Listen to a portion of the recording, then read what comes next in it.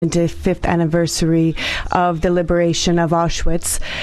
Prior to that, I should like to call on you to watch this brief video.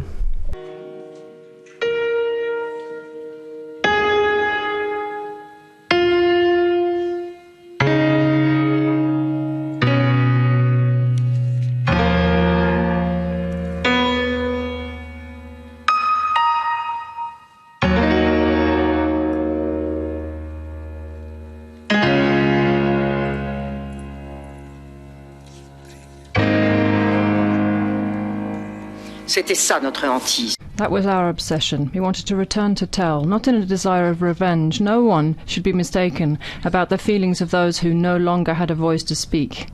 It was only to prevent this from happening again.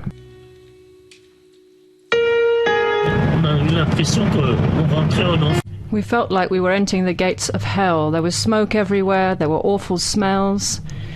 We could see bodies along the central alley. There were dogs running around. They were jumping on people who looked like walking skeletons.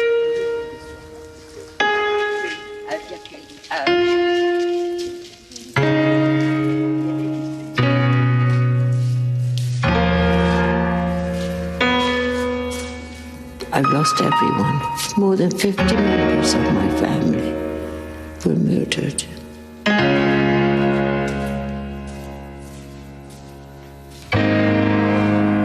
It breaks my heart, especially when I see like a young baby here, and I know that was put in a gas chamber. Being a father and a grandfather, I just cannot cope with it.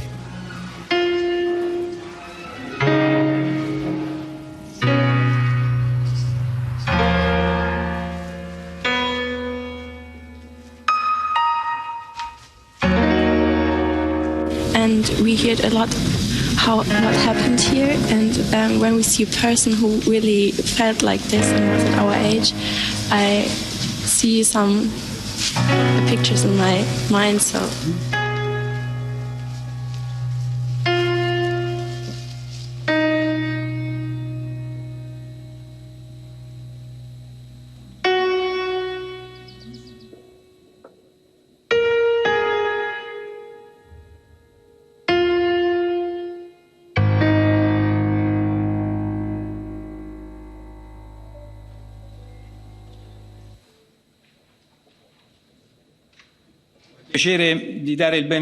Now I am so pleased to have the honor to welcome Misha Maisky, cellist, who will be playing for us along with his son Max on the piano. Now the piece is from Jewish Life and is entitled Prayer by Ernest Bloch.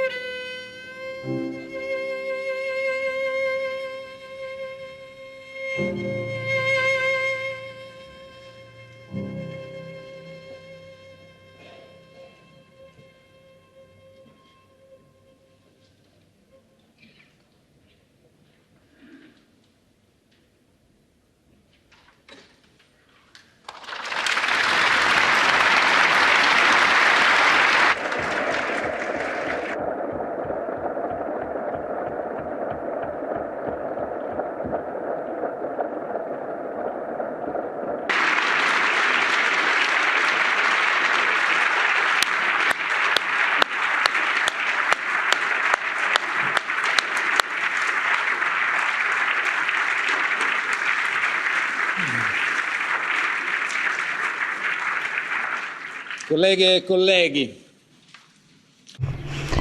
Colleagues, Mrs. Liliana Segre, Madam President of the Commission, Commissioners, honourable guests, diplomatic representatives, representatives of national parliaments, the mayors of the martyr cities. Today, we are here to commemorate that 75 years ago, the gates of one of the places which the memory of Europeans can never be forgotten, the gates were opened. The Soviet army arrived at Auschwitz-Birkenau, and the gates sprang open, and one witnessed the factories of death. With obsessive punctuality, over 1.5 million of people were killed, causing suffering and indescribable pain. Opening these gates and all the other gates that were opened in all of the extermination camps of the Nazis has a meaning for future generations, for us to understand what mankind is capable of doing when it loses one's own humanity. But not only this, it has also been able to show us that it is possible to build an enemy, to prove that you can exterminate this enemy.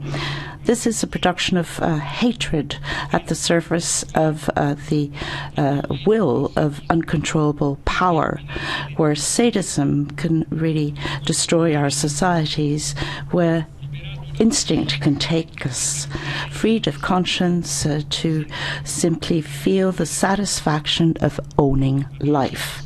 In Auschwitz, European land, on that day in 1945, the gates towards a precipice were opened, because it was not just a question of destroying the bodies of individuals and destroying them and turning them into smoke and ashes, cancelling their trace of their past, of their present and future. It was important to annihilate them, to destroy their soul simply by printing a number on their bodies and to turn them into stuks, as President Simone Weil said, that is, to turn them into pieces of spare parts. In Auschwitz, it is the very essence of humanity that has been called into question by the trying to achieve the extermination of the Jewish people, like the Roma people and the Sinti people, opponents, and to turn Slavic people into slaves and to exterminate homosexuals. Vasily Grossman spoke about Auschwitz as unspeakable, and spoke about in his novel, The Inferno of Treblinka. He says, even in Dante's Inferno, one could not have witnessed these kinds of scenes. But if this inferno is reserved to those who are committed certain crimes, well, what have children and women got to do with this? Children who were tortured and humiliated, and in Auschwitz, we can see the negation of our very civilization, a civilization of Jewish origins, of Christian origins, which encountered the Islamic world, which tried to create enlightenment and created the beauty of human beings and of the people who live together in our cities, in our countries. A civilization which has moved towards a wish for freedom on the very threshold of the gates of Auschwitz. Therefore, today, a day full of emotion, where we are gathered to solemnly remember, we need to bow before the victims of the Shoah. And we must remember, because we know that Auschwitz was built by Europeans, and we are therefore called upon to shoulder this paternity, because what has happened there calls us to face up to this responsibility. What happened is a child of our history, because the Nazis came from good mothers, from cosmopolitan families, from families who sang the Te Deum, from fathers who educated their children in a free spirit, children who were not capable of reacting, who were not capable to oppose themselves and to define their own responsibility. The final solution has actually turned the unimaginable to be turned into our imagination, and that something that can be imagined under the right circumstances can actually become truth. Auschwitz, with its death factories disseminated across the European area in the north and in the south, in the east, really represents a fundamental question of our society, of our civilization, of our culture, and it forces us to take commitments. It forces us to act whenever we are faced with an act of violence and discrimination. Every time we see an anti-Semitic act or racist act that occurs in our society, we must always consider this an attack to the dignity of individuals and an attack to our idea of Europe. So let us repeat this here together today, because if not, it would make no sense to remember the liberation of the Auschwitz-Birkenau concentration camps. Nazism and racism is not an opinion, it's a crime.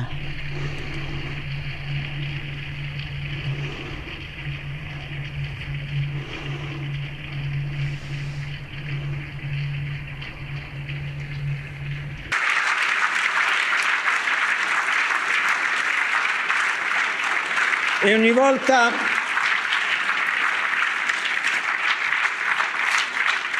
ogni volta che leggiamo. And when we read in the newspapers about violence, about violent acts, insults, we must consider these insults, this violence, an attack against all of us. This is an attack against Europe and all the values of Europe, which incarnates the two diseases of our modern society, which you can see in our continent. On the one hand, the sacralization of the borders and the research of a pure and single identity, religious, ethnic, cultural, which leads us inevitably towards the building of enemies. Europe, however, was built, and we want to continue to building Europe based on our diversities, on the plurality of our voices, with the political, religious, and cultural plurality. And that is why we need to recognize the Jews and the Jewish people who have allowed us to create this universal spirit, which is an integral part of our vision of the world. In Europe, which has understood the absolute evil, we've been capable of building an area of brotherhood, of friendship, of democracy, and we do not want this to be violated. That is why we turn to governance, to keep vigilant and to be very strict when it comes to any form of intolerance. These are not just pranks. vandalism which is carried out in the desecration of Jewish cemeteries, the assaults against synagogues or any other types of religious areas. These are threats against the European family of Hebraic religion. These are not just boyish pranks. In our treaties, this is clearly established. And we would like to call upon the Commission and Council to ensure that this is respected. We have the responsibility when faced with these dangers. It has happened once and it can happen again. And we need to truly understand that we have a full, clear, historic conscience and truly take account of the events that occurred so that there is no negation or amnesia, perhaps promoted by opportunists. Our conscience needs to be vigilant. It should be capable of understanding and of preventing and of acting whenever this type of seed of the absolute evil is spread. The Shoah would not have been possible without the complicity and the evilness that existed in Europe. Therefore, we need to think of ourselves, of oneself as another, as philosopher Paul Ricoeur said. The other is the emaciated man of Auschwitz, the man who walks, of Alberto Giacometti, a man who walks towards a better future. But the other is also the foreigner who wants to write history together with us, the history of Europe. The righteous, such as Jan Karski and many others, who, risking their own lives, have saved the lives of innocents, of falling down this precipice, is something that should inspire us day after day in our actions, because we need to choose every single day that we do not accept indifference when faced with anti-Semitism, racism, or the negation of the other. We need to look at the Bible, which we can explicitly read and very simply in Leviticus, where we understand the truly ethical understanding, whether we are believers or not. Do not act against the life of thy neighbor. Now, this assumption needs to guide us, needs to guide our actions, and it allows us to keep the memories of Auschwitz alive and to shoulder the responsibility of passing this memory on. This is a task which, in the passing of time, will make us see that the witnesses are no longer there. We, ourselves and future generations, need to pass on this message. Paul Celan clearly wrote this in his poetry. No one must witness on behalf of the witness. It is the witness who gives us the clear testimony of what has happened. And we want to recognize the presence and acknowledge the presence of Senator Liliana Segre. She will be here with us today to speak of her memories. When Gilles Deleuze wrote, he said he wrote for the illiterate. He didn't mean that he was writing so that illiterate would start reading. He wrote instead of the illiterate. He was a spokesperson and witness of the illiterate, and in exactly the same way in Auschwitz today, in this hemicycle where we express European democracy, we pay tribute to the deaths and the duty of passing on this message which their sacrifice has forced upon us. Auschwitz is unspeakable. We must be inspired by our actions so that this will never, ever happen again. Let us listen to Mrs. Segre. I would like to give her the floor because we will be stronger together with her in keeping our memories alive and to fight against indifference. And it is an honour, Madam, that you're here with us, and it is a gift that you managed to survive Auschwitz and that you can tell us so that we do not forget.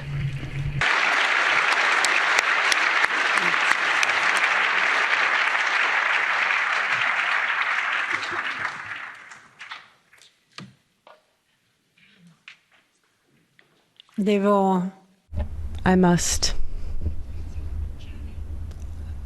I have no choice but to begin by thanking my friend Sassoli, who invited me here, and I'd like to thank the entire Parliament.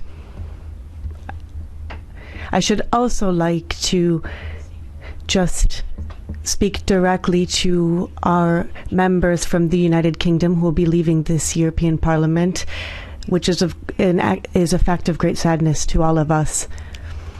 And I have to state that I'm extremely emotional.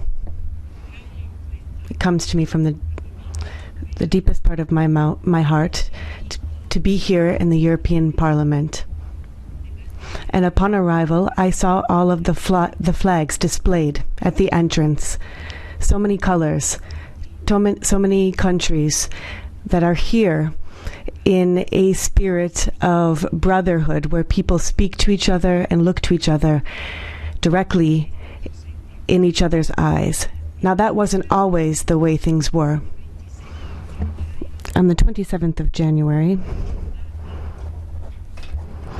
well, that date is one that is often repeated as a date. Speaking about the commemoration of the 27th of January and somehow giving great importance to that date. It wasn't as if Auschwitz was actually freed, liberated on that date. The Red Army entered into the camp, and Primo Levi described it very well. There were 4 soldiers who on that day opened the gates, and here they were. They hadn't liberated anything at this time, because actually the Nazis had escaped many days past. And what they saw before them was this incredible scene. And much later, very much later, Europe would take full measure of this spectacle. And in fact, some even look to the spectacle to date and question whether or not it actually took place. They found themselves completely aghast at the suffering of all of these people. And these were the words of Primo Levi, that it was the suffering of someone else. And in fact, anyone who actually experienced that, Auschwitz, will never be able to forget that for the rest of their life, because it's something that is completely impossible to understand. And these aren't people who were from very far away who inflicted this suffering. They were people that were your neighbors. And on the 27th of January, I was 13 years of age. And I was a worker. I was a slave in the ammunition factory. That factory still exists to this day. And we were building bullets. Once we heard the shots from far away, we could hear from the city of Auschwitz. We knew that things were taking place in Birkenau, where I had been interned until just recently. The commando began to yell to us, and we began what came to be known as the March of Death. Because I was not liberated on the 27th of January by the Red Army. I was a part of that group of more than 50,000 prisoners who were still alive, and In those terrible physical conditions, and I won't even begin to tell you about our psychological conditions, we were forced to undertake a march that took months. We don't speak much about that part of our experience, and when I go to the schools and discuss this as a grandmother, something that I have been doing now for decades, I often tell people that here we were stepping, putting one foot in front of the other, and we weren't able to lean on anyone. We weren't able in that march to lean on the others because the people next to us were stepping in the cold snow, and we knew that if someone were to fall, that someone would be killed. What were we to do? What is one to do under these conditions? Because the force of life is so extraordinary, and I think this is what we really need to transmit to the young people of today that are so frightened by the fact that there are no jobs or that they have not received the assistance from their parents that they would have otherwise expected. Well, life does not prepare you necessarily for this march. This is a march that must become a march for life. We did not want to die. We were so incredibly strongly attached to life, and so one foot in front of the other we kept walking, and we would eat anything that we could find on the ground, anything that we could grab. We ate snow in order to drink water wherever there was snow, that there wasn't blood. And then we went into through Poland into Germany, and once months and months later, after we had gone through even more unspeakable conditions, Ravensbrück and Jugendlager, we were young at the time, even though we seemed extremely old. There was no way of knowing whether or not we were children or women. We had lost our periods. We were not developed.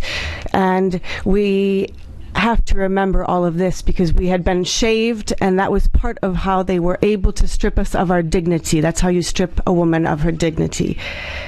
It was the way it was. And we had become accustomed to trying to survive because on a daily basis we would tell ourselves, keep going, keep going, keep going. And every single day, day after day, camp after camp, at the end of the month of April in 1945, just keep in mind how many months had passed since the 27th of January.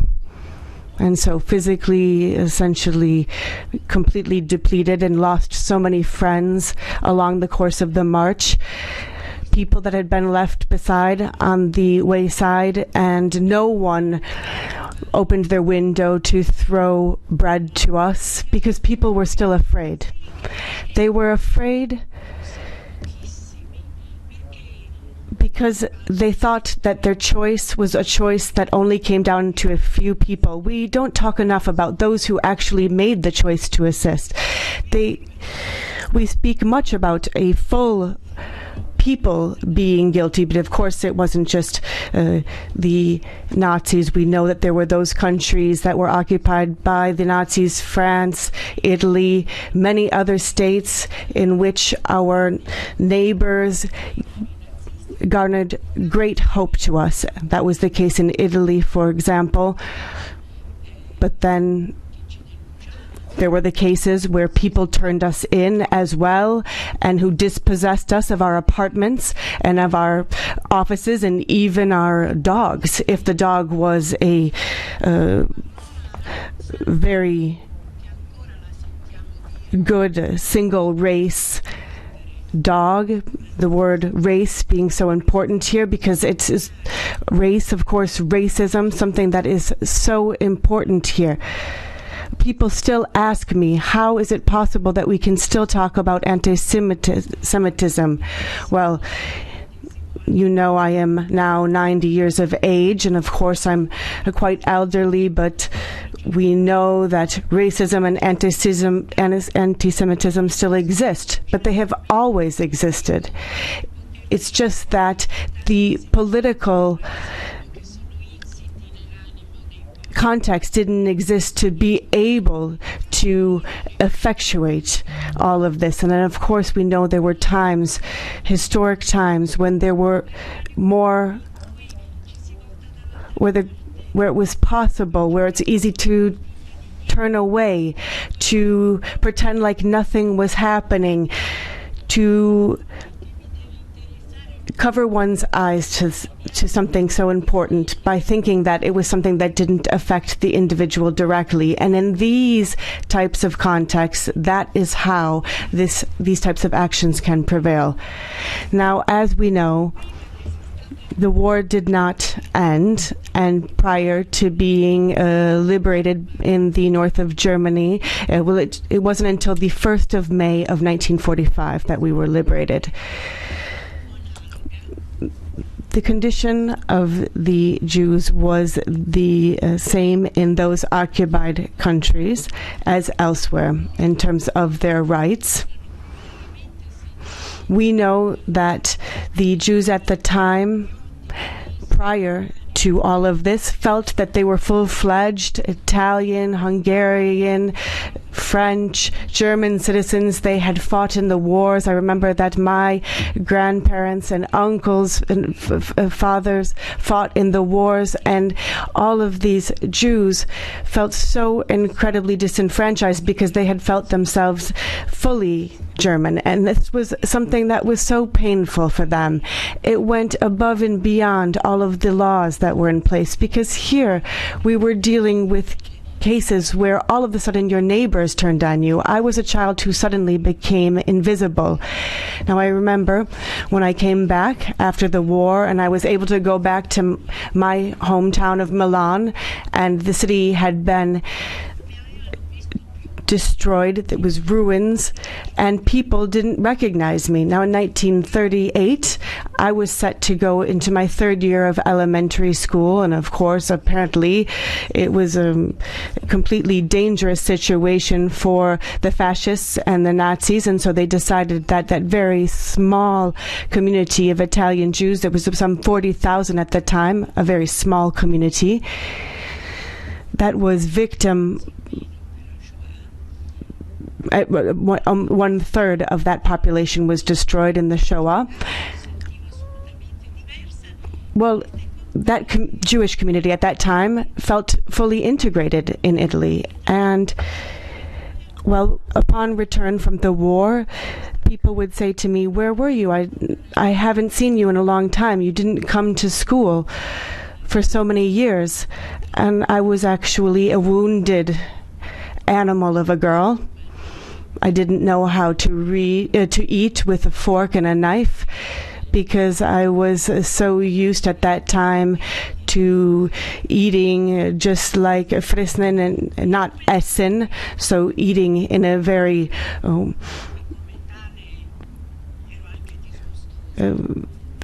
savage way. And it was true that because of these things, people criticized me, even those who loved me. People wished that I would go back to being the polite little girl that I had been prior to this experience. These experiences are so difficult for me to remember. And for some 30 years now, I have been going to schools. It's a tremendous experience, psychologically very difficult, and I feel that it is so important. Now, I know it is really my duty until I die to do just that, because I saw the sights, the colors, I heard the screams, I smelled the smells. I met those people and in all of those various languages that were being spoken within the camp, difficult to understand in this multilingual context. It was hard for us at times to communicate with our friends because people came from all over Europe that was occupied by the Nazis. Sometimes we weren't even able to find words that meant that we could communicate. And there was much silence because we weren't able to exchange words with the person sitting next to us. And that created even more isolation. These communities that were not in united in a parliament at that time. Of course, we know that Europe was divided in its nation states, and everyone who has studied history can understand that here we are 75 years on with all of this change. But we know that much was done to make sure that the people would remain separate and wouldn't interact and really understand each other. When I entered, I saw the flags, and seeing those flags reminded me very much about that fact that we wanted so much to find common ground with these Dutch, these Germans, these Hungarians, all of these other people that we were living with. And in fact, I learned the word bread, kenyere, in Hungarian. I learned only one word in Hungarian, but that was such a crucial word, and it meant to us that we were hungry. And it was also a word that we used to look at all of the waste, of the fact that there could be no waste. Today, of course, we've lost that careful attention being paid to waste. And now, at the time, of course, I was a young girl, and we understand that today I am an elderly woman, but I am unrelenting in remembering all of these things. 30 years ago, I became a grandmother, 32 years to be more precise.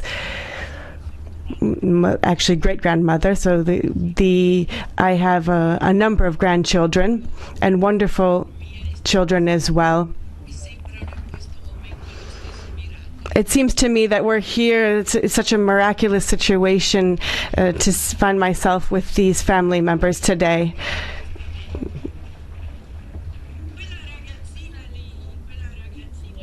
So that young girl who was with me along on the March of the Death, and who no longer could speak and no longer could cry and was looking for words to share with me. Well, here she is, someone that I carry with me. And I am the grandmother of my own self. Well, when I speak to my family members, the children, the grandchildren, and they are seeking to achieve something, I try very much to share with them great grandmotherly love and my gratefulness for being a grandmother. I consider this a miracle for someone that should have died. But I'm also my own grandmother. And this is a feeling that never leaves me. When I leave the schools, after having spoken to people, often there are 1,000, 2,000 people present in the room, and I have this duty to bear witness. And here I am, speaking only about myself and those who were with me. But here, I'm talking about myself, emaciated, young, a little girl, and I can't even stand it anymore, because I am the grandmother of my own self, and I understand that if I do not stop speaking, and if I do not take the time that is left for me on this world to be able to avail of the wonderfulness of my family, well, I know that I'm going to have to stop, because I won't be able to continue to tell my story. Even today, I struggle so much.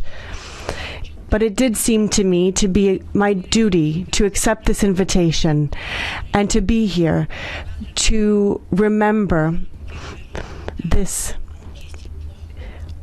evil that was inflicted on us by someone else, but also remember to put one foot in front of the other. And that little girl from Terzing, and who was able to visit the Museum of Children, where children were able to color pictures, sing songs, and then suddenly they were all deported to Auschwitz with their only guilt being the fact that they had been born.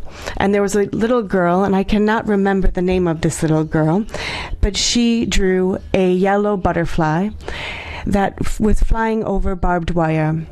I didn't have colored pencils, perhaps I never would have even had that creativeness, the creativeness of this little girl who drew this yellow butterfly over the barbed wire.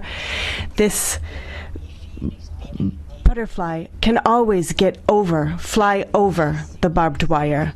And this is an extremely simple message that I'm conveying, a grandmotherly message, one that I would like to leave to the future generations such that they are able to make choices based on their conscience, and always be that yellow butterfly that will fly over the barbed wire.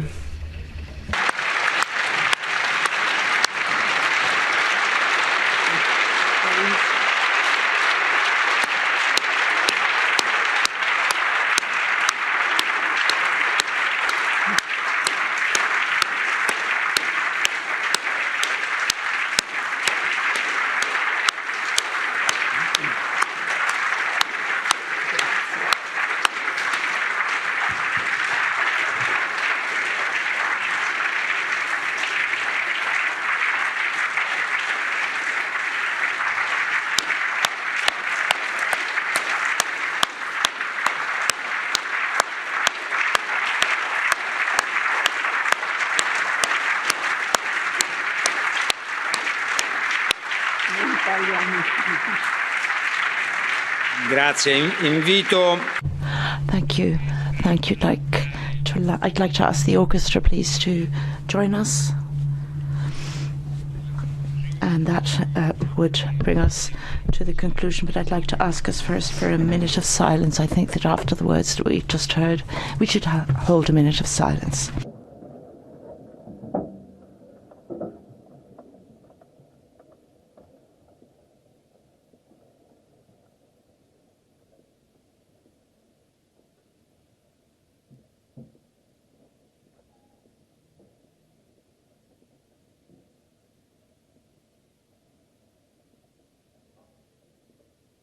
Grazie.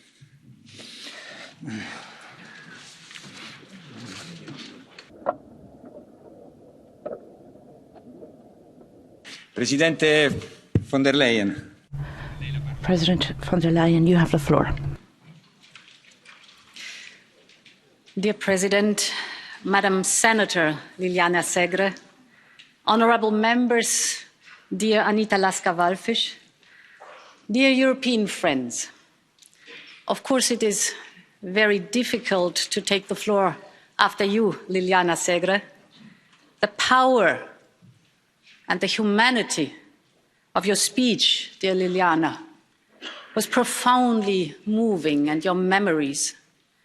And I deeply admire, like all of us here in the room, your endless fight for remembrance. It is an important reminder for all of us of life and, as you've said, of its dignity.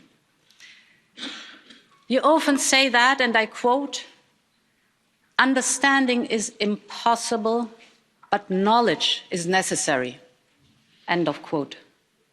And how could we ever understand this completely dehumanized world, this world beyond time, life, and reality? These words come from another Auschwitz survivor, Simone Weil. We've seen her in the video.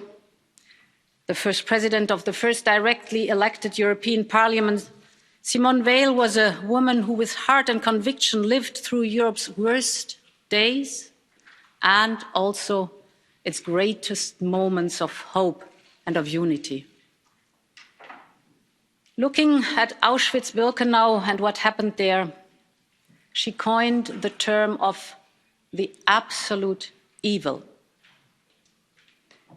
Und ja, die systematische The systematic extermination of 6 million Jews, that is absolute evil. The absolute evil which cannot be grasped by words. The worst barbaric act that a human being can inflict upon another human being, and against humanity, by Germans against humanity. And as a German, I feel to blame. And nevertheless, I need to speak because the victims were exterminated on behalf of my nation. The people were spread across Europe. Auschwitz, the camps were in many countries. Buchenwald, Babia, Mauthausen, Bergen-Belsen, Treblinka.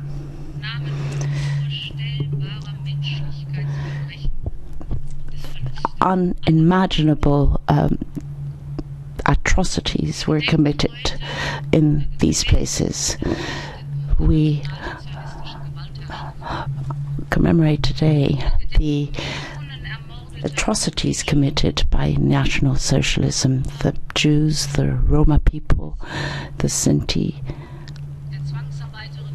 the slaves forced to do forced labor, the Jehovah's Witnesses, homosexuals, people who were disabled, people who were ill, political prisoners, war prisoners, and many, many other people.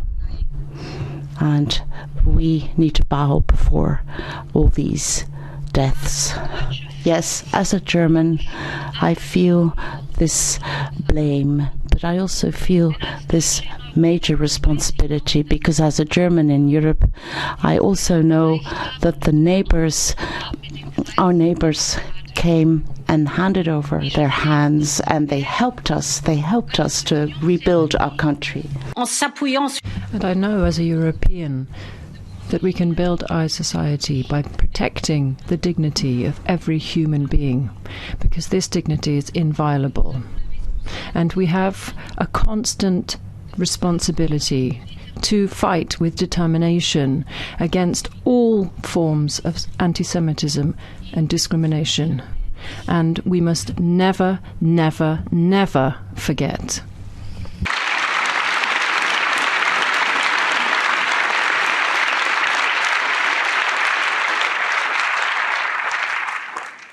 The memory is a painful and terrifying one, but it is one that must not paralyze us. On the contrary, it pushes us forward on our moral compass, because Shoah didn't begin at Auschwitz. It began much earlier in people's minds. It started with the weakening of people's ability to be angry about the denigration that other people fell victim to. It started with brutality and hate speech against the Jewish community. And then acts followed these words. There were crimes against humanity, which became the unspeakable crystallization of those words. First of all, we saw the death of empathy, and then we saw the hate speech, and then nobody stopped it. Secretary General Kofi Annan once said, "All that evil needs to triumph is the silence of the majority." This fight for remembrance, which you are leading with so much courage and determination, dear Liliana Segre, must be our common fight. It is a duty to remember for all of us and must be passed down from generation to generation. For when the memory fades, where today there are attempts to deny the Holocaust, where people are vilified and treated with contempt because they are Jews or because they are not like the majority, this is where Europe is called into question. For Europe rose with a firm will never again to give any quarter to absolute evil. Europe knows, like no other continent, that this mission means do not let it take root. Never, ever again. I thank you from the bottom of my heart, dear Liliana, for your tireless dedication to stop us forgetting, And I thank you for the courage with which you counter the hatred which has been rekindled in Europe and which you experience firsthand. Your courage gives us strength. And we wish to say to you that Europe will not remain silent when Jews in Europe are again subjected to hatred and harassment. We will fight anti-Semitism at all levels. We will never allow the Holocaust to be denied. We will fight with all our strength against discrimination, racism and exclusion, and we want to see and we will fight for a normal life for Jews in Europe. You can rely on us.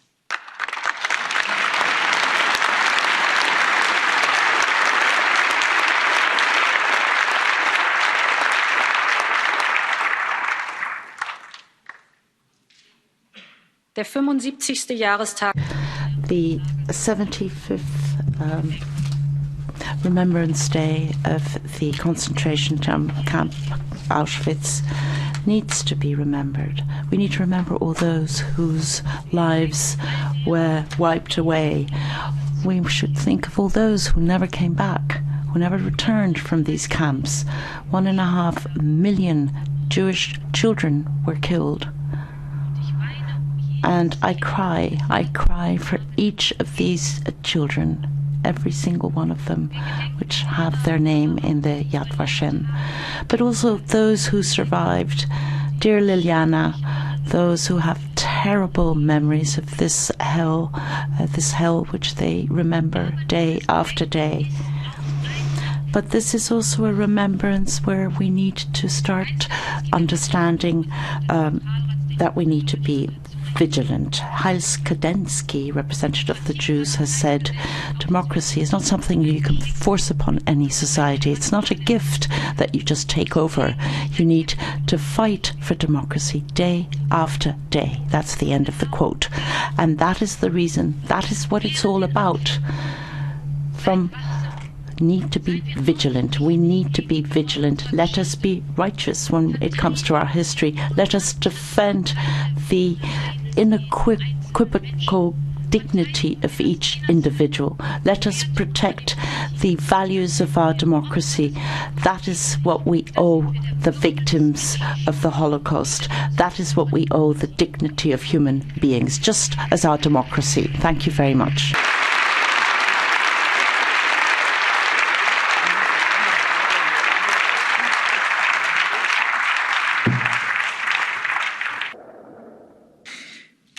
Invito I nostri. I'd like to ask now our musicians to return to the front of the room. Brano è Kaddish. Now we will hear Kaddish by Maurice Ravel. Naomi Kuke and the Karski Quartet will be performing.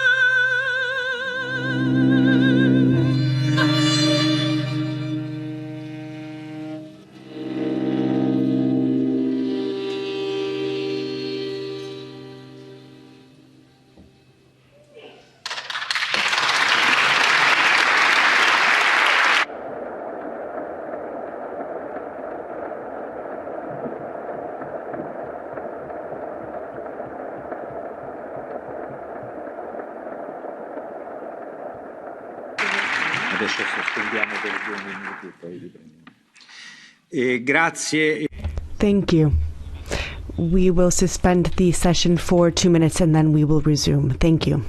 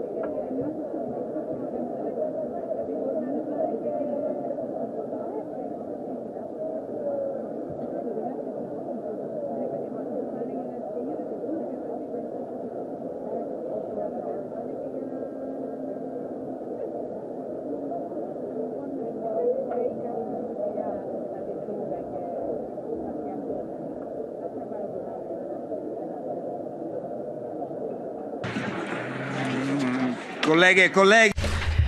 Colleagues, I should like to call the sitting to order.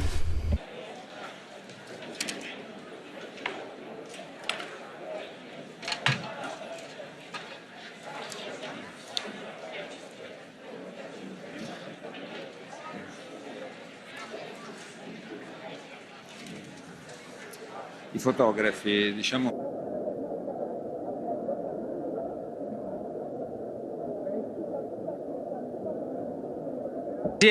Grazie, prendiamo. Thank you. Please take your seats. Il processo verbale, I testi. The minutes from the 16th of January 2020 are available. Are there any observations? If there are no observations, then the minutes are deemed adopted. The competent authorities of Austria have informed me of the election of Christian Sagatz in place of Caroline Edstedler with effect of the 23rd of January 2020. The competent authorities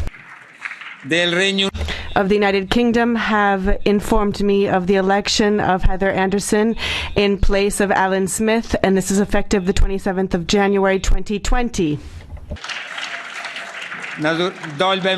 Welcome to our new colleagues, and I would like to remind them that they have all of the rights of the Parliament pursuant to the rules of procedure of the European Parliament. Martin Buschmann is leaving the GUE NGL group as of the 29th of January 2020 and will take his seat amongst the non-attached members.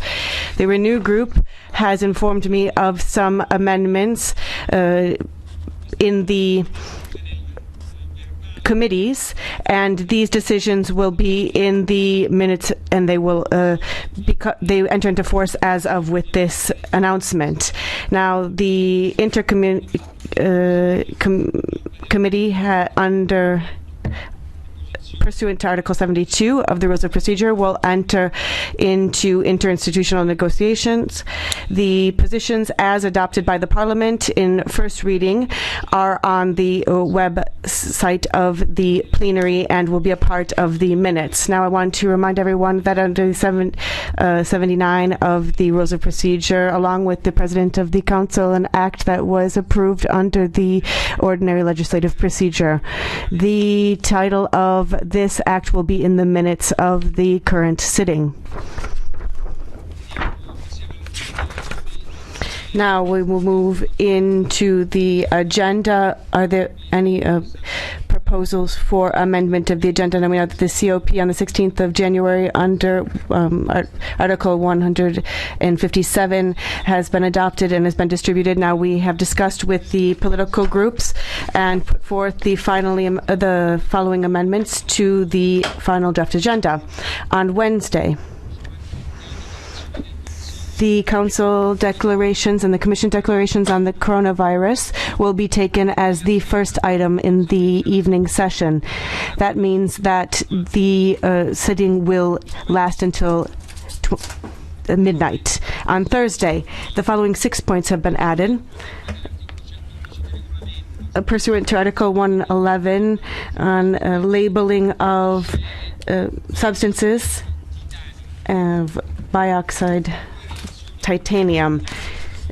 Tignali, 2 statements on the adoption of a single regulation, as well as under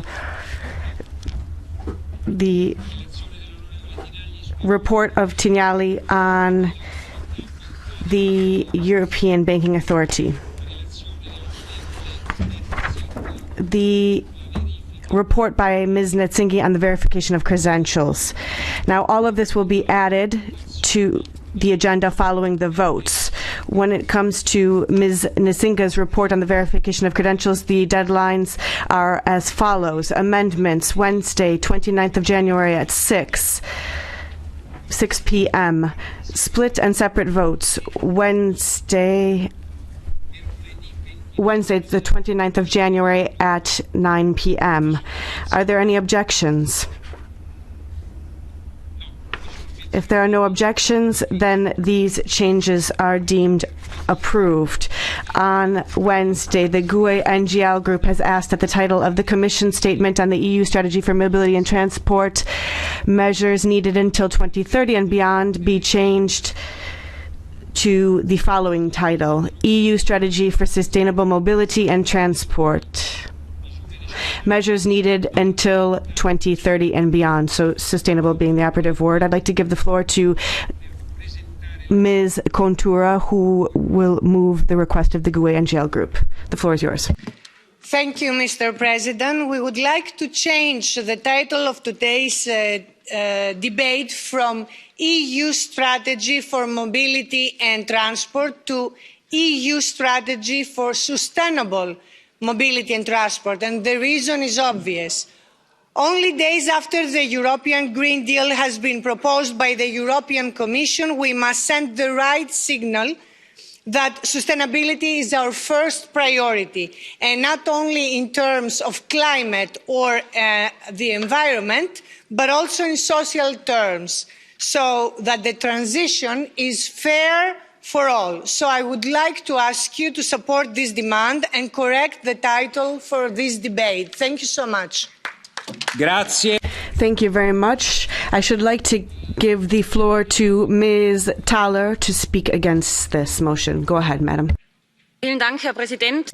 Thank you, President. Thank you so much for this proposal to amend.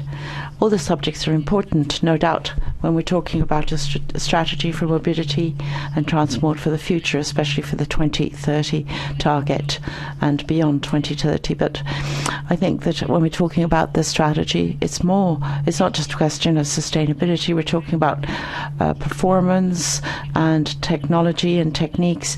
The title has been worded so that all groups can talk about all different forms of transport. And from that point of view, I think the title should be kept as it stands today, and we should just discuss the item, and I'd like to propose that this proposal is not adopted. Thank you. Thank you very much. Now I'd like to open the vote. All those in favor with Ms. Contura and the GUE group, please raise your hand.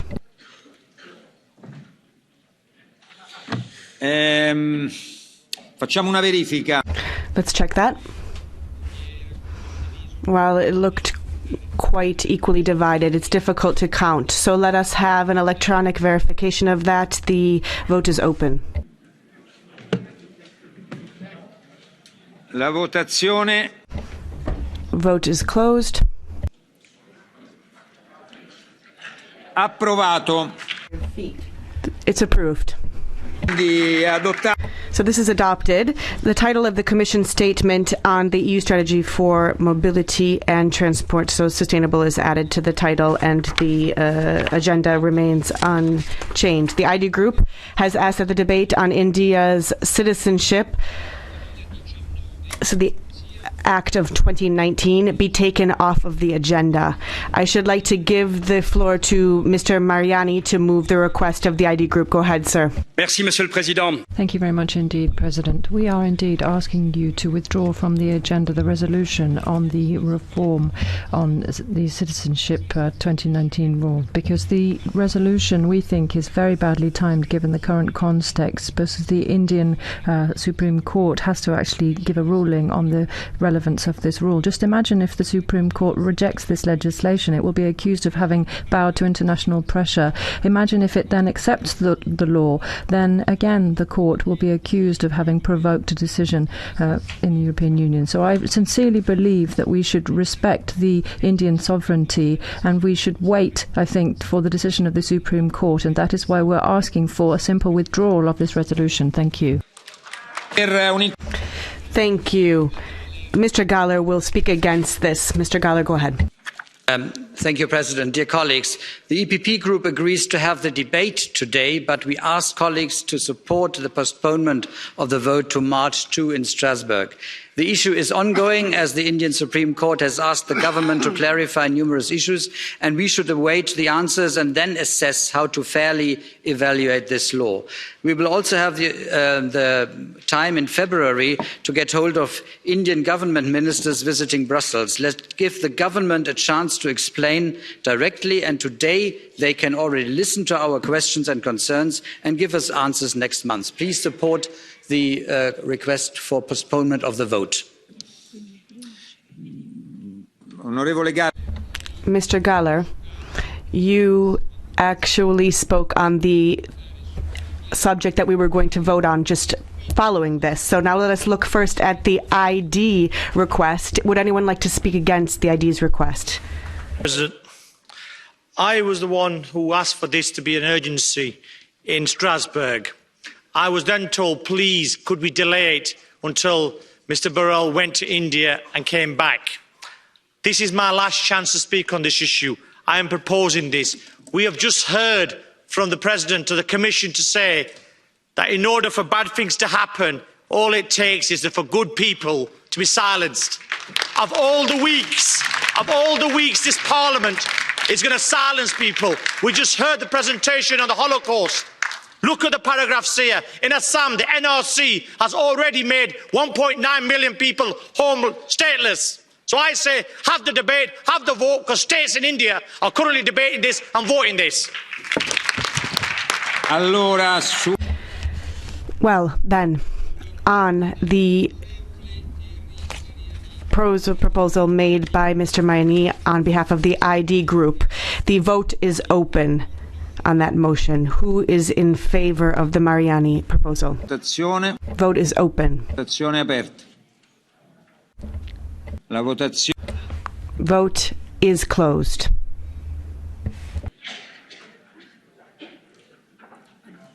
No. Respinta. This is rejected. Now, Wednesday. Un attimo. Just a second. Wednesday, the EPP Group has requested that the vote on the resolution on India's Citizenship Amendment Act 2019 that is currently scheduled on Thursday be postponed to the March 2 part session. I give the floor to Mr. Galler. Well, to move. You've already heard from him. I think we can consider that understood. Who would like to speak against this motion? Go ahead. Yeah. The floor is yours. As has already been said, this has been kicked down the road once. Are we going to just keep kicking this down the road? We cannot keep delaying. We've all been bombarded from the Indian lobby. We've been bombarded from the various parts of the Parliament here. As my colleague just said, we cannot stand here and commemorate 75 years of the Holocaust. And that started with hate speech. This started with the death of empathy. This started with incitement. And all that it takes for evil to triumph is that good people do nothing. We cannot keep postponing. So I vote very much strongly against, and I hope that everyone needs to be vigilant and not hypocritical that they deliver on this today. No more delays. Let's vote then on the motion as made by Mr. Galler. Please raise your hand if you are in favor of Mr. Galler's motion. Facciamo una verifica. Let's check that. Votazione. Vote is open. Hanno votato tutti. Has everyone voted? Now the vote is closed. It is adopted. Therefore, the vote on the resolution on India's Citizenship Amendment Act 2019 is postponed to the March 2 part session. On Wednesday, the GUE NGL group has asked, as the fourth item on the agenda, that a statement by the Vice President of the Commission, High Representative of the Union for Foreign Affairs and Security Policy on the situation in Brazil regarding the prosecution of U.S. Brazilian journalist Glenn Greenwald. So, prior to the urgency on the issue of the situation in Greece, specifically for the minorities and for the resettlement, I'd like to give the floor to Ms. Daly to move the request of the GUE NGL group. The floor is yours, Ms. Daly. Grazie, Presidente. I am moving a request for a debate with the High Representative for Foreign Affairs on the situation in Brazil regarding the prosecution of US Brazilian journalist Glenn Greenwald. The debate would be without resolution as a third item this evening, and I propose to put it to a roll call vote. Colleagues, Glenn Greenwald's work as a journalist is of no small significance to this European Parliament. His reporting on the Snowden disclosures in 2013 formed an important basis for the necessary work carried out by this Parliament in scrutinising unrestrained mass surveillance. That journalism contributed to landmark cases in the European Court of Justice, and a huge body of European Union legislation is today on the books because of the journalism of Glenn Greenwald. Now, last year he published a story on the high-level corruption in Brazil, including judicial corruption that led to the wrongful conviction of former President Lula da Silva. Lula was released as a result. Greenwald is now under attack for that same story. Colleagues, this is a transparent retaliation for holding power to account. It's an attack on freedom of the press, which Bolsonaro has spoken out about, an attack on the democratic opposition. It cannot go without comment from this body, and I urge you to speak. È stata chiarissima. Thank you. That was very clear. Anybody else? Anybody who wants to speak against? Yes, Ms. Pearce. Thank you, President. On the case itself, I think we heard a presentation by the colleague from the GUE. My group will vote against this proposal, not because of the case, but I don't think we should start adding individual cases to plenary debates. We have the urgencies for that, and my group will be happy to support to add it as an urgency in the next plenary. But vote against this for a debate here this week. Thank you. Mettiamo in votazione. Let us put this to the vote. The request by Ms. Daly and the GUE group. This is a roll call vote. The vote is open. Hanno votato tutti. Everyone has voted. The vote is closed. Rejected. Sta invariato. So, there is no change. On Thursday, the Socialist and Democratic Group has asked for a declaration to be added on the amendments on the electoral law of Romania. So the votes will start at 12. I'd like to give the floor to Ms. Simona Bonafè to put forward this proposal.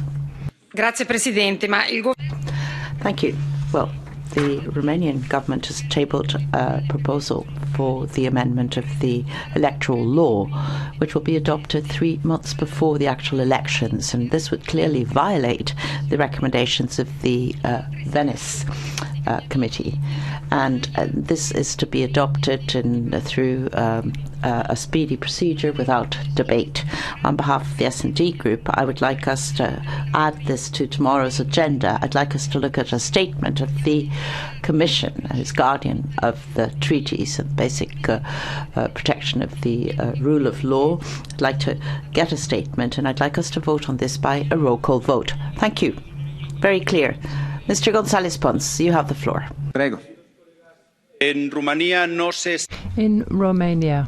they're not establishing a new electoral system. They're introducing a provision that existed already in 2012, which is a second round for the elections of mayors, to make sure that mayors have a minimum of 51% of votes. This happens already in the majority of our countries, and in those countries where it doesn't happen, like my country, we're actually lobbying for it to be a reality one day. So what kind of message are we sending out now if we censure or condemn Romania for doing what the majority of member states in the European Union are already doing? This is not an anti-Romanian parliament. Grazie, molto chiaro.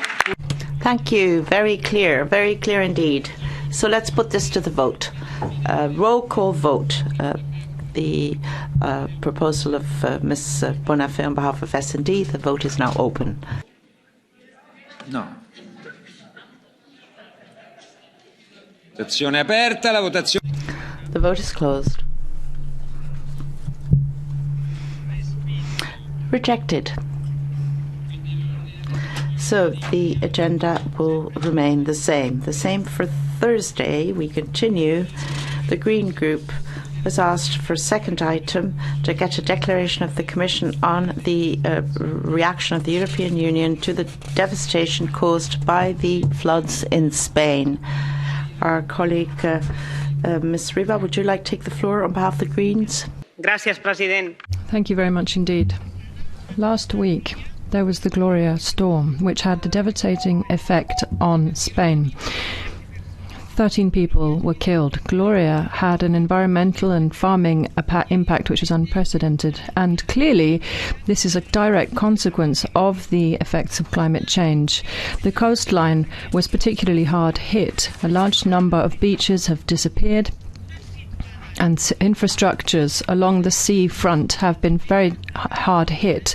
The storm particularly damaged one of the nature reserves in the area, which is one of the most beautiful reserves in the Mediterranean area, and the seawater actually reached 3 kilometers into the hinterland and damaged natural ridges and valleys. And we now have to trigger European mechanisms for co-financing to mitigate the effects of the damage of the storm on the coast. And on behalf of the Greens group, then we would like to have a debate without a resolution on this, to have a debate with the Commission on this, to see what the European Union's response is going to be. Qualche secondo per presentare. Well, a couple of seconds to put forward a proposal is really what we were looking for here. Try to keep it brief. Who's against? Is there anybody who'd like to speak against this? No. Right. Well, in that case, Ms. Riva's proposal on behalf of the Green Group will now be put to the vote by a show of hands. Who's in favour?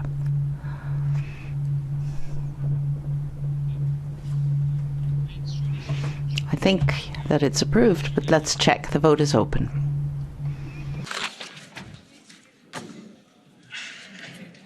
Votazione chiusa. Oh. Bene. Approvato. Thank you so much. Approved. This is approved. So there will be a declaration on behalf of the Commission. This will be the second item on the agenda, the EU response to devastation following floods in Spain. So that is our agenda. Now, the next item on the agenda is the item, the Withdrawal Agreement of the United Kingdom of Great Britain and Northern Ireland. Mr. Verhofstadt, you have the floor. Qual è il problema? What's the problem? Go ahead, please. Go ahead. Microphone. On behalf of the Greens, I wanted to make a point of order that regards the report on credentials. We have applied for amendments for this particular report in order to clarify the democratic situation here.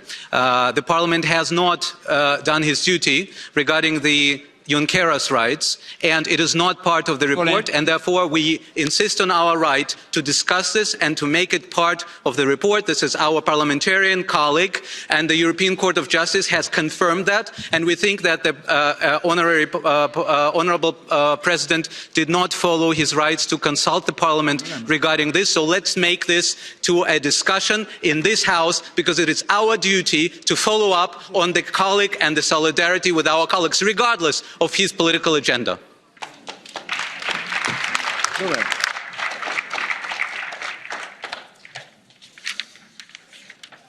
Forse era distratto.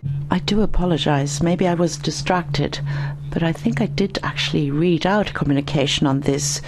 The report on the member, Mr. Netzking, and credentials is added to the votes directly. Mr. Netzking's report on the verification of credentials. I've also spoken about the dates, the deadline for the tabling of amendments. I'm sorry, maybe you were distracted, sir, but there was no nothing was omitted. So this brings us now to the next item, the withdrawal of the agreement of the United Kingdom, Great Britain, Northern Ireland from the European Union. I'd like to give the floor to the rapporteur, Mr. Verhofstadt. And I would also like to thank Mrs. von der Leyen and Mr. Bernier for being present here this afternoon, and, of course, the Croatian presidency. Mr. Verhofstadt, you have the floor, sir. President, the first thing, colleagues, that I want to do by this debate is to thank one man, it's not a woman, a man here in this room, because in this file he has played a crucial role. He has kept the unity of the 27. He has kept the unity between the three institutions, and everybody who works in Europe knows that it is not a small achievement. And for that reason, I want especially for his friendship, for his cooperation, to thank Michel Barnier, our chief negotiator in this.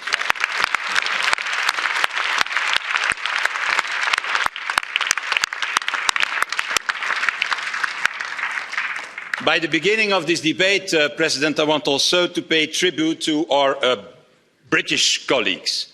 Well, at least the overwhelming majority of them.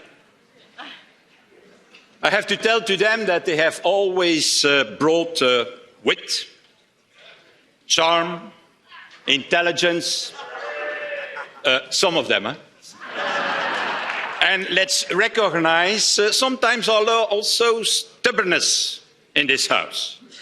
And I think that I can say in the name of all of us, on all groups, I can only say we will miss you in the coming time and in the coming years.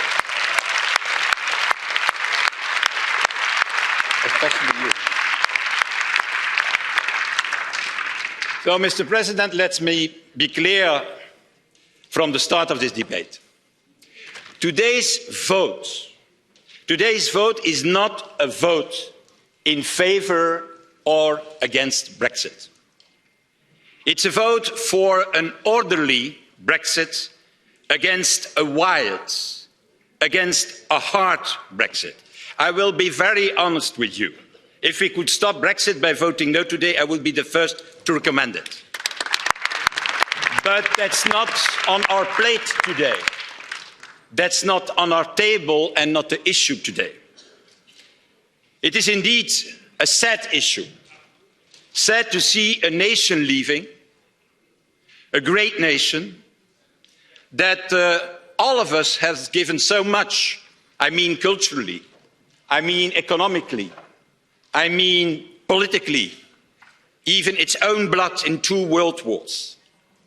It's in fact sad to see a country leaving that twice liberated us, twice given its blood to liberate Europe. And I think, Mr. President, in this debate, we cannot escape a key question. How could this happen? how it is possible that more than 40 years after, I think, an enormous, overwhelming majority of nearly 70%, I think, voted to enter into the European family, how 40 years later they decided, based on their sovereign rights, to leave this European project. I have to tell you that since the outcome of the referendum, and that's now more than 3 years ago, I have heard many opinions about it. Everybody has an opinion about it. Some people are saying, well, look, they are simply afraid, the Brits, of losing their sovereignty. That's the issue.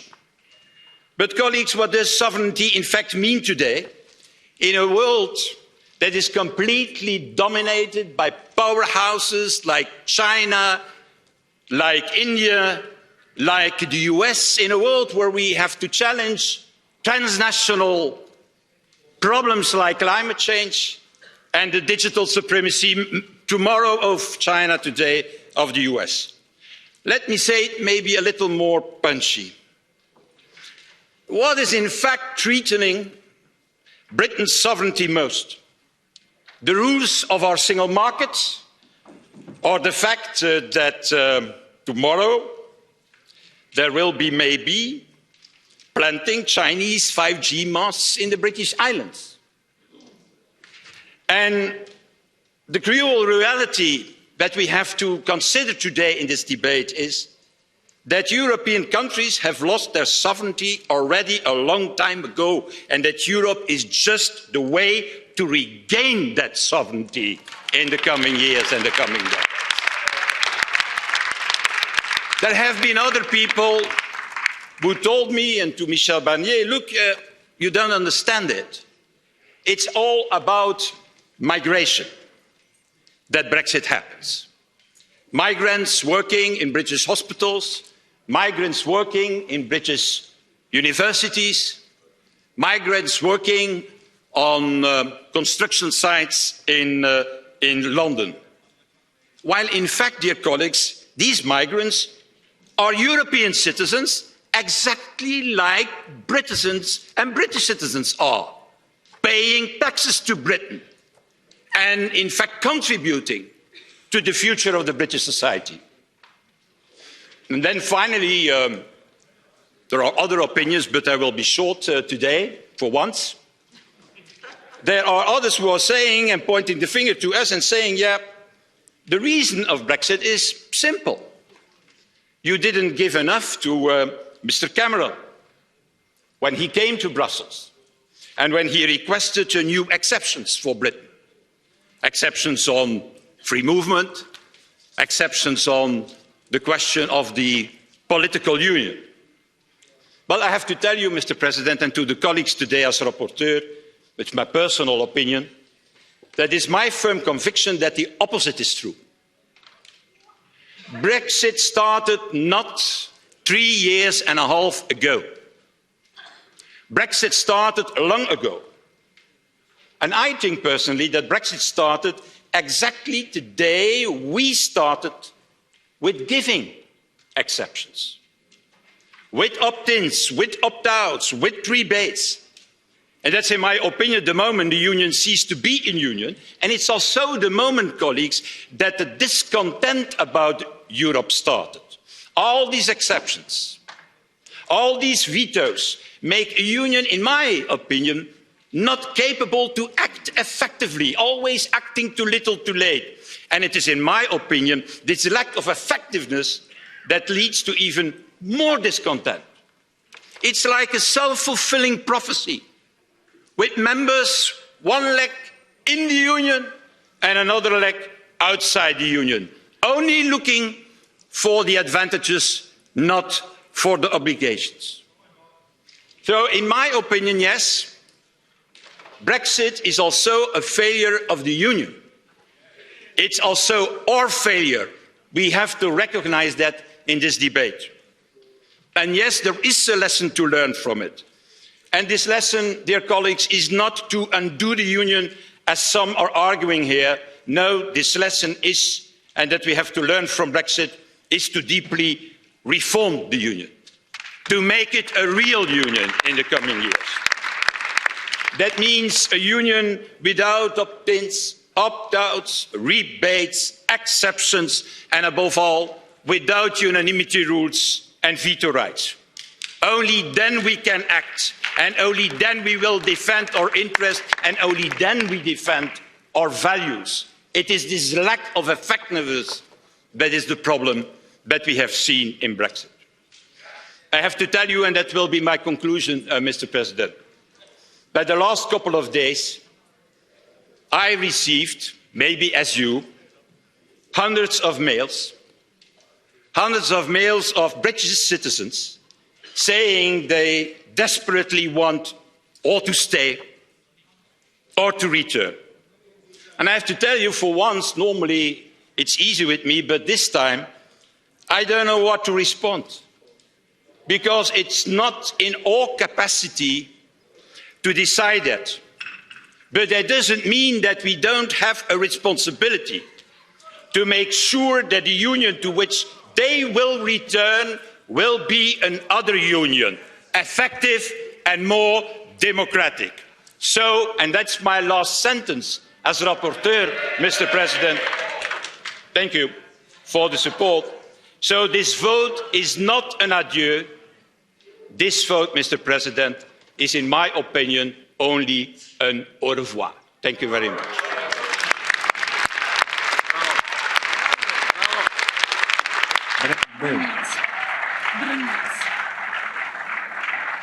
A nome del Consiglio. So, on behalf of Council, first of all, can I give the floor to Mrs. Nicolina Brnich? Honourable members, when you next meet in this chamber after this weekend, this will be a different plenary. This will be a different union with one member less. This is not the choice of the Council nor the Parliament, but we have to respect it. The withdrawal of the United Kingdom will open a period of transition, a rather short one if the United Kingdom intention remains not to seek its extension before the 1st of July. Our priority should therefore be to rapidly adopt a comprehensive negotiation mandate and start negotiations in order to build a new relationship with the United Kingdom that is as close as possible but balanced in terms of rights and obligations. The short duration of the transition period will unfortunately make it more difficult to achieve a widest ranging outcome by the end of the year. We therefore have to remain prepared for all possible scenarios. It also seems that the current orientations of the United Kingdom government are adding to this complexity, be it as regards the end of free movement, the non-participation in the single market or the customs union, or the intention to diverge from a regulatory perspective. We have to invest all efforts to avoid the risk of a cliff edge and to ensure a meaningful outcome of the negotiation this autumn. Fortunately, and regardless of the outcome, the Withdrawal Agreement will continue to apply, especially its Part 2 on citizens' rights and the various remedies foreseen should the UK not deliver adequately in implementing these provisions. As we debated 2 weeks ago, having the Withdrawal Agreement in force does not mean that we should rest on our laurels. As noted in your resolution adopted on the occasion, a number of concerns regarding the preservation of citizens' rights have to be addressed. This will call for carefully monitoring by the UK side as well as by the Commission of the implementing of the relevant provisions. Today, your vote will hopefully pave the way for the next stage, negotiating the terms of the future relationship with the UK. A relationship for which the European Council called for a comprehensive mandate covering trade and economic relations, as well as external and internal security. Likewise, this relationship should be underpinned by strong governance and robust level playing field provisions, given the close economic proximity of the United Kingdom. Even if the core elements of the future relationship, notably the horizontal provisions on governance and level playing field, can be agreed by the end of the year, the negotiations are expected to take longer until all the matters covered by the political declaration have been addressed. I therefore welcome the step taken by the Parliament to prepare itself within the adaptation of the Brexit steering group in a manner that will allow a closer follow-up of the negotiation process. Parliament's resolution, as well as its engagement, notably on citizens' rights, have proved extremely useful during the negotiation process. We count on this engagement to continue during the transition period and later on. And indeed, a large degree of convergence prevailed all along the Brexit process between the position of the Parliament as developed in your various resolutions and the priorities of the Council. Whatever happens, the good cooperation between all EU institutions must continue. The European Parliament will remain fully informed and involved in accordance with the EU treaties. I do hope that during the negotiations to come, our common efforts and commonality of purpose will provide the support required by our negotiator and help an outcome to the benefit of the Union and its citizens. President, honourable members, to conclude, as I said at the beginning of my intervention, this is a special moment. A number of your colleagues, members of this House, will be leaving. I know it is an emotional occasion for many of you, and I would like to associate myself by addressing my gratitude to the UK members of the European Parliament for their significant contribution to the work of your institution and of the European Union over the years, and wish them well for the future. Thank you for your attention. Grazie. Thank you. President von der Leyen, you have the floor on behalf of the Commission. Thank you, Mr. President, honourable members. As President of the European Commission, first of all, I want to pay tribute to all those British people who contributed so much to almost half a century of British EU membership. And I think of all those who helped to build our institutions. People like Commissioner Arthur Cockfield, who was known as the father of our single market, or Roy Jenkins, President of the European Commission, who did so much to pave the way for our single currency. I think of these thousands of European civil servants of British nationality who devoted their lives and their careers to Europe and have done so much to build our union. They will always stay part of our family.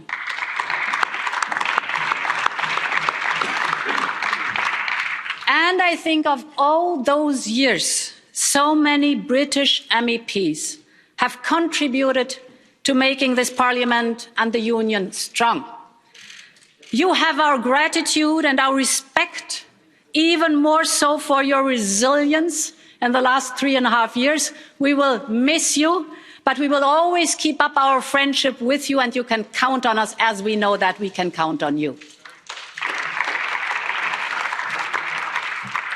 Honourable members, in the last plenary session we discussed the issues of citizens' rights. We will also be vigilant on the implementation of the agreement in Northern Ireland. The power sharing agreement in Northern Ireland gives us hope that the spirit of cooperation will continue to mark relations across the border. Yet the withdrawal agreement is only a first step. From now on, it's about our new partnership with the United Kingdom. The negotiations are about to start.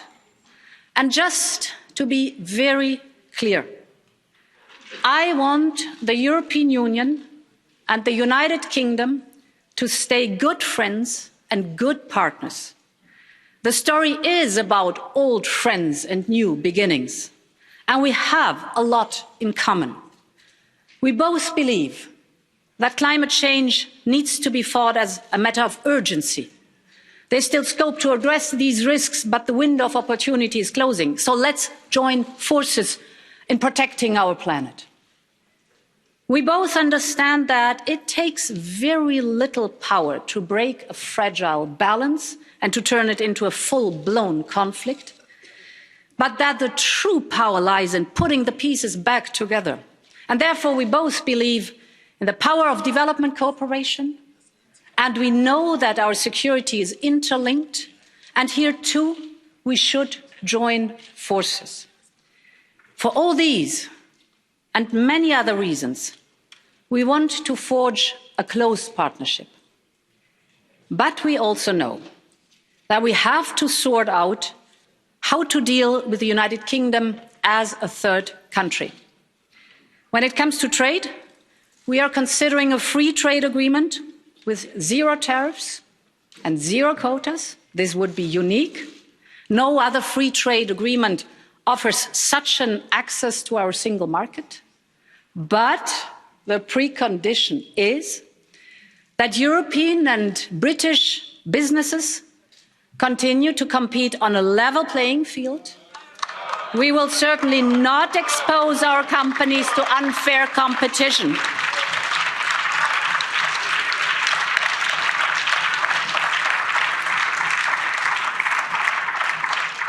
And it's very clear, the trade-off is simple.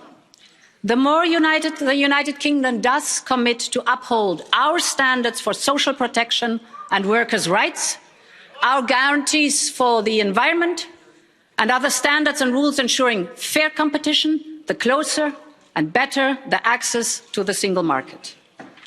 And let me say that just days ago, some of the largest business associations in Britain, particularly in the car and aerospace industry, asked their government to retain EU standards and rules, and I think this is in our mutual interest. This is about jobs, it's about common solutions for the world market, and I believe that the United Kingdom and the European Union have a mutual interest in the closest possible partnership.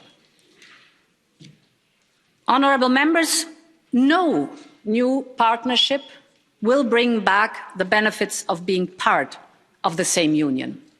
But we have the duty to seek the best for the British and for the European people in a post-Brexit world. On our side, we'll seek the best for industries and farmers across our continent who ask for predictability. We will seek our best for young British and young European students who want to study and who want to live across the Channel. And we'll seek the best for all the researchers and scientists who want to explore the unknown and work for common solutions together in the European Union as well as in the United Kingdom. We will devote all our energy 24/7 to come to results. And to our British friends and many, perhaps not all, but many of our British MEPs here in the room, I want to use the words of the famous British poet George Eliot. She said, "Only in the agony of parting do we look into the depth of love. We will always love you and we will never be far. Long live Europe."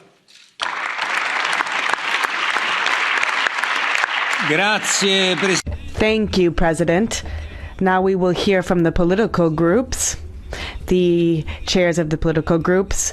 Mr. Weber, the floor is yours. Dear colleagues, everybody in this room who feels to be an European knows the story how to achieve this feeling, how to get this feeling. Which event, which book, which talk, which person gave us this idea of being an European. For me, it was a trip to Great Britain. I was in England as an 18-year-old boy with Interrail. I stood in a bar. I spoke with an old man, a Guinness in my hand. And we talked about history. We spoke about our fears toward the future, our values. And I understood we as Europeans have similar fears, hopes, face the same global challenges, and stand on the same ground, our European way of life. Great Britain is now leaving. This week is a sad time for the European Union. Great Britain did so much for prosperity, for peace and democracy in Europe. They will leave us. We cannot change it, but I have to be clear again, it is a huge mistake. I want to thank also, like my previous speakers, our British colleagues and all the staff members who served in this European Parliament. On Friday, you will leave a unique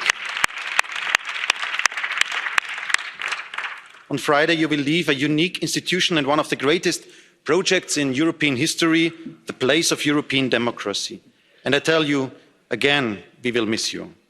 Now we have the Leave Treaty on the table. A good agreement creates certainty. I also want to thank Jean-Claude Juncker, Donald Tusk, Guy Verhofstadt and especially Michel Barnier for their work. Especially our Irish friends got a good understanding of what it means to be part of a big family.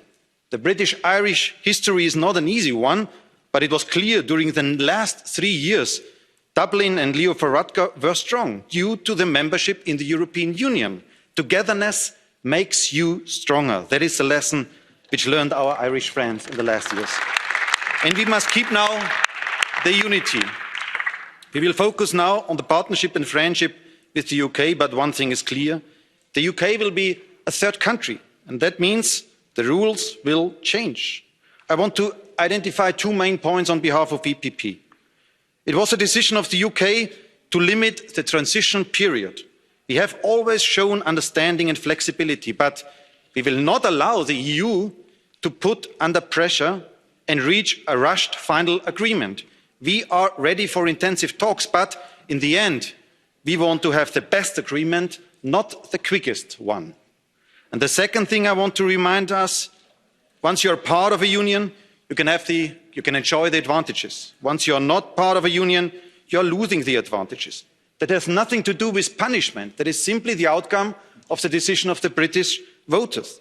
And let me say it in other words, there will be no cherry picking, no European Singapore next to our markets. We only will grant them access to our market if they respect the European rules.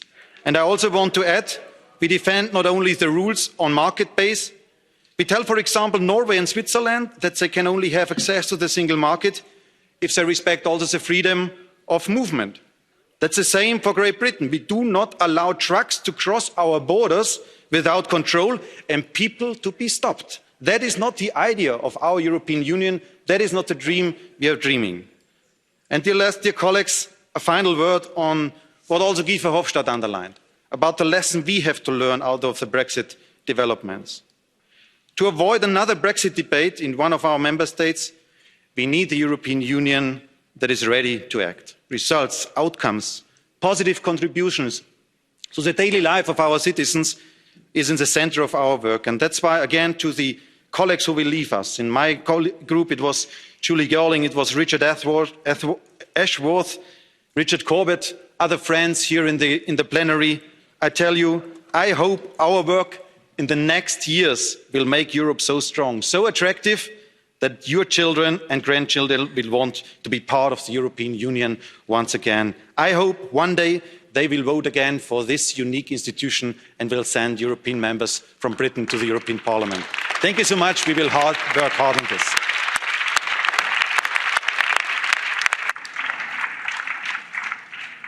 Thank you, colleagues. I'm afraid it always falls to me to be the disciplinary person. And I do this with great regret. I'm under instruction that we cannot accept blue cards or catch the eye because we have run over time. And I therefore ask everyone who has an opportunity to... Yeah, democracy is allowing the Speaker of the Parliament to have her say before you holler.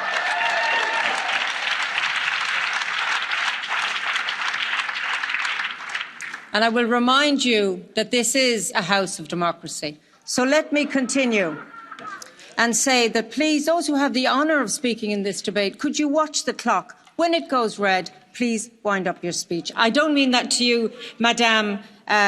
Please, colleagues, a bit of quiet. Madame Garcia Perez. Apologies, is there a point of order, Mr. Lambert? I know that you manage the time in order to serve us all. I recognise that and you do that very well. It's not every day that a member state is leaving the European Union. And don't tell me we have to vote at 6 p.m. sharp because TVs are waiting for us. This is a historic day, please. Indeed, I agree absolutely with you. This is an historic day. I am not free here. I am under some direction. I agree with you that we should speak all night if possible, but I will try and manage the debate within our time and ask you to respect it. So let us go immediately to the leader of the group of Socialists and Democrats, Madam Garcia Perez, for 3 minutes, Madam. Thank you. Thank you, President. Today is a very sad day for Europe. At the end of this week, after 47 years, the United Kingdom will end its historic relationship with the European Union. We are devastated to see the UK go. Respetamos la decisión. We respect the decision of the British people, but their sovereignty doesn't prevent us from pointing a finger to those who started a campaign, a populist campaign, and the United Kingdom was devastated through its peculiar civil war with the right, and it started the era of fake news and a disenchantment of the people after years of austerity. The European Union is more than a market, and we need to continue moving forwards. We're building an area of rights, of security and of social progress, and many British citizens, especially the Labour Party's members and voters, have sacrificed their life, especially Jo Cox, who was assassinated. So we need to honour her memory. And we need to work day after day for a Europe that died defending. Populism has obtained a victory with its best weapon, lies. But let us remember that this is a Pyrrhic victory, and the best example of this is the Withdrawal Agreement, which we are about to approve. Our historic ties will prevail on those over and above those who want to destroy them. The Withdrawal Agreement actually guarantees the rights of European citizens in the United Kingdom and the rights of British citizens in the European Union. And it also avoids the building of a border between Northern Ireland and the Republic of Ireland, because the two countries belong to the European Union, and this has had a crucial effect, turning this border that separated Northern Ireland, from the Republic of Ireland, insignificant, and it reduced the virulence of the conflict. And another victory was the negotiation on our new future relation. In February, the United Kingdom formally will be a third country, and it will lose all its political rights. But in everything else, nothing will change until the transitional period ends. And that of the European Union is one. We also share our laws and values. If the British people ever decide to come back, our arms will be open. You can always count on the support of the Social Democrats, because our common values will always remain. Thank you. Thank you so much, Madam, for particularly your timekeeping. I now give the floor to Madam Loiseau for 1.5 minutes for the Renew Europe group. For once, I will make an exception. Today is an exceptional moment, and I will speak in English because I want to speak to our British friends. To all of you, I will say that we will miss you. The EU will not be the same without you. My deep feeling is that there is no good Brexit. Even if I support the Withdrawal Agreement, I am still convinced that we are better off together than we will be apart from another. To our Lib Dem colleagues, I want to express my deep friendship, emotion and admiration. They fought for Europe against all odds. They were a tremendous added value to the work of this Parliament, and they remain part of the Renew Europe family. To the British citizens living in the EU, to the European citizens living in the UK, I want to assure them, we won't let you down. This Parliament is the voice of the citizens, and we will make sure that citizens' rights are fully respected. To the Brexiteers, I could say no hard feelings. You have achieved your objective. You enter a new phase, the most difficult one. We will have no one to blame for the future of your country, especially not Brussels. You are in charge. But trust me, if some of you think that the next phase is the weakening of the EU, we will prove you dead wrong. We will renew Europe, make it better, make it stronger, learn the lessons from Brexit. Brexit is a sad and exceptional moment and will remain both.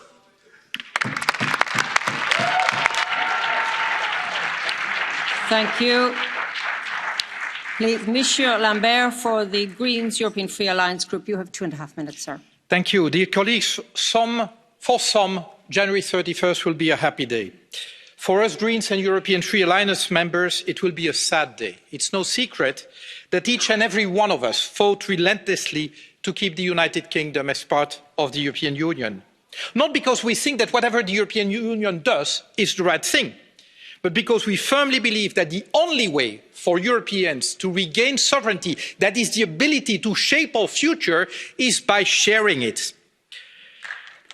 And as Jean-Claude Juncker once said, well, there's two sorts of European states, the small ones and those who don't yet realise they are small. But more importantly, we see the European Union as an unprecedented, if fragile, attempt at building a transnational democracy.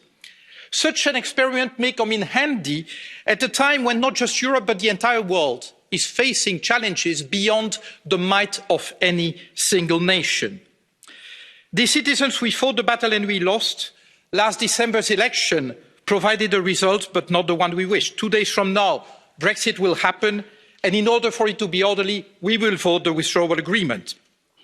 The United Kingdom and the EU remain bound by geography. It is in no one's interest to have bad relations as neighbours. But more fundamentally,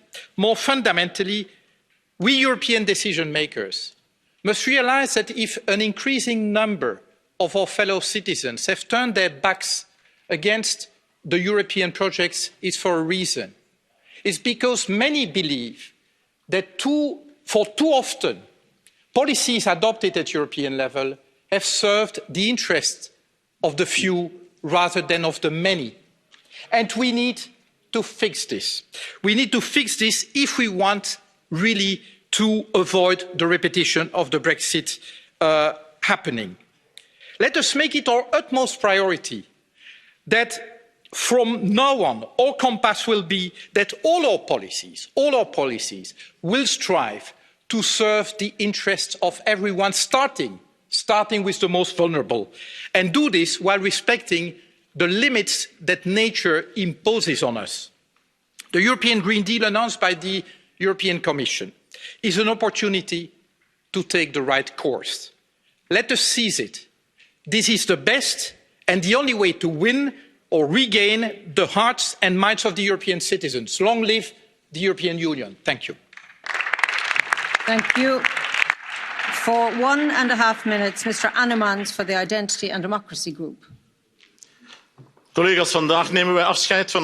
Colleagues, today we will say goodbye to our friends from the United Kingdom, and I'd like us to make sure that this is a friendly departure. So don't feel sad, colleagues, or some of you talk about a dark day in the history of Europe. That is not at all true.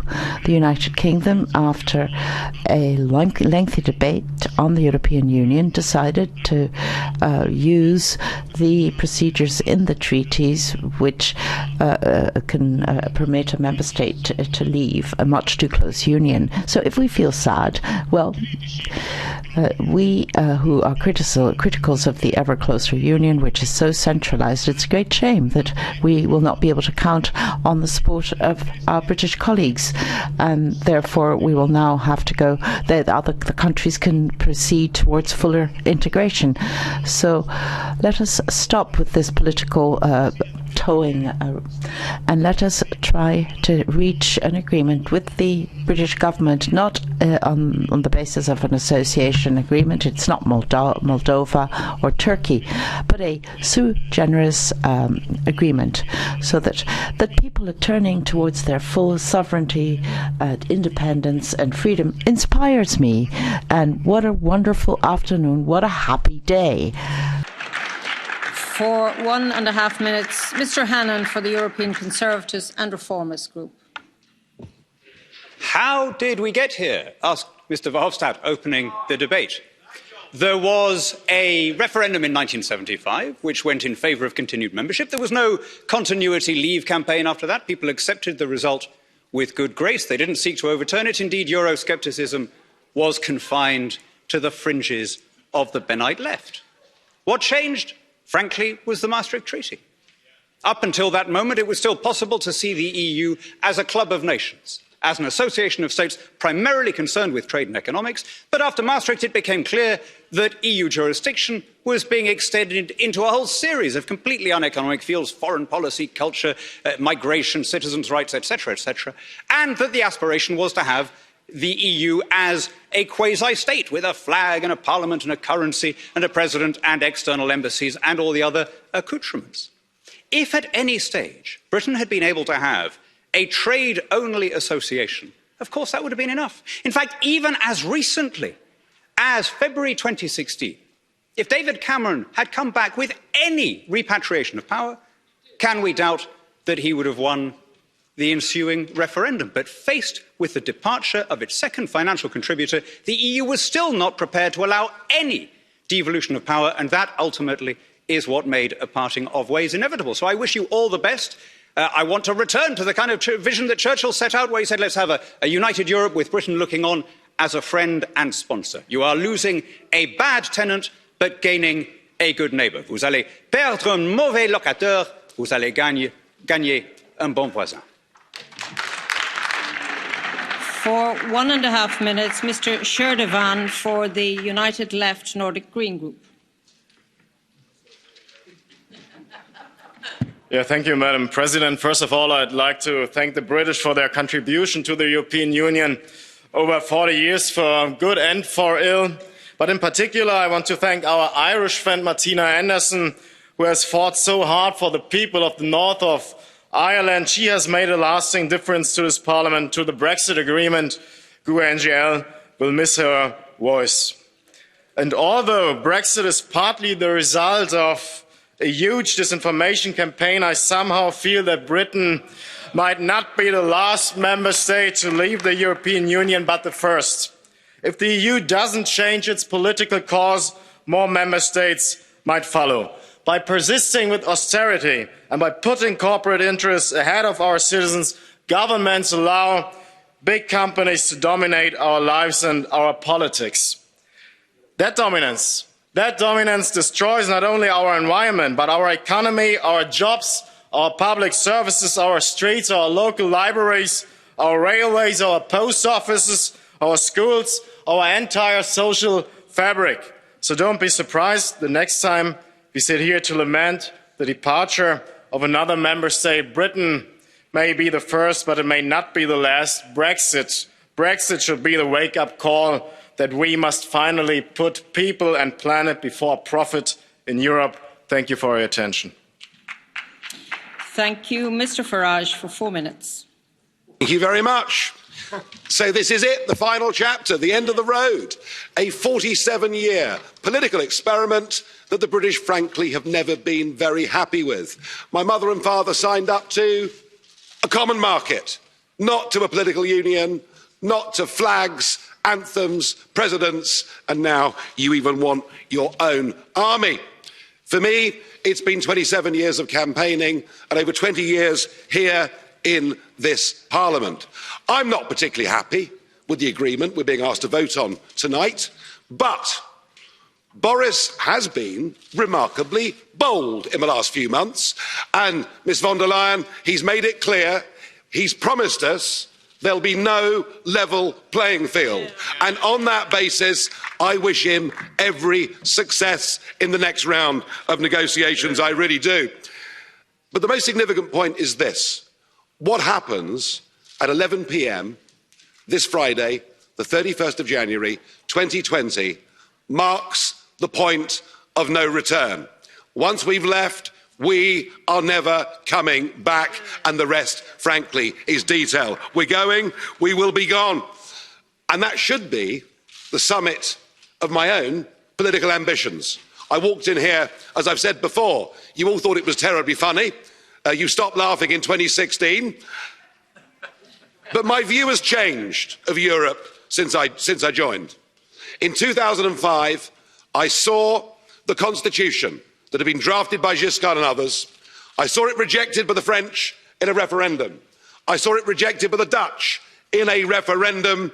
And I saw you in these institutions ignore them, bring it back as the Lisbon Treaty and boast you could ram it through without there being referendums. Well, the Irish did have a vote and did say no and were forced to vote again. You're very good at making people vote again, but what we've proved is the British are too big to bully, thank goodness.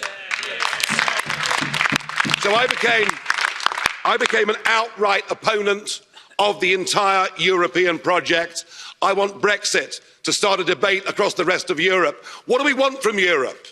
If we want trade, friendship, cooperation, reciprocity, we don't need a European Commission. We don't need a European Court. We don't need these institutions and all of this power. And I can promise you, both in UKIP and indeed in the Brexit Party, we love Europe.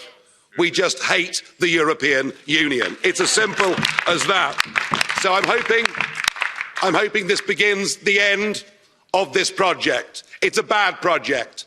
It isn't just undemocratic, it's anti-democratic, and it puts in that front row. It gives people power without accountability. People who cannot be held to account by the electorate. And that is an unacceptable structure. Indeed, there's an historic battle going on now across the West, in Europe, America and elsewhere. It is globalism against populism. And you may loathe populism, but I tell you a funny thing, it's becoming very popular.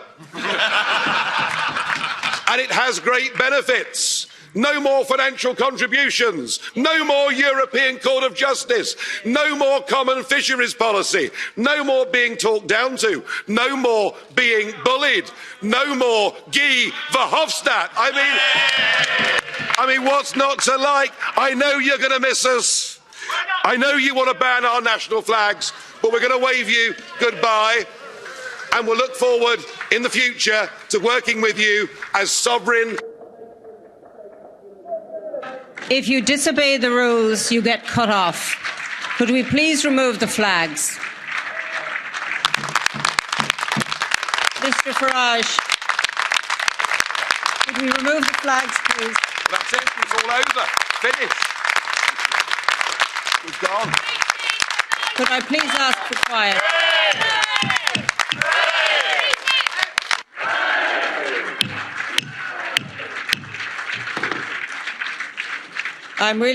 Please sit down, resume your seats, put your flags away, you're leaving, and take them with you if you are leaving now. And goodbye. Can I just say, if I may say, just in a slight reference, the word hate was used in the last contribution. And I really think, given what we listened to prior to this, that we should not hate anyone or any nation or any people.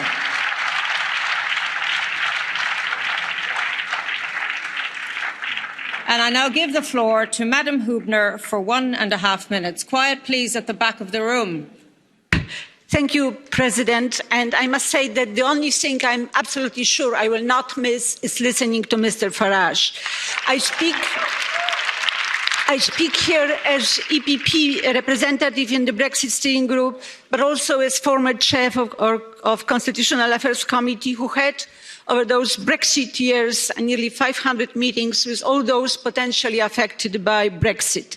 From the very beginning of the negotiations, the EU side has aimed at an orderly withdrawal based on an agreement. This is the only thing we could do to give legal certainty to the process, and we have achieved this goal.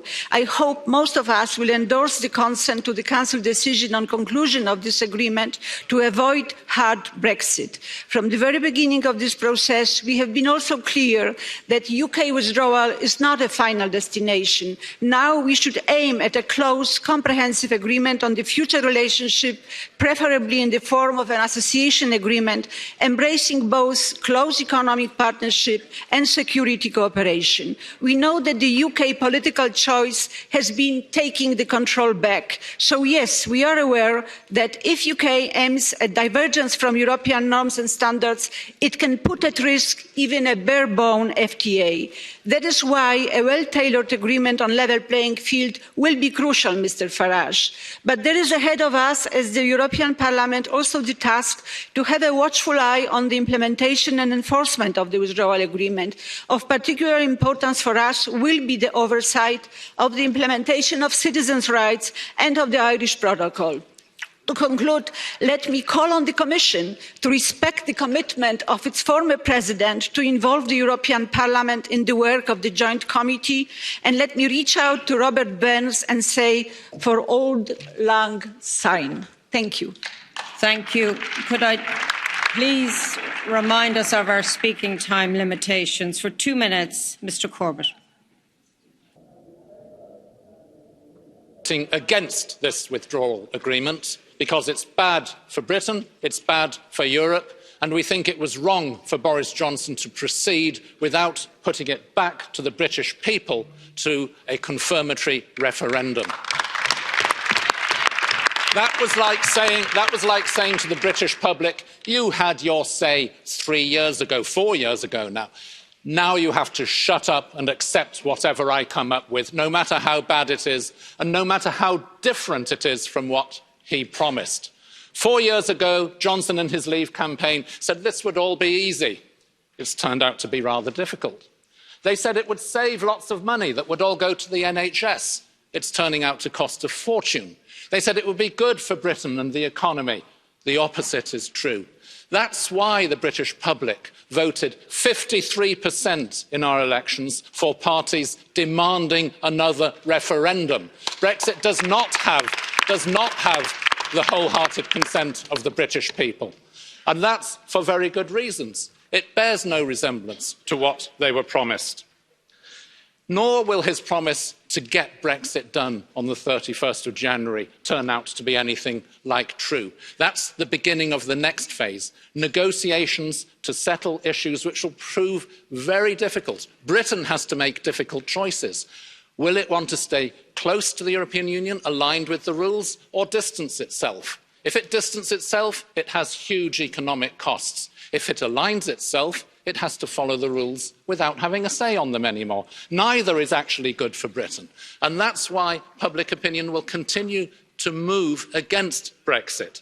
That's why I predict that the catchphrase next year in our media and social media will be, Brexit isn't working. That's what people will say. And that's why that, and the fact that it is especially our young people who are strongly against Brexit, that this may indeed not be an adieu. It may just be an au revoir.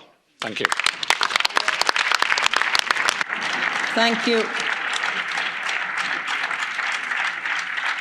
Thank you. Just to say that I did ask colleagues to remove their flags from their desks. Our British colleagues have obliged. They've left the chamber with their flags. I would ask that other colleagues please do the same. I am bound to apply the rules that the President has set. With due respect, it is not an abuse of the... Could I just say, Mr. Animals, this is an emotional debate. I'm trying to keep the House in order and to say, please don't shout back. You don't have the microphone.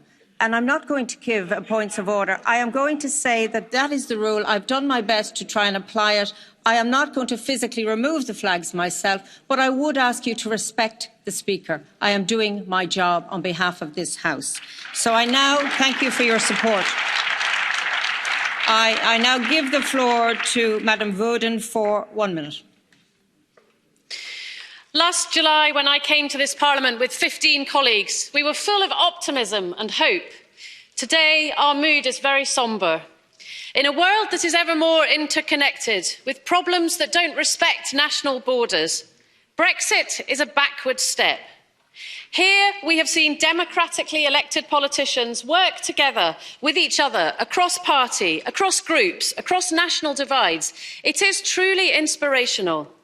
Brexit is the result of an ideological divide in an old political party that should have split decades ago, but it won't because of a voting system that is not fit for purpose. And the only silver lining in this very dark cloud is that the division caused by Brexit could now be the catalyst for something even bigger.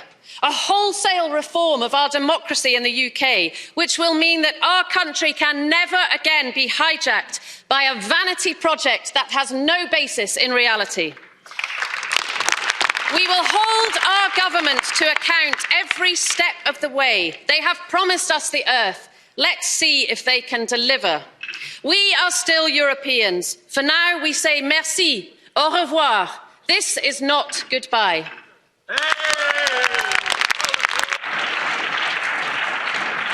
Thank you. We now move. Thank you, colleagues. Please resume your seats. Our next speaker is Madam Evans for 1 minute. Thank you, President. Colleagues, I took my seat in this House representing Wales over 20 years ago. Wales has benefited hugely from EU membership. We also had a lot to contribute. Now, despite my best efforts, Welsh is still not a fully official language, but I will use it now in my final speech in this Parliament. Hoffwn ddiolch o galon I bobl Cymru sy wedi rhoi ffydd ynddo fi I fod yn llais dros ein cenedl yn Ewrop. Rwyf wedi cadw fy ddewid I godi profil a diogelu buddiannau Cymru. Dyw'r daith hon ddim ar ben o bell ffordd. Mae gyda ni uchelgais i'n cenedl. Wales is a European nation. I believe our future is within the EU. We are leaving now. But know this, in our hearts, we are still here. Rydyn ni yma o hyd, and we will be back. Diolch yn fawr. Thank you. Thank you.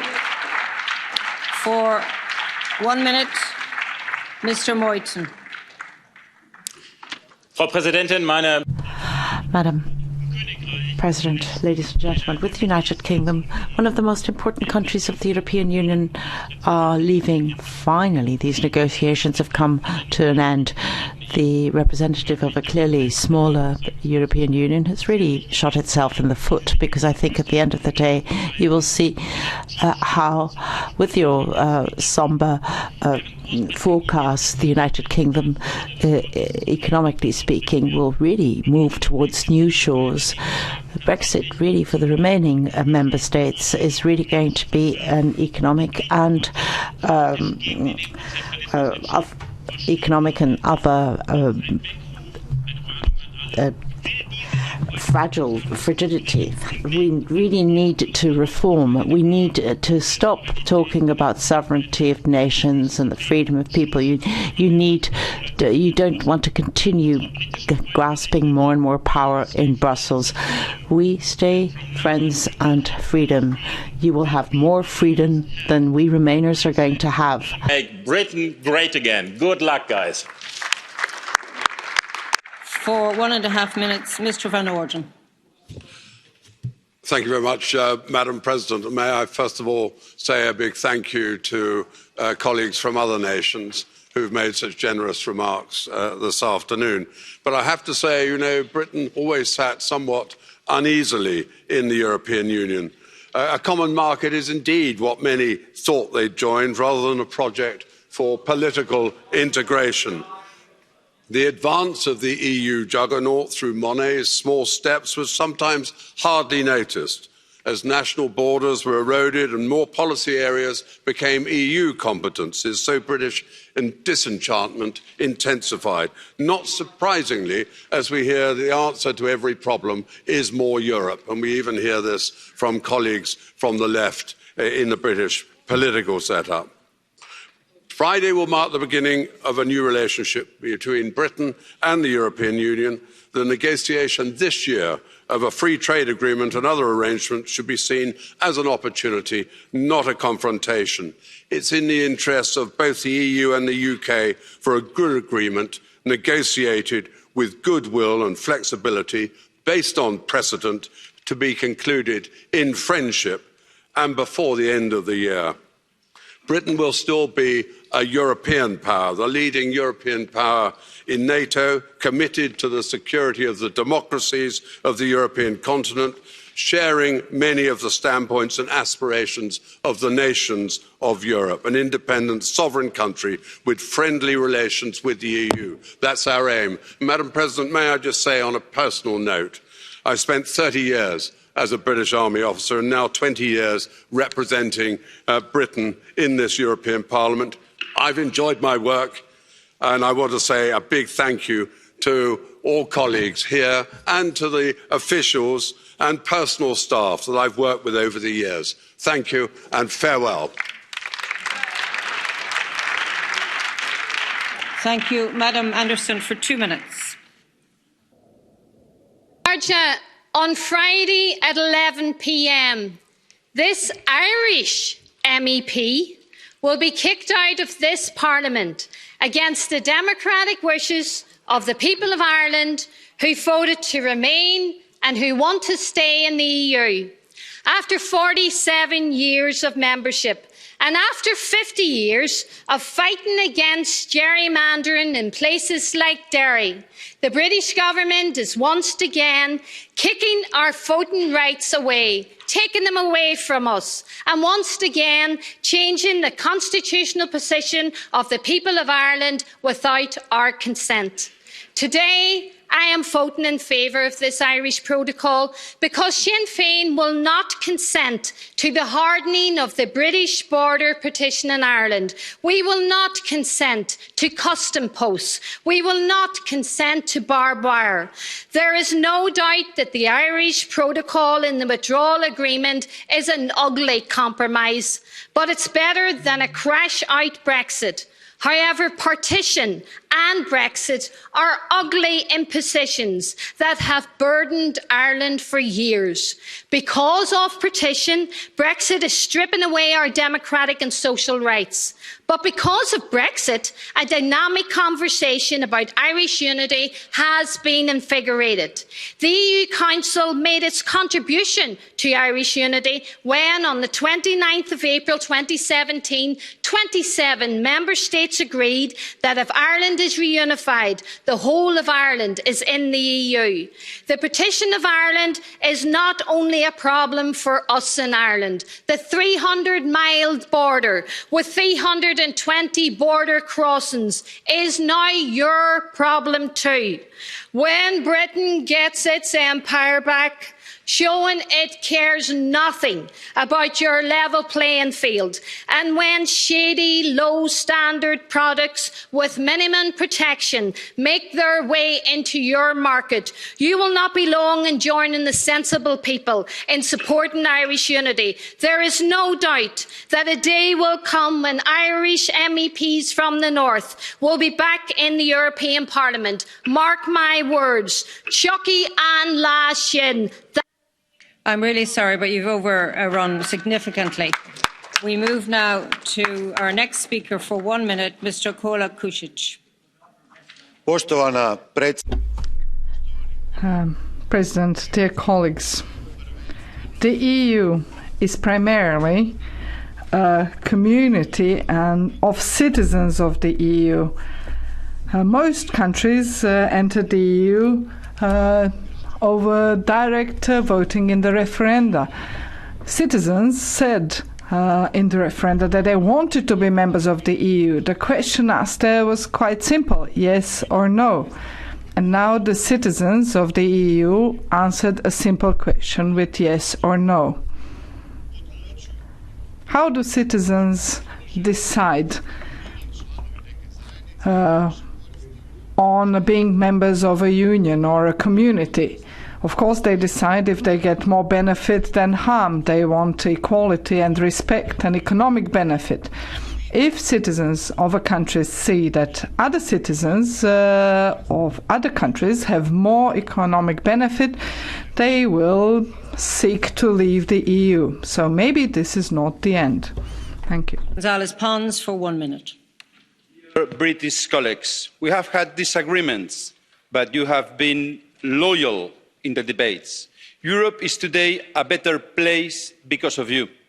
We will never forget that your parents fought on oceans and seas, on the beach and landing grounds, in the fields, in the streets, in the hills, that they did never surrender. Our freedom lies in their generosity. Our peace lies in their sacrifice. We are blood brothers and sisters, a community of hope. We shall never forget it.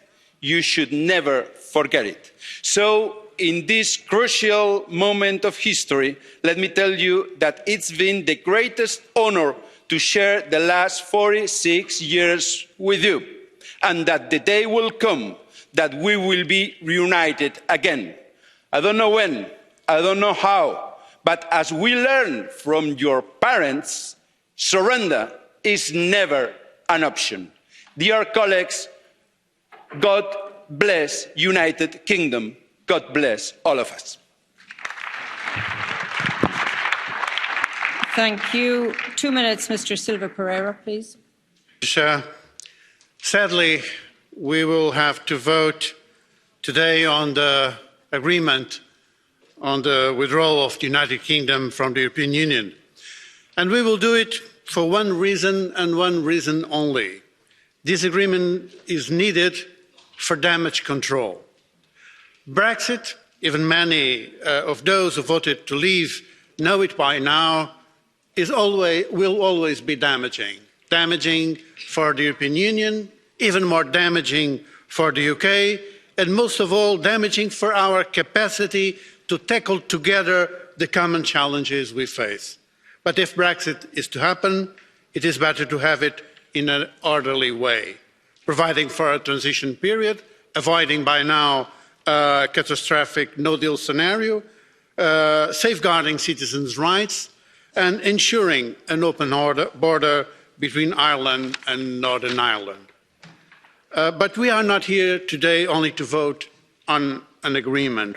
We are here to write history. Unfortunately, the page that is going to be written today is regrettable. I wish to thank our British colleagues with great emotion for their valuable contribution to the European project. And looking ahead, I want to assure them that we will do our best in order to negotiate a fruitful future relationship with the UK for the benefit of both parties, while safeguarding the integrity of the single market, our high environmental and social standards, and citizens' rights. And finally, let me say that despite Brexit and this rising movement of nationalism and populism, the European project will prevail ensuring peace, will prevail delivering prosperity and defending our common values. Thank you. Thank you. For 1 minute, Mr. Newton-Dunn. Thank you very much, Madam President. I want to make 2 points. First of all, the root cause why the UK is leaving is because the leaders of the parties at Westminster, the 2 big parties, live in a fantasy world. They work in ancient buildings and they still think the buildings were built for an empire and they still think they're running an empire and are a superpower. Consequently, they have never told the British people the reality that we are a European country and not a superpower. And even our children in the schools are not taught in the curriculum about Europe. So there has been an abject failure by Westminster. Now, sadly, in this debate, Farage, who's gone, and Hannan, who I think is still in there, told a complete untruth. This project was never about free trade. It was always about more than free trade, an ever closer union. And even Mrs. Thatcher in the referendum campaign in 1975 said this is about more than just free trade. So when they talk about free trade only, it's been misleading the British people all the way along, and that's a disgrace. Last thing I want to say is I've been privileged enough to have been elected here for the first time in 1979, a very long time ago, and I still want to see next, it isn't finished, I want to see the construction of a European FBI to fight cross-border crime, because our police forces, we have 500 in Europe, none of them can cross borders and pursue the criminals. So colleagues, keep building, keep going on. As Liliana Segre said to us, one thing after another. I would just remind ourselves again about time. So please stick to your time. For our next speaker for 1 minute, Mr. Rinaldi. I beg your pardon. I'm obviously jumping the gun, watching time was finishing. Madame Delbos Corfield, for 1 minute, you have the floor. Apologies. It is important to remember that the majority of women and young people of UK voted to stay in the European Union. 75% of the 18-24 years old voted to keep the United Kingdom in the European Union. More specifically, 80% of women between the age of 18 and 24 were against Brexit. And there is a reason to that. European Union protects women's rights to a great extent. Will UK out of Europe give the same guarantees? The Scots, the Northern Irish, the Welsh by their citizens' votes, and also these last 2 years by the national parliaments have continued to express their attachment to the European Union. They now find themselves on the sidelines. The choices of these regional populations are not heard, and this is one of the major problems of Brexit. But there is another concern, a very strong one. Great Britain today is a country with a very deregulated economy and a very unequal society. European directives on workers' rights were the last bulwark for the most vulnerable part, women, minorities and young people. We Greens, regionalists and pirates will pay close attention to the situation of citizens' rights in the aftermath. We are committed to protecting the rights of all Europeans living in Britain and British people living in the rest of Europe. Thank you. And now for 1 minute, Mr. Rinaldi.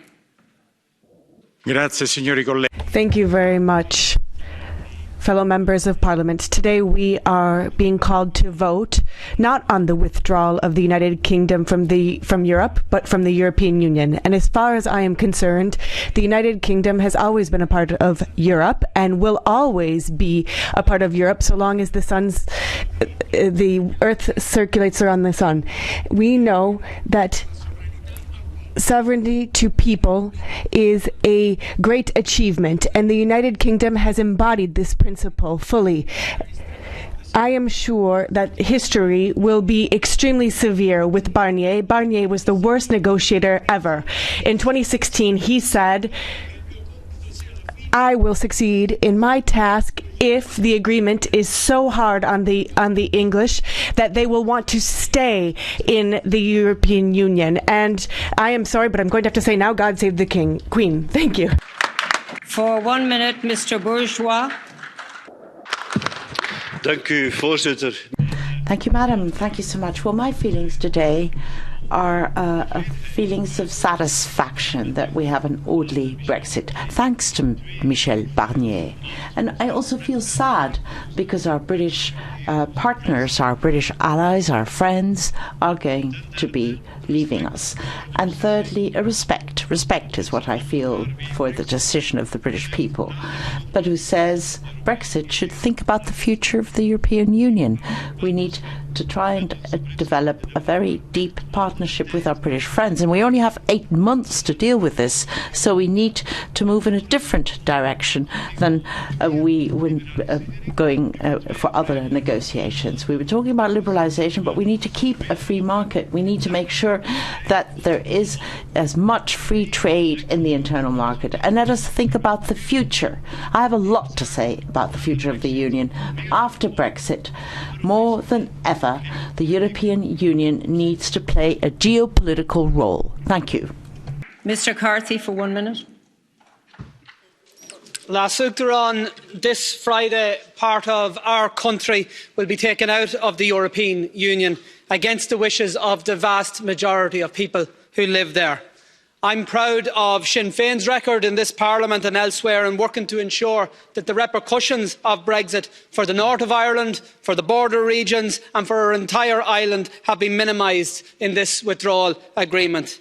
But the fact remains that from this weekend, one part of Ireland will be in the EU while the other part will operate outside, and the complications that come with that are yet to be told. The future trading relationship between Britain and the EU could yet create unprecedented difficulties for the Irish economy and vulnerable sectors, particularly agriculture. So much work remains to be done, and Sinn Féin will be a leading voice in protecting Ireland's interests in the trade negotiations, in calling for mitigation measures from any economic Brexit fallout, and for presenting the case for Irish unity as a crucial mechanism to withstand the worst excesses of British Tory policies, which once again have no mandate in any part of Ireland. Thank you. Mr. Kelly, 1 minute. When somebody leaves after 50 years, it's bound to be emotional and sad. I think that's the way many of us feel here today. And I can understand, like Ivar Hofstadt, that so many British citizens would ask me to vote against the withdrawal agreement. My heart says yes, but my head says no, because we have to respect the decision of the British people and leave them leave with good grace and pay tribute to them, their prime ministers, their ambassadors, and above all their MEPs, who played a mammoth role in building up the European Union, and especially for their friendship and support to us Irish MEPs and Ireland generally. They will continue to be our close allies for many years to come. But I am conscious that the young people of the United Kingdom did not want to leave, and for that reason, when their day comes, it is very likely they will decide to come back into the European Union. So instead of saying slán or goodbye, I say a bientôt. Beg fáilte roimh arash. We'll welcome you back. Thank you.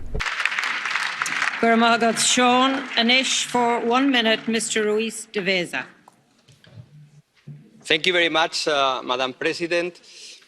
It has been said, a very sad day for the pro-Europeans, most of the members of this House.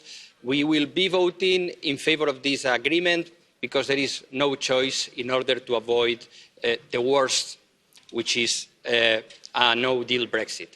But I think it is important also to reply to some of the things that have been said by Mr. Hannan and Mr. Farage and Mr. Van Orden. They said, it's the fault of the Maastricht Treaty. This was never to be a political union. And I ask you, never you read the Schuman Declaration of 1950, when it said that the coal and steel community was the first step for a European federation? Why is it that Clement Attlee and Anthony Eden didn't want to sign up to the coal and steel community or to the common market? It was because of the pooling of sovereignty. So you decided to leave, but don't give the wrong answers to the matter at hand. Good luck and see you soon. Thank you. For 1 minute, Ms. Long.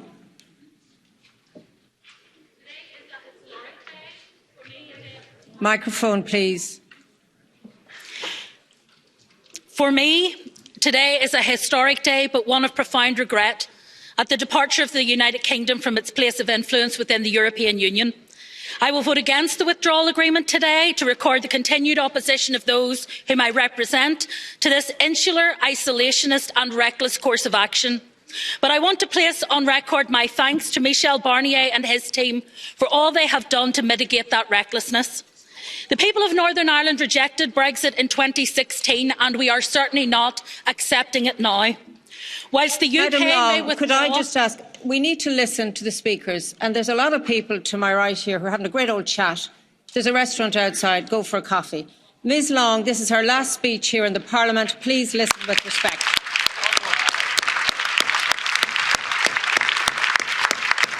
Thank you.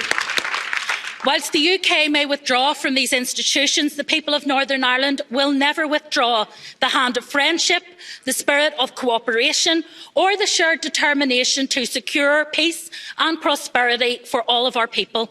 As a child of the Northern Ireland conflict, I am grateful to the European Union, which helped shape our peace and which provides a model for pragmatic win-win politics, not based upon division but upon diversity.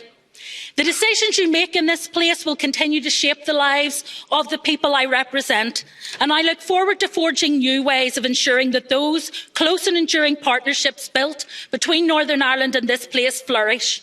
Finally, whilst we will no longer be colleagues in these institutions, I remain your steadfast colleague outside of them, as together we continue to champion the values of cooperation, interdependence and mutual respect which the European Union represents. Until one day we rejoin you here.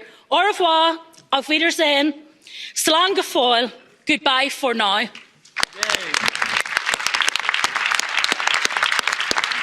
Thank you.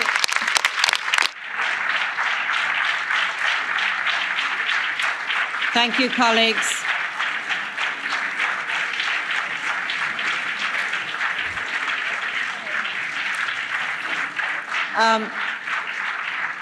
Thank you, colleagues. Can I just say, if I lose my job because I haven't been able to keep to time, will you speak up for me in my defence? Can I move now, and with a certain amount of guilty pleasure, give the floor to Madam and Professor Scott Cato for 1 minute, please. Thank you so much, President. In spite of the powerful campaign we've waged for 4 years, with grief and regret, I accept that we will leave the European Union on Friday. Oh no, here come the tears. Our future as a country has no clear shape beyond a few slogans, and this means that we have some very important political tasks ahead. As the Brexit losses mount, we must counter the betrayal narrative, where those who promoted the doomed strategy try to shift the blame for the damage onto the EU and onto those of us who argued against it. We must demonstrate compassion and solidarity with EU citizens living in the UK who feel vulnerable and fearful. And we must revitalise the friendship groups and twinning associations that thrived in the decades before we joined the EU. Now is not the time to campaign to rejoin. But we must keep the dream alive, especially for young people who are overwhelmingly pro-European. I hold in my heart the knowledge that one day I will be back in this chamber celebrating our return to the heart of Europe. Thank you.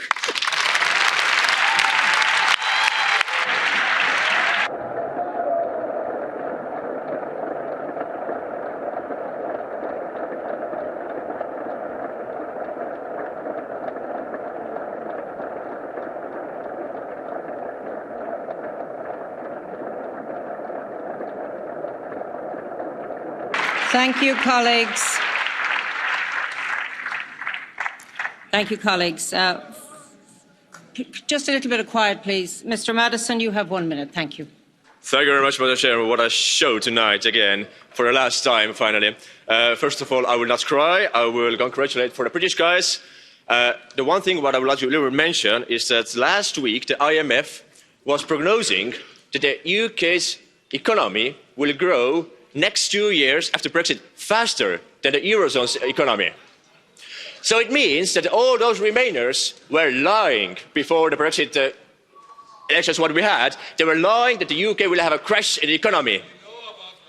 So they were lying. And the second thing, if they are growing faster than the EU is doing, it means that the EU is doing something very wrong.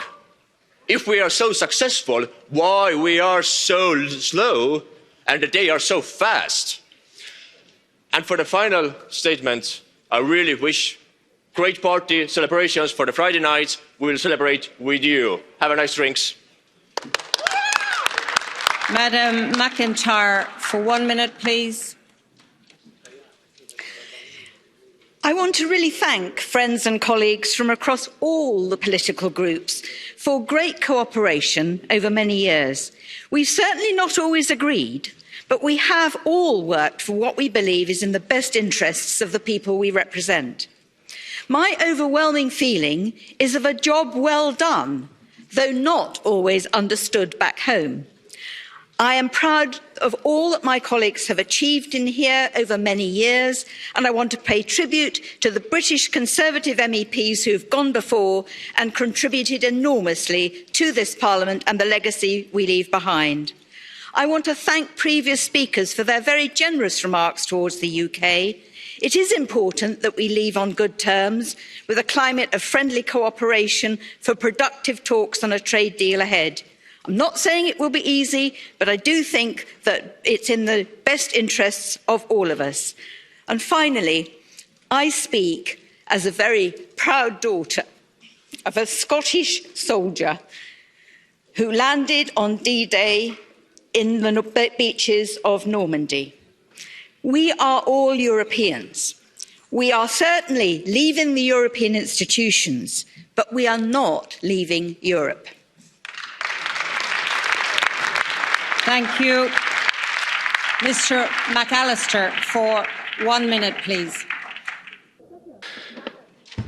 Madam President, thank you.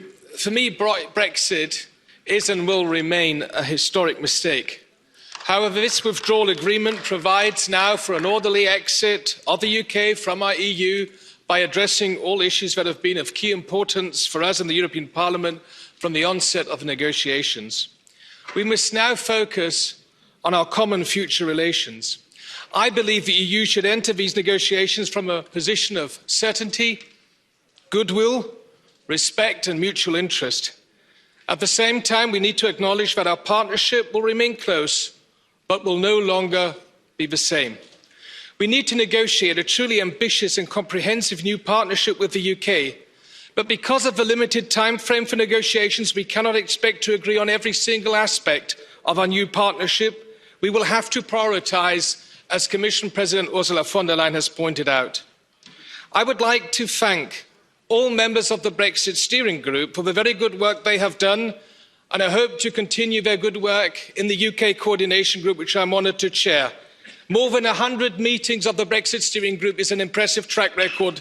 Let me thank our colleagues, the staff, and especially Mr Guy Verhofstadt for his excellent work. Thank you.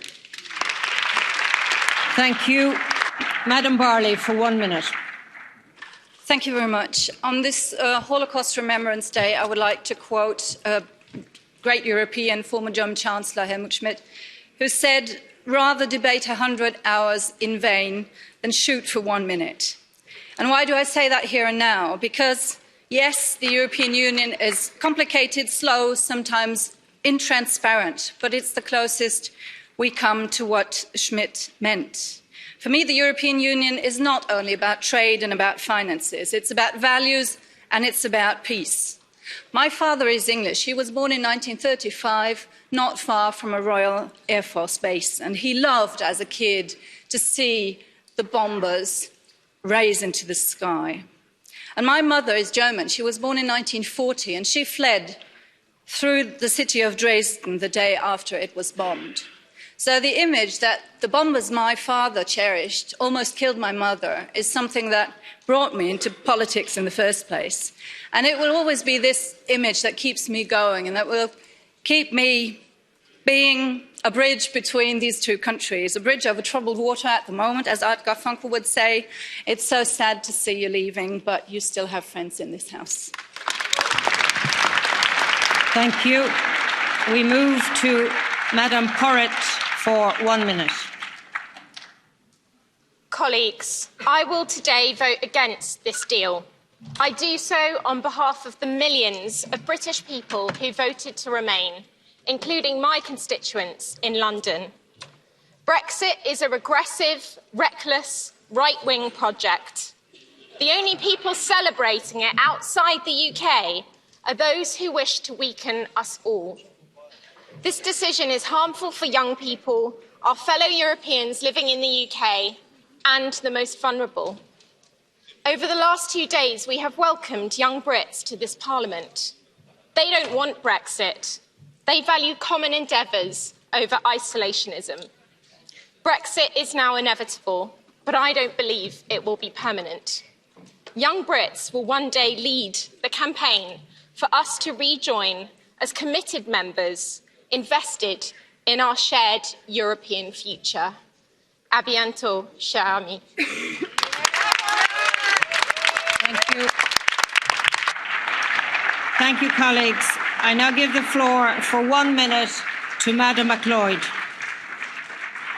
Thank you, Madam President. And as a Scottish MEP, I will be voting against the withdrawal agreement, as the majority of my country has mandated me to do. The people of Scotland have consistently voted against Brexit. Scotland's Parliament has refused to give its consent to this Brexit deal. And the tragedy for Scotland is that on Friday, Scotland will be dragged out of the EU against the democratic wishes of our people. Scotland is a European nation, and I look forward to an independent Scotland rejoining the EU, and we will soon, playing a positive role and promoting Europe's values, international solidarity and cooperation as an equal partner. Now, I'm proud to have been a member of this Parliament of Europe's citizens, and I give you my word that Scotland's government will continue to protect the interests of all EU citizens who've chosen to make Scotland their home and have contributed to our society in so many important ways.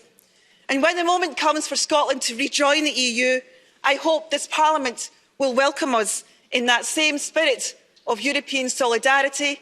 And in the meantime, I hope very much that you will leave a light on for Scotland. Thank you. Madam Huhtasaari for 1 minute. Dear President, it's a final countdown. Next Friday will be a glorious day for United Kingdom.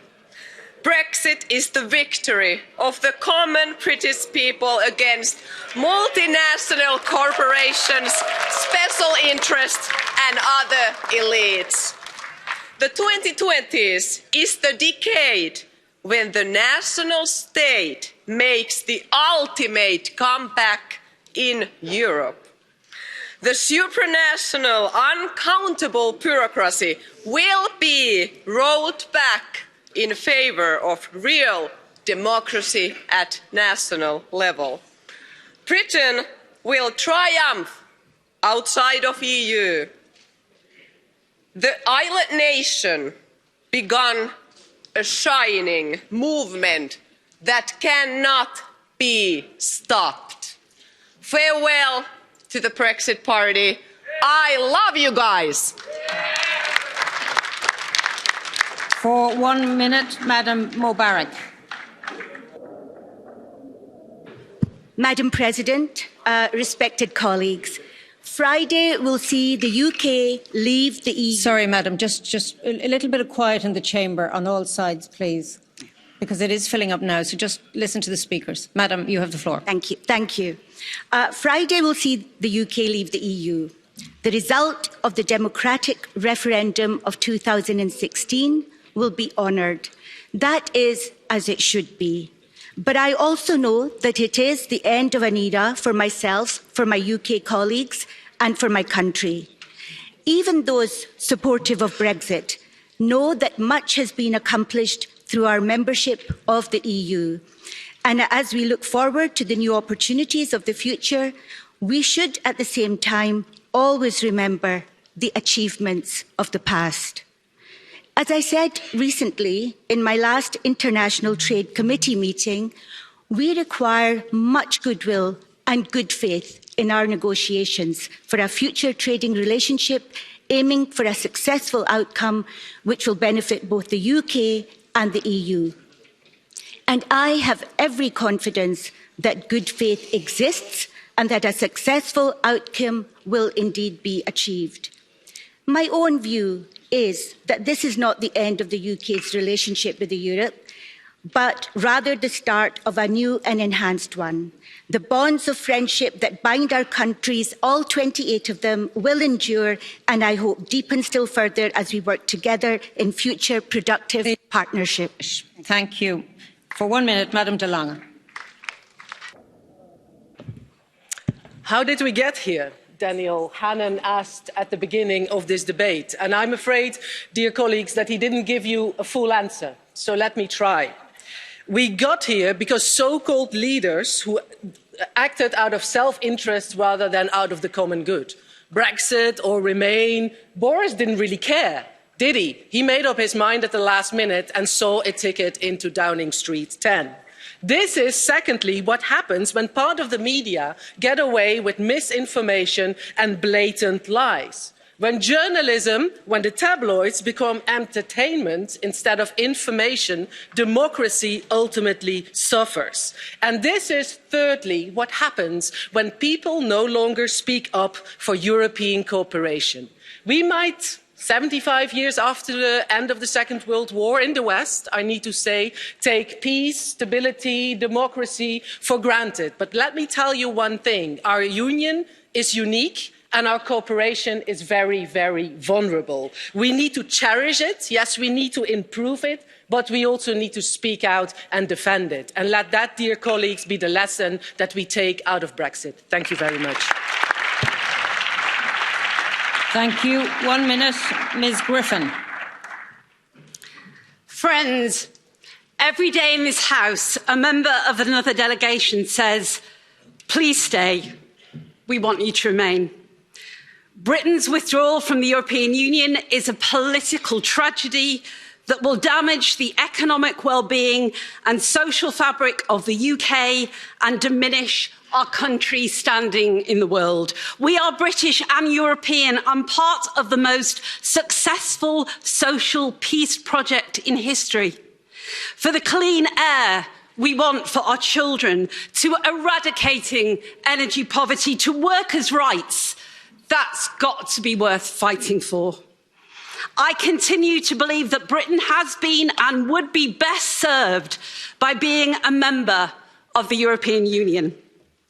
For our young people and future generations, keep the faith that one day we can come back. Thank you.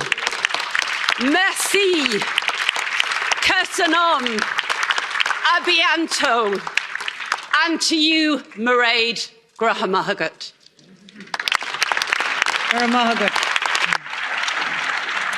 For now, for 1 minute, Madam Ritchie. Thank you. Thank you, Mr. Barnier. Thank you, Guy. Thank you to the European Parliament for the way that you have treated us through the negotiation on this withdrawal agreement. I'm shocked, but frankly not surprised, that it took your intervention to protect the rights of the EU 27 certificate citizens in Britain and the British citizens in the EU 27 countries. You people here have an opportunity next month to be generous to us again when you consider our status as citizens in your Europe going forward. Please be kind to us again. This shameful document, which I will vote against, is our reality today. I'm going home to fight for a better reality tomorrow. Thank you. For 1 minute, Mr. Bardella. Just hold, sir. Merci, Madame la Présidente. Nous y... Thank you, President. We're finally here. It took us 4 years. 4 years of false promises, delays, many tries to sabotage this. 4 years for the sovereign vote of a referendum to be heard. European leaders want us to think that the British people are going to be the losers of this. But actually, they will be getting back in touch with the instruments of freedom of a nation. You can never vote against the real. The IMF has said that the UK's economy is going well and that prospects for growth are promising. And this is a chapter in history.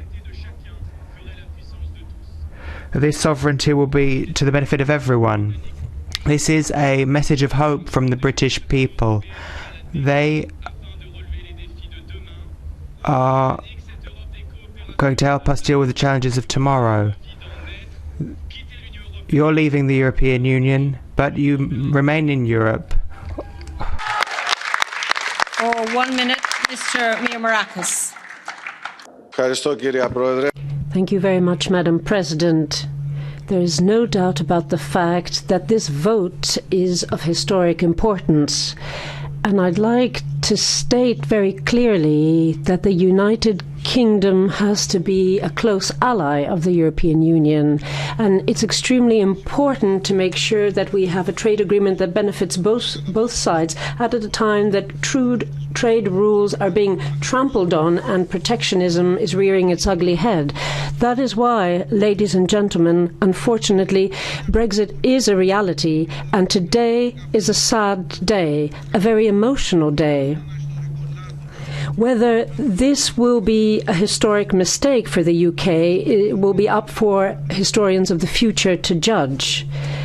What the EU cannot allow is this to become a historic mistake for the European Union, because we have to learn from what led to Brexit and show that EU values are necessary, they are long-lasting, and as Jean Monnet said, Europe will be moulded by crises and will be the result of the solutions that were decided upon because of the crisis. And this crisis has to count in a positive way for the EU.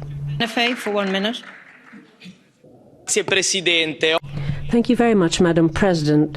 Today is a sad day for those like me who believe in a closer Europe, a federal Europe. It's a historical and political fact that nationalism will not erase. Brexit won't be able to do away with the very strong ties between the UK and Europe. We have human rights and other ties, not just trade ties and economic ties. We will fight hard to make sure that the UK and the EU tackle current challenges together, from inequality to the fight against climate change. To those colleagues leaving today, I'd like to say thank you. Thank you for the sterling job that we've done together. And to the Labour Party, I'd like to say thank you. Thank you for working together for bread and roses. Arrivederci to you. It is our fate to continue walking together. Thank you. Thank you. Madam Bunting for 1 minute. Hvala, sedaj pa gospa Bunting za 1 minuto. I can't quite believe. I love the UK, and I will do everything I can to make sure that our future, whatever it is bright and successful. However, this is a bad deal for Britain, and the fault for that lies at the feet of the British government. The deal takes Britain outside of the customs union and the single market, something certain leading leavers said need never happen. In it, Boris Johnson has weakened support for workers' rights, and he did that after he put the deal to the British people. It adds more red tape, more delays, more barriers to Brits who want to work and do business with the EU, who is our largest trading partner. And it removes opportunities for young people in Britain. I thank all of my colleagues here for your lovely, kind words today. We will miss you. I thank Guy and Michel Barnier and this Brexit steering group for the huge amount of work that they will put into this deal. But I will not be blackmailed by Boris Johnson into supporting a deal that is fundamentally bad for Britain. Thank you. 1 minute, Mr. Mureşan. Thank you, Madam President. Dear colleagues, today marks the end of populism in the debate regarding Brexit. Starting tomorrow, we need to start to work on our future relationship, and that needs to be based on reasoning and on facts. And we have to recognise reality. European students want to continue to study in UK universities, and British students want to continue to study in European universities. European and British researchers want to continue to work together, and businesses on both sides of the channel want to continue to invest on the other side. We also have to recognise that the number of British citizens demanding EU citizenship has increased every year after the referendum. So we need to work on a good future relationship, and we need to recognise that a close relationship is a good relationship. Nevertheless, of course, we also know that the European Union and the United Kingdom will not be married anymore starting the 1st of February, but we want to be friends. And the people of the United Kingdom should know that here in the European Parliament there is a majority of members who want to be friends of the British people. Thank you.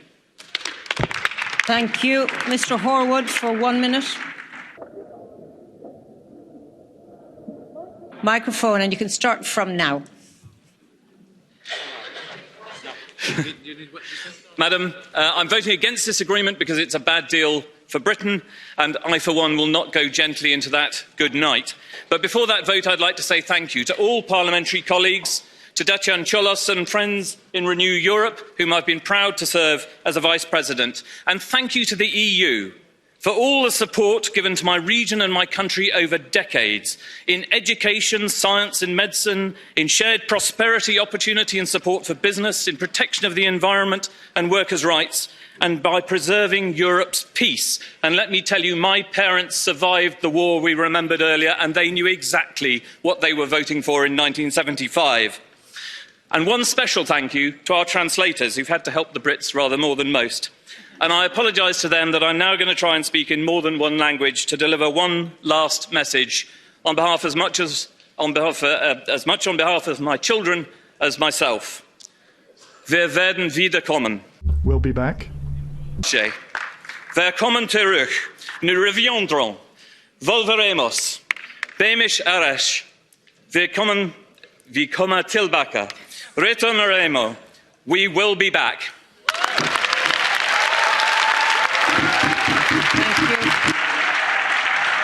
Thank you, colleagues. Please.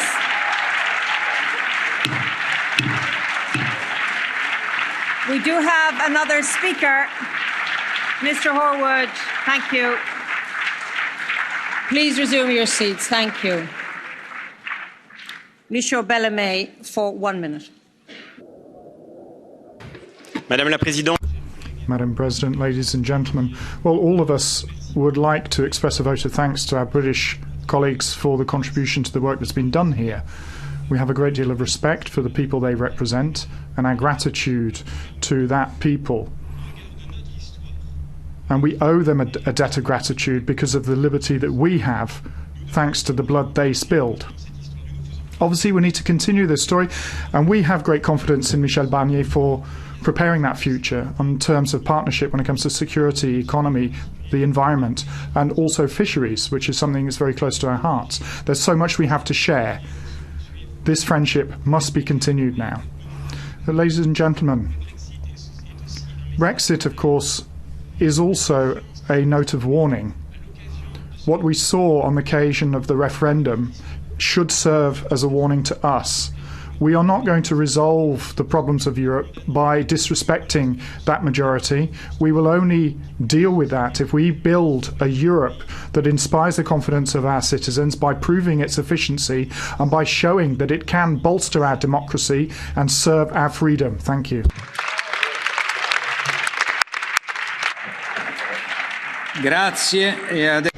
Thank you very much. I would like to give the floor to Michel Barnier. Merci, Monsieur le Président. Thank you very much, President. I'm very touched, I have to say, having seen the debate. It was a moving debate. Specific moments were certainly extremely moving, occasionally very serious and solemn, which I think was important. Sitting next to Ursula von der Leyen, I think this is important. Just a few words of conclusion. The UK, following the referendum, where a majority of citizens expressed their democratic choice to leave the European Union. And many of us here regret that decision. We continue to regret the vote, but we respected it. And so the task that we've been mandated with in the Commission, by the governments, by you, was to work to organise the withdrawal. And if the withdrawal treaty that's been put to you has one quality, ladies and gentlemen, I'll pick up on the word that Guy Verhofstadt used, and that is to organise a withdrawal of the United Kingdom from the EU in an orderly fashion. Brexit, more than has been the case where many have discussed the consequences, but I would say there are innumerable consequences in social terms, in legal terms, in financial and economic terms, and there's more. What we've tried to do in this treaty, in an objective fashion, in a patient fashion, with all due respect, is to try and come up with responses or legal assurances for all of those and all sectors where Brexit, as with a divorce, will generate insecurity and uncertainty for many citizens. And their rights have always been at the centre of our deliberations. It was always been our priority. That was the spirit within which we did our job. An orderly withdrawal. We had hundreds of meetings of the Brexit steering group, 17 plenary sittings, and I've had the honour of meeting many of you in your groups on many occasions. And now I'd like to just say a word to Guy Verhofstadt for the intelligence with which he has dexterously been in this group, for every one of this group, and everybody who's worked for the group, most notably the General Secretariat of the European Parliament and your staff. If I may, I'd like to say that we're going to continue in the year that comes, in this current year, with the same spirit, the same objectivity, without any aggression, by firmly, however, defending the interests of the Union and its member states, following the line and the principles that were recalled to us by our President, Ursula von der Leyen, in terms of the future relations, with the perspective in the back of our minds, but that's something I've always done. Going beyond Brexit, the UK will remain there. It will remain a close partner when it comes to the economy. It will be an ally, as it always has been, and it will be a friend. And we are going to work to regenerate a new legal framework for that alliance between the European Union and the United Kingdom, to consolidate that friendship and to make sure that this partnership works. There's a second task, ladies and gentlemen, Mr. President, that shouldn't be underestimated and shouldn't be forgotten of, and that is to implement this agreement in all of its aspects. And that is the work that we have this year, that it will be operational by the end of this year. I'm thinking of citizens' rights, and I'm thinking particularly about the Republic of Ireland and Northern Ireland, where peace is always a fragile issue. As our President's already done, I would like to thank all the British MEPs who, in some way, shape or form, have been working for 47 years on the construct of this European project. I have a personal memory of many of you.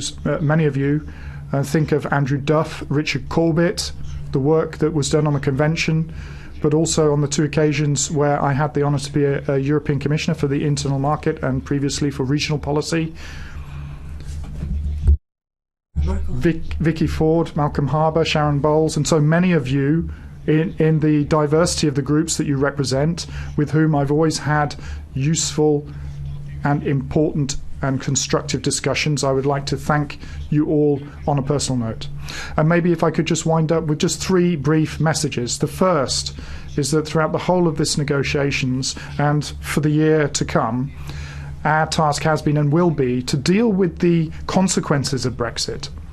And I would say, as many of you have already said very forcefully, that in our political responsibilities, and I am a politician first and foremost, that we take the time to listen to the people, listen to what they said on the occasion of Brexit, but also that listen to what they're saying in many regions, to draw lessons from what has happened with Brexit.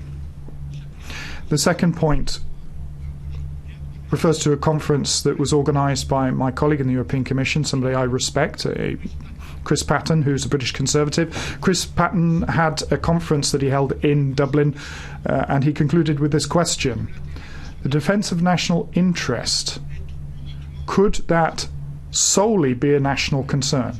The defence of the national interest, that can that solely be of national interest? You can put that in other terms. Is it not necessary to be European over and above being a patriot? I would say not instead of, over and above, in addition to. And I would say you need to be a patriot and a European at the same time. That European dimension gives an additional boost of force to our own national patriotism.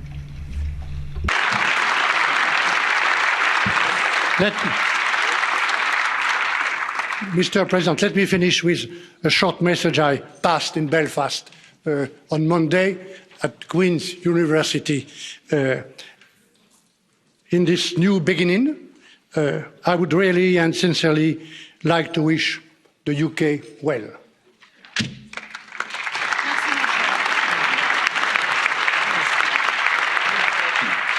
Monsieur Barnier, adesso la parola. Thank you, Mr. Barnier. Minister Brynjac is next. Ladies and gentlemen, with your vote tonight and adoption by the Council tomorrow of its decision to conclude the withdrawal agreement, we will soon be able to move to another, more positive step in the Brexit process. The scope of the withdrawal agreement, as well as the ambition on the future relations with the UK, imply that we will have to remain vigilant as regards first and foremost the preservation of citizens' rights, be it during the transition period or under whatever future relationship with the United Kingdom. But our vigilance will have to be no less thorough when considering the intended economic partnership, where strong safeguards and robust governance will be called for to protect the integrity of the EU single market and the competitive position of EU firms. We will therefore count on your cooperation in this respect as well. Although we are sincerely sad to see a member state leaving, the European Union and the United Kingdom share a long history together, and this should truly be a new start point for the building a close relationship in the future, based on mutual respect and equality. Thank you very much once again for your attention. Grazie, la discussione. Thank you very much. This winds up the debate. We will now proceed to the vote on this. The explanations of votes will be taken tomorrow after the votes tomorrow. Are you ready? The Verhofstadt report. Roll call vote. The vote is open.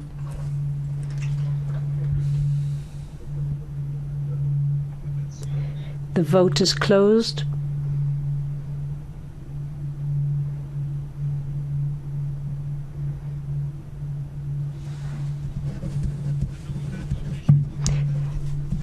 (683) have cast their votes, 621 in favour, 49 against, 13 abstentions.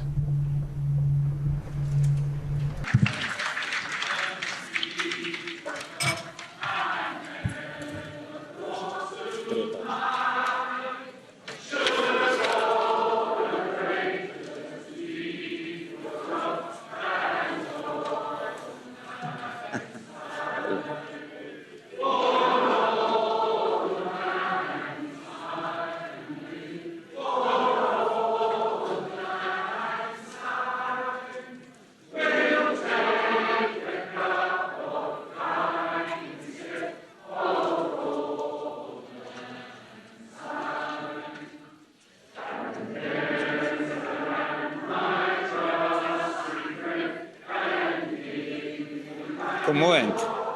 Sì.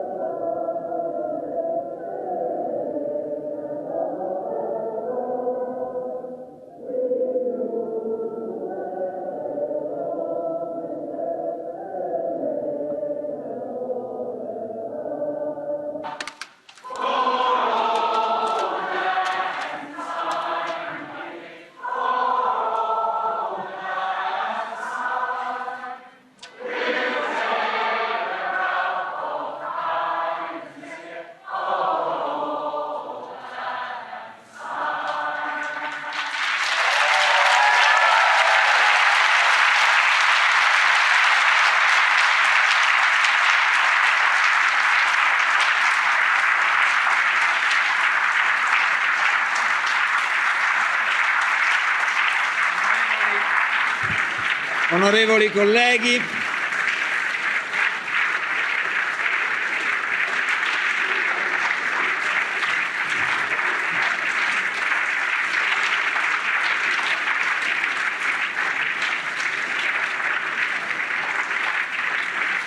colleghe e colleghi, ladies and gentlemen,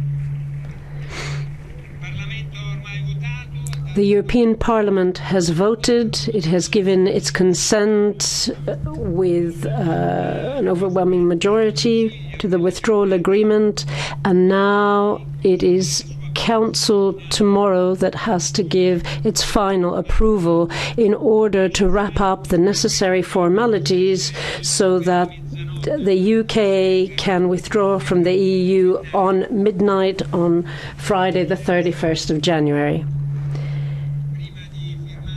Before I sign the official act, I'd like to take advantage of this opportunity to share some thoughts with you.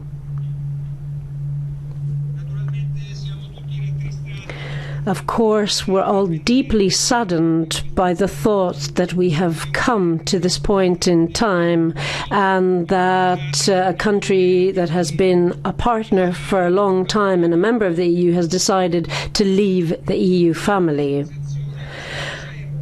I remember how disconcerted we all felt when, back in June 2016, we heard the news that the UK had decided to leave the European Union. Of course, we have always fully respected the decision of the people of the UK and their will to build a different future, a future outside the European Union. On behalf of the European Parliament, I'd like to say to those colleagues who will be leaving us, because this is their last plenary sitting, that we are very grateful. And I'd like to say that we truly appreciate all the work that you have done over the last few years.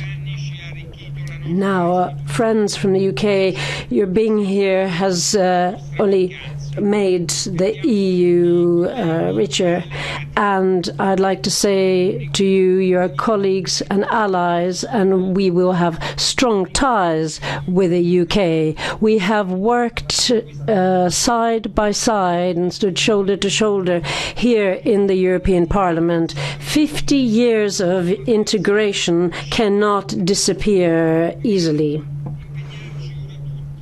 I think that we all have to work hard to build new relationships and to make sure that protecting interests of European citizens is at the heart of what we do. But we will also have to be aware that there will be difficult moments ahead of us. But I feel confident that we will overcome these difficulties and will be able to find common ground. You're leaving the European Union, but of course you will still be part of Europe. There are values that bring us together and make us stronger. So it is very hard to say goodbye. It is too final. And that is why, like other colleagues, I say arrivederci. And I want to use the words of Joe Cox, the British MP who was killed during an electoral campaign. We have a lot more in common than what divides us. Thank you.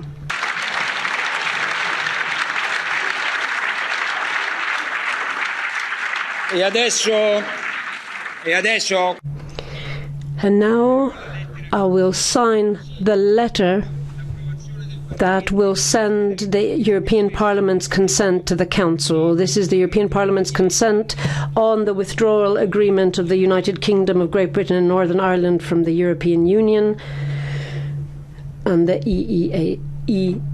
EEAEC. Grazie per la vostra collaborazione. Thank you very much.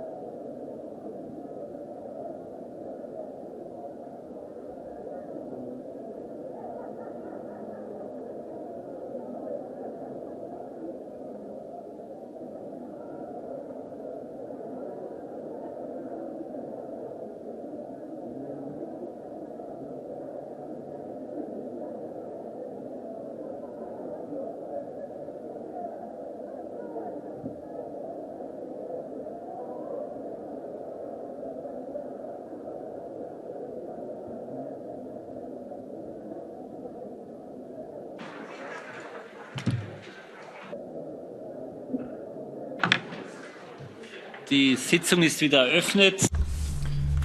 We resume the session. Following this emotional moment, I understand that colleagues are discussing quite a lot. Nevertheless, I would beg your indulgence because we do have other debates and there are people who would like to take the floor. So could I just ask you in the corridors to move quickly outside the chamber? You can hug each other much better in the lobby, I think.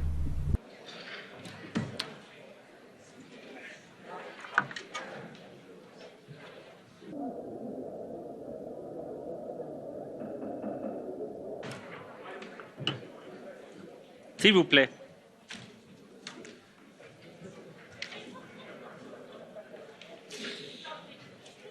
Als nächster Punkt der Tagesordnung.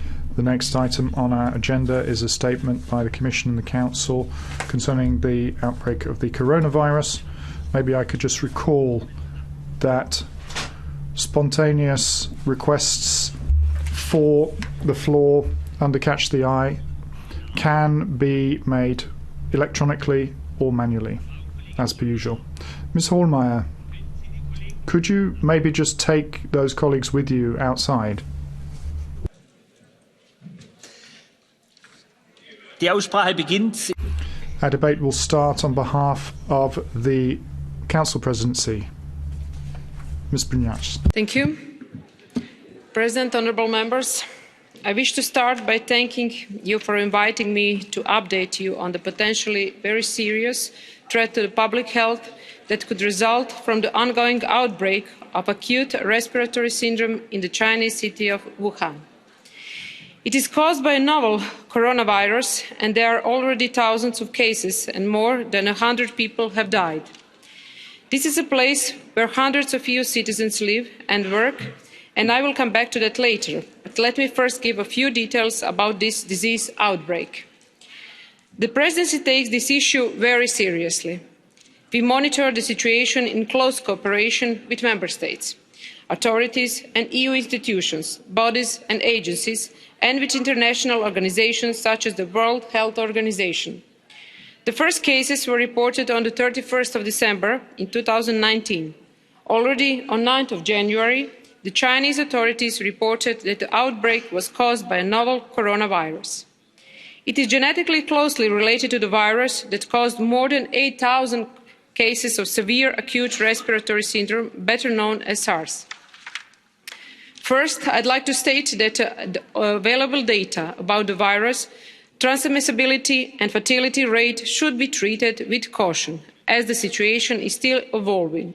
What we know is that the virus causes a potentially very dangerous illness, as the mortality of the 2019 virus seems to be lower than the SARS, but it is still very high, about 3% of the cases varying with age, and the incubation period during which uninfected persons can infect others seems to be longer. It is therefore potentially a serious threat. As I speak, over 6,000 cases of coronavirus infections have been confirmed in China and Southeast Asia, and regrettably, 132 persons have died. So far, to our best knowledge, no EU citizen currently in China has been infected, but some isolated cases have been reported in Europe. In the beginning, victims seemed to have been infected by animals, but in recent days, first the Chinese and then the German authorities have confirmed human-to-human transmission to the virus. This increases the potential of the virus to infect a large number of people. As you know, the Commission has the possibility and duty to assist Member States, in particular in cases of cross-border health threats, and Member States' competent authorities follow the developments very closely. The Health Security Committee, which deals with serious cross-border threats to health and which involves all Member States and the Commission, has already met 3 times to exchange information about the outbreak and will of course be involved in further coordination of responsibilities to this health threat. As you know, we also have a specialised European agency active in this field, the European Centre for Disease Prevention and Control. It now provides, on an almost daily basis, updates about the situation. I dare therefore say that as regards the threat to public health in Europe, we have sufficient expertise available to handle the situation. Furthermore, Member States' authorities are very vigilant to further developments, and as long as there is adherence with appropriate prevention and control practices, there is a low likelihood that secondary cases will occur in the European Union. If, however, a person infected outside Europe would be discovered late, the risk of secondary transmission would be high, so we need to remain vigilant. Let me now further outline what we have undertaken so far. On Monday, we very swiftly activated the EU's integrated political crisis response mechanism for enhanced information sharing among Member States, the Commission and the European External Action Service. This mechanism brings together, under the steer of the Council Presidency, all relevant experts from the Member States and the European Union institutions, such as in fields of health, consular affairs and civil protection. It is an effective tool to support the collective horizontal response, covering both the European Union internal and external dimension of the situation. The objective at this stage is to facilitate information sharing across relevant sectors based on expert input from all EU services, so as to gain a common understanding of the situation and the latest developments.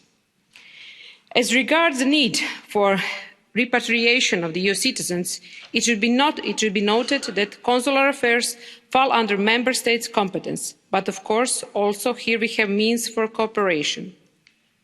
We also called on Monday telephone conference among the Member States. Through these coordinations and facilitation efforts, we are giving Member States the opportunity to update and support each other on their repatriation plans. Close cooperation within the Council structures and preparatory bodies will enable us to reach effectively and in an appropriate manner whatever way the situation develops. We have taken this step proactively to ensure we are prepared. We are looking forward to hearing from the Commission about their work, which is closely linked to our efforts, for example, as regards the activation of the Union Civil Protection Mechanism, which has been requested by several Member States. Thank you very much for your attention. Thank you very much, Minister Brynjac. Now, on behalf of the Commission, Commissioner Kyriakides. Honourable members, I'm very grateful to have this opportunity to inform you about the EU's preparedness and response to the developing situation of the coronavirus, which was first reported in China 1 month ago. Last reports from this morning indicate just over 6,000 laboratory confirmed cases and 132 deaths. All the deaths have occurred in China. The situation is evolving very rapidly and has potentially serious public health implications. We have seen that the World Health Organization is again convening the International Health Regulations Emergency Committee on the situation tomorrow to advise on whether the current outbreak constitutes a public health emergency of international concern. We will follow these discussions very closely. My priority as Commissioner in charge of health is to make sure that we, as the Commission, provide all the support to Member States. This means that the Commission is monitoring the situation very closely and has taken action to support national measures and coordinate the response of Member States. This takes place via the EU's early warning and response system, where information is exchanged in real time, as well as discussions with Member States in the Health Security Committee, which has met 3 times. I'm also in regular contact with the Director General of the World Health Organization and its regional director in Europe to coordinate next steps at a global level. This ensures essential and immediate information exchange and a coordinated Europe-wide response, which is, of course, the Commission's primary responsibility. Ladies and gentlemen, the vast majority of cases have been identified in China, but last week, cases have also been confirmed in other parts of the world, including Europe. At the moment, we have 4 confirmed cases in France, 4 confirmed cases in Germany, and we also have information that a case has just been confirmed in Finland. I am in continuous contact with the French, Italian, German and Croatian health ministers, and I am assured that the necessary steps to contain the virus have been taken. On Monday, the EU's Health Security Committee met to discuss preparedness and needs of Member States and response options on the basis of the updated risk assessment from the European Centre for Disease Prevention and Control. I have been reassured that the vast majority of European countries reported a high level of preparedness to face the coronavirus in Europe, including access to laboratory diagnosis networks, readiness for clinical diagnosis and management of cases, guidance for travellers, capacities and guidance for management of points of entry, and guidance for healthcare professionals and the public on how to deal with suspected cases. An important topic is the repatriation of EU citizens from China, Hubei region, more precisely where the epidemic is concentrated. On Tuesday, France activated the EU Civil Protection Mechanism. We hope that as soon as possible, EU citizens will be able to come back to Europe. The details are being coordinated as we speak, and the EU Emergency Response Centre is supporting the efforts of Member States. There remain at the moment important uncertainties. The coronavirus, such as its origins, its transmission mode and its pathogenicity. So we need to continue to monitor this situation very closely. It's clear that rapid communication, sharing of information and close cooperation are paramount to tackle this outbreak effectively. If the situation deteriorates, we will consider all other tools to strengthen our support to Member States. And this would include emergency funding to support outbreak response and, of course, research, where our supercomputer centres stand ready to sequence and simulate the evolution of the virus, which can help researchers develop a vaccine. For the time being, we will continue to offer all our support. Should the EU Council presidency decide, we would support a decision to organise an extraordinary health council, but I understand this is not imminent. We will update you, of course, as the situation evolves. Thank you. Thank you very much, Commissioner Kyriakides.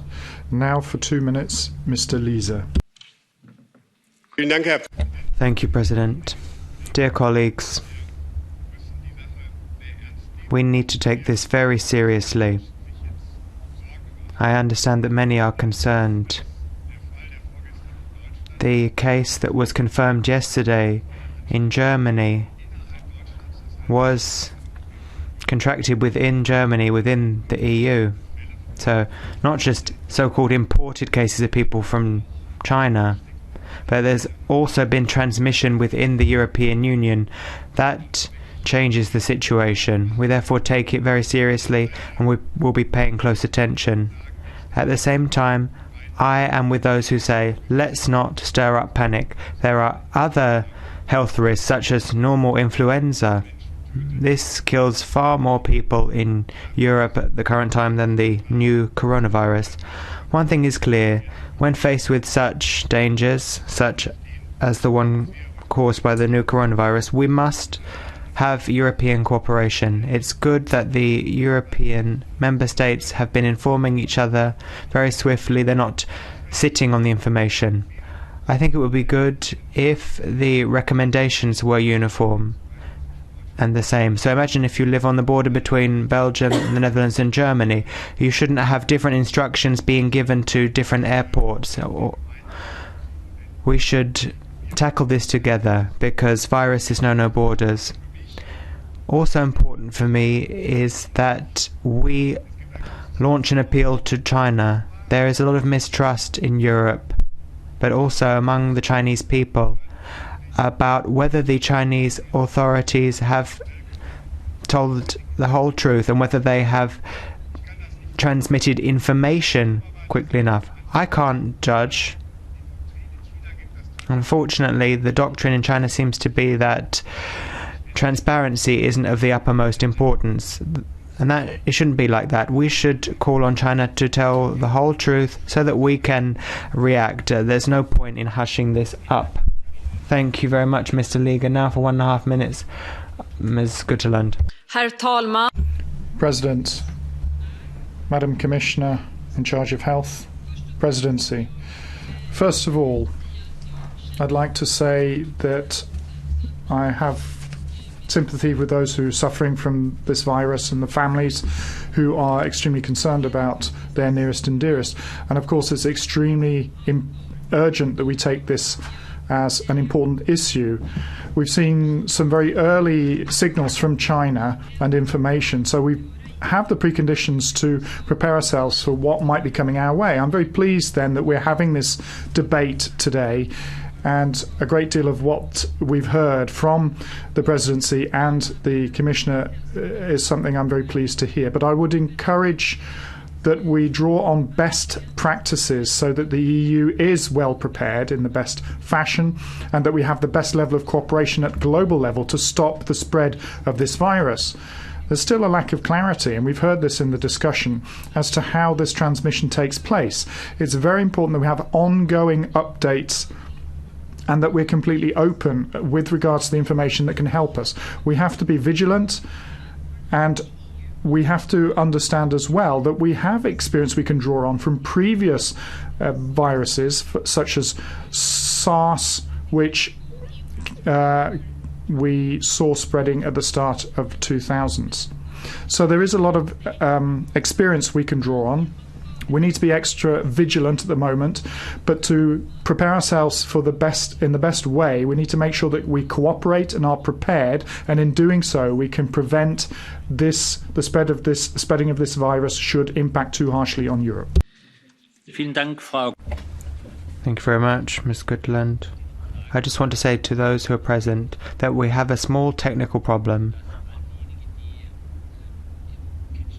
Those who want to take the floor as part of Catch the Eye, tell me again if you said that or informed me electronically. For 1 minute, Ms. Trier-Lenoir.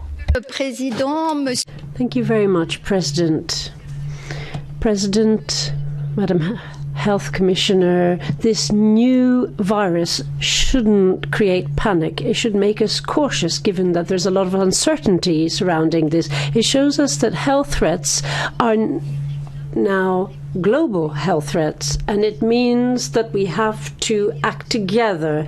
No viruses know no borders, and we have to thrash out solutions across Europe. And that is why I would like to welcome the action taken in the EU and the triggering the civil action process in order to repatriate people from my country and others, and of course the role of the ECDC. As a doctor, I would like to say that the influenza claimed the lives of 13,000 people in France last year. So we mustn't forget that there is prevention, there is vaccination, and we have to fight against those who might be reluctant to go for this. Thank you. Thank you, Ms. Trier-Lenoir. For 1 minute, Ms. Rivasi. Thank you, President. Thank you, Honourable Commissioner. As you've stated, there are many uncertainties surrounding the coronavirus. Already, we don't know how many people have been contaminated. The Chinese say 6,000 people have been affected. The University of Hong Kong says 40,000. So, contagion. Is this virus more contagious than others? It doesn't seem to be the case. Is it more deadly than other viruses? It doesn't seem to kill more people than influenza. Will it mutate more than others? It doesn't seem to be the case at the current time either. I therefore agree with my colleague. Let's not stir up panic. And let's not stigmatize the Asian and Chinese communities. As you've said, we really need to look at research, and we need to have cooperation between the states. We also need to ensure that information trickles down to the people. We mustn't give in to irrational panic. Let's remember that in France there are 600 to 700 people. Thank you very much for that. Now we have for 1 minute Ms. Sardone. The coronavirus is something serious. 6,000 people have it. That's more than was the case with SARS, and it is now in Europe too. So now, you wanted a cordon sanitaire against ID and R groups, and now that we need a cordon sanitaire, we're not united and we're lagging behind. Some countries are repatriating their fellow countrymen, others are not. British Airways cancelled flights, others are not. Some countries have stopped people from coming back, others have not. And we're also lagging behind. Why is this? Because we have to work together with the WHO, which only said that there is a heightened risk now. So we have to try and find a vaccine as quickly as possible. And finally, it is clear that we have to ask the Chinese government to do something about health and hygiene at markets, because it is very probable that this virus, like SARS, developed in markets where wild animals are sold and eaten, including snakes. Vielen Dank, Frau Kollegin Sardone. Thank you very much, Ms. Sardone. For 1 minute, Ms. Kopczynska.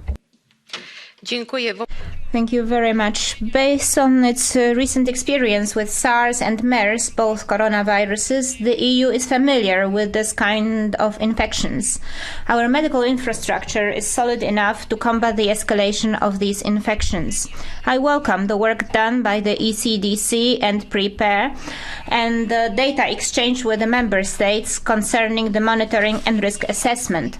However, we must remain vigilant. Coronaviruses can be transmitted from one human being to another, and the duration of the incubation period may vary. Could the European Commission tell us about when it's going to publish the updated risk assessments, which would take into account these facts? Yesterday, the Union Civil Protection Mechanism was activated. Taking into account the dynamic situation, can the Council and the Commission provide the European Parliament with updated information about the crisis response mechanism and its cooperation with the Member States in coordinating the repatriation of EU citizens and their subsequent quarantine? Thank you. Vielen Dank, Frau Kollegin. Thank you very much, Ms. Kopczynska. For 1 minute, Ms. Konechka. Mikro.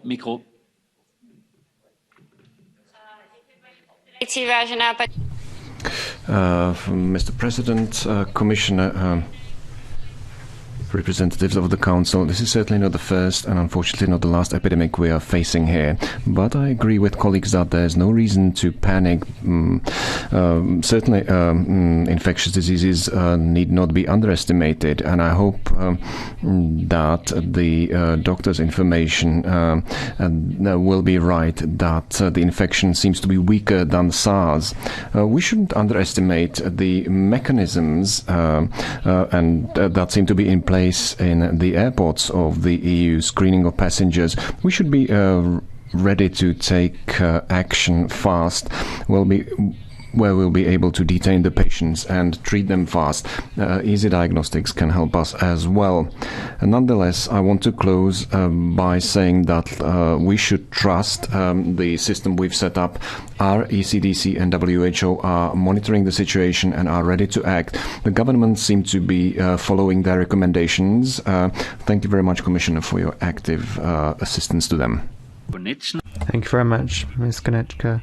Mr. Pedicini doesn't seem to be in the room. Therefore, for 1.5 minutes, Mr. Lange. Thank you very much, President. And first of all, despite the fact, as many colleagues have already said, many people don't know or are not sure, I would nevertheless like to thank the Commission, because I've seen a Commission that's reacted quickly, that has provided offers of repatriation, to work together with others, to coordinate, especially for smaller countries. That's extremely important. And I don't think we've seen reactions that quick from the Commission in previous occasions, so that's very good. But I do have some questions to the Commission when it comes to the coordination of the development of a vaccine. That is happening, but is it happening in Europe in a coordinated fashion? And if that vaccination is finally produced, will the Commission be prepared to have a shorter procedure for authorization? That's extremely important, that once it has been produced, that we can get it out on the market quickly. I would encourage the Commission to look at virus breakers in English. One request, if you could please coordinate the advice that member states give to people who have questions. When the Mexican flu came to Europe and people were concerned, I was at the time pregnant in Belgium and in the Netherlands, obviously. And in Belgium, I got the advice to get vaccinated. And in the Netherlands, I got the advice to absolutely don't get a vaccination. So that makes people very insecure, and if you could help take these concerns away among Europeans, that would be highly appreciated. Thank you very much. Thank you very much, Mr. Lange. For 1.5 minutes, Ms. Fritzen.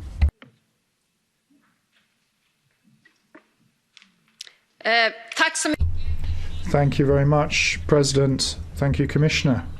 At the start of this year, it was confirmed that there was a new coronavirus that had broken out in China. And what's serious about this is that it can be transmitted to humans. A new virus always leads to concern and, in certain cases, to panic. Hence, I welcome the very clear leadership that we have seen from the WHO together with China.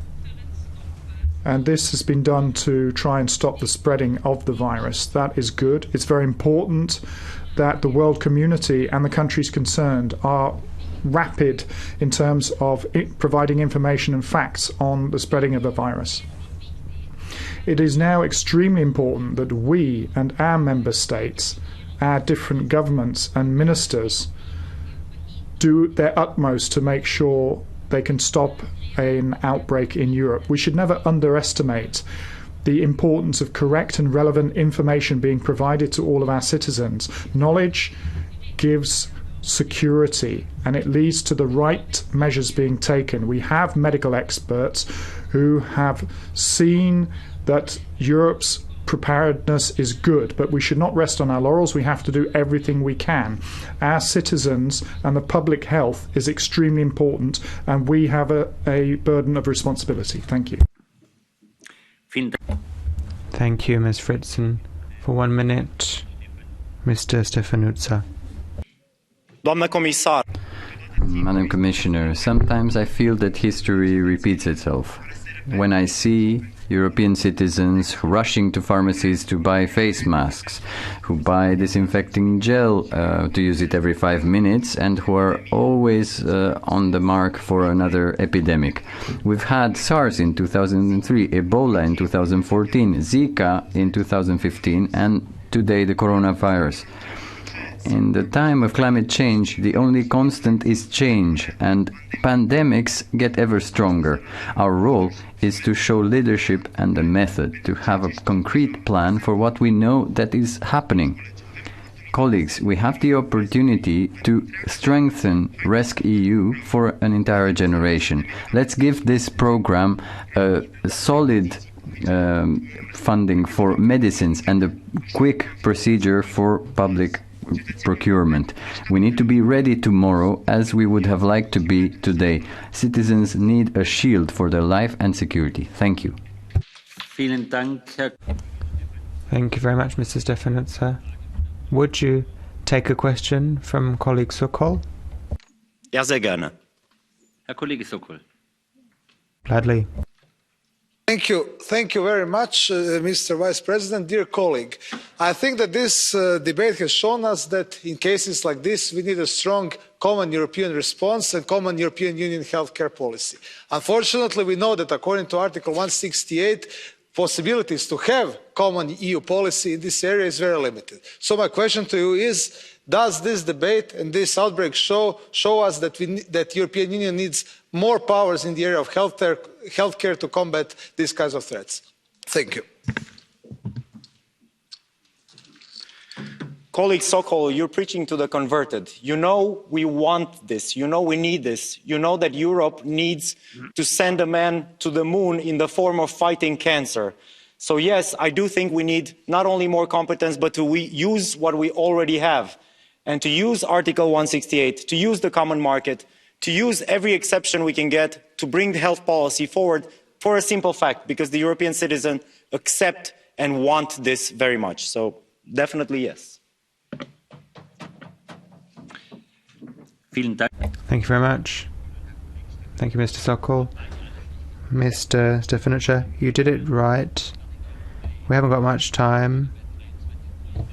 We want to finish by 11. I don't know how many blue cards we can allow. Question, answer, each time 30 seconds. Otherwise, I'll cut you off. So I will be very strict about the 30 seconds. Now for 1 minute, Mr. Guerreiro. Thank you very much, President, Commissioner.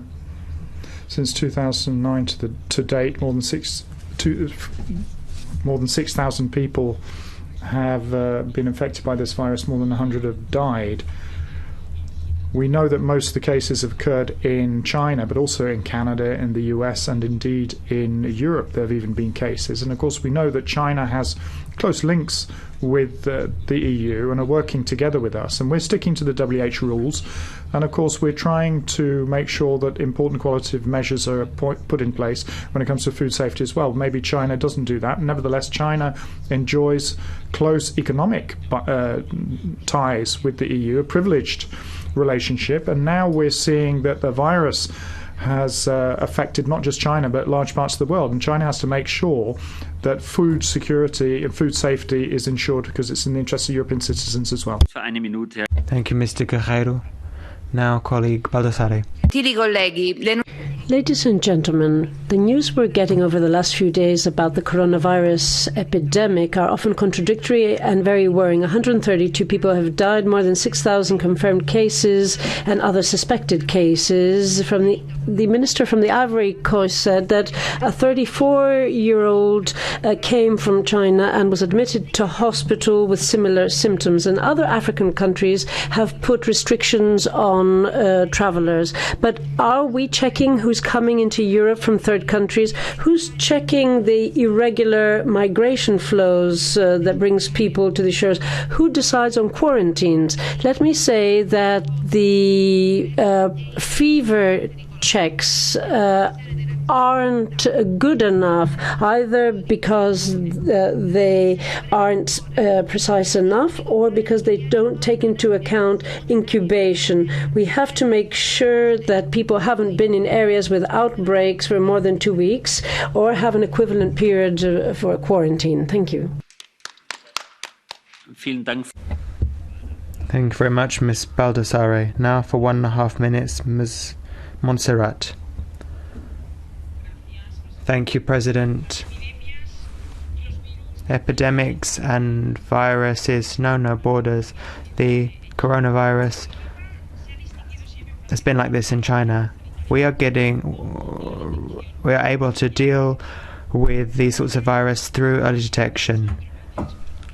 Various years after SARS, we have to put measures in place to deal with this epidemic. We in the EU are an example of solidarity, cooperation, efficiency, but we are also world leaders when it comes to prevention and healthcare.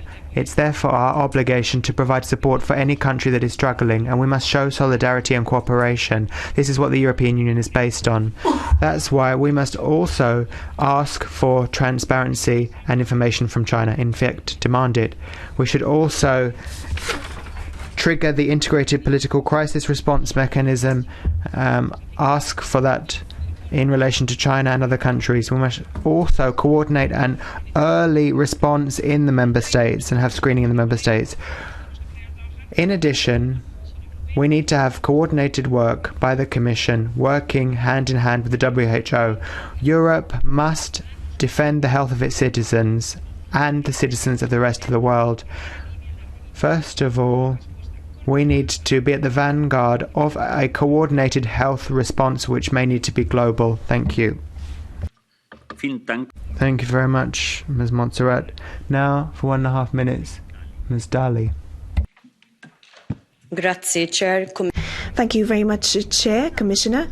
Our citizens are very worried, and they have the right to know that everything possible is being done for their interests to be protected. Now, you said that 132 people died. There are more than 6,000 people infected. And it's true that we shouldn't create alarm, but we need to be vigilant because these numbers are evolving very quickly. There are 4 cases in France already, 4 cases in Germany, and also a case in Finland now. And this virus is of a big concern to everyone. So yes, we do need common European measures for all member states in order to contain the spread of this virus. Because our citizens, wherever they are in the EU, need to be protected and they need to feel safe, especially when traveling abroad. So, Commissioner, we ask you for urgent measures in order to identify and isolate infected patients, and so that every person that is traveling from an infected country to be put under a monitoring system.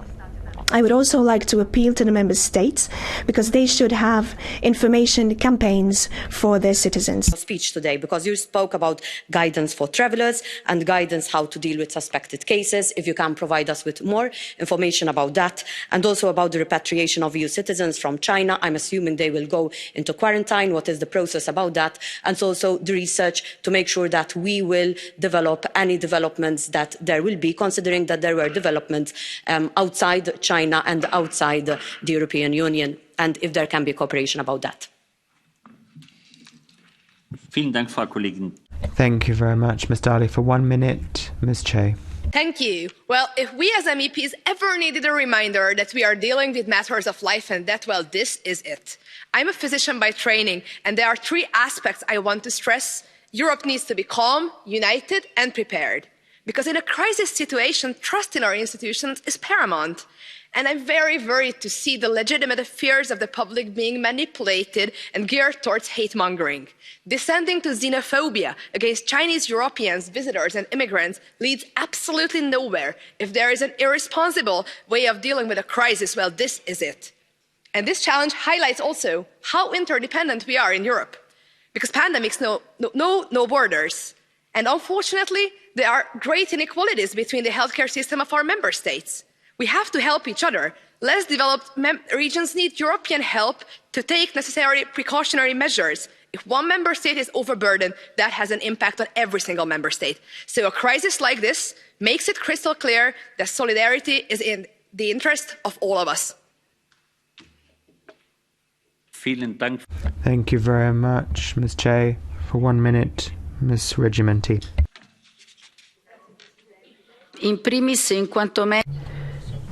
As a doctor, I'm very worried about the spreading of the coronavirus. The WHO believes that there should be a high state of alert. We're talking about something which is extremely serious and widespread. The virus is becoming stronger, and even people who don't display symptoms can spread the disease. And there have been cases in Europe. What the European Commission has done up to now is good, but is not enough to protect our citizens from a strong virus. We don't have a lot of information on it, on the epidemiology of the virus and symptoms. It's extremely urgent and important that the EU insist to the WHO and make sure that they declare an international emergency so that we can take health measures that are commensurate with the gravity of the situation.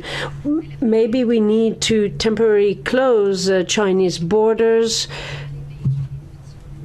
in order to put an end to the spreading of the disease. Thank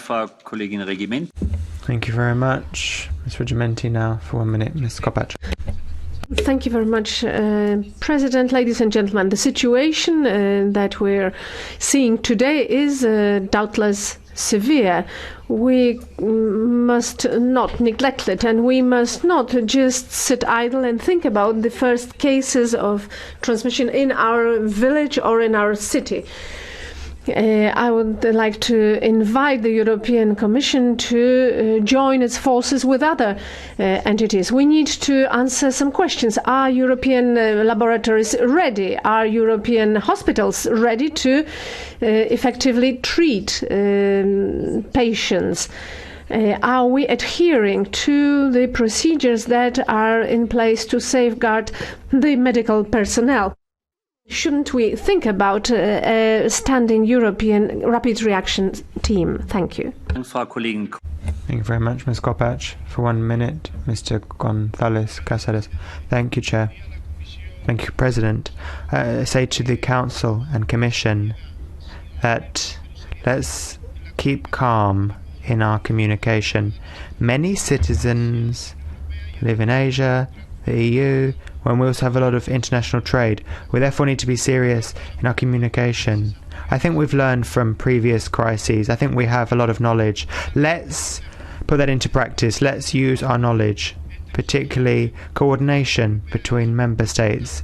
That's of the utmost importance. We have common borders and we need to keep an eye on them. Health staff in the EU and our emergency services have learned from previous crises. We therefore can boast knowledge that will help us not fall into previous traps. And then when it comes to repatriation, it's not the same repatriating people who are living outside and who are going through an alert. And there's a difference between them and people who are in the clinic and show clinical symptoms. So let's have a protocol and let's communicate those clearly. Thank you. Thank you very much, Mr. González Cáceres. Now, for a minute, Mr. Gluck.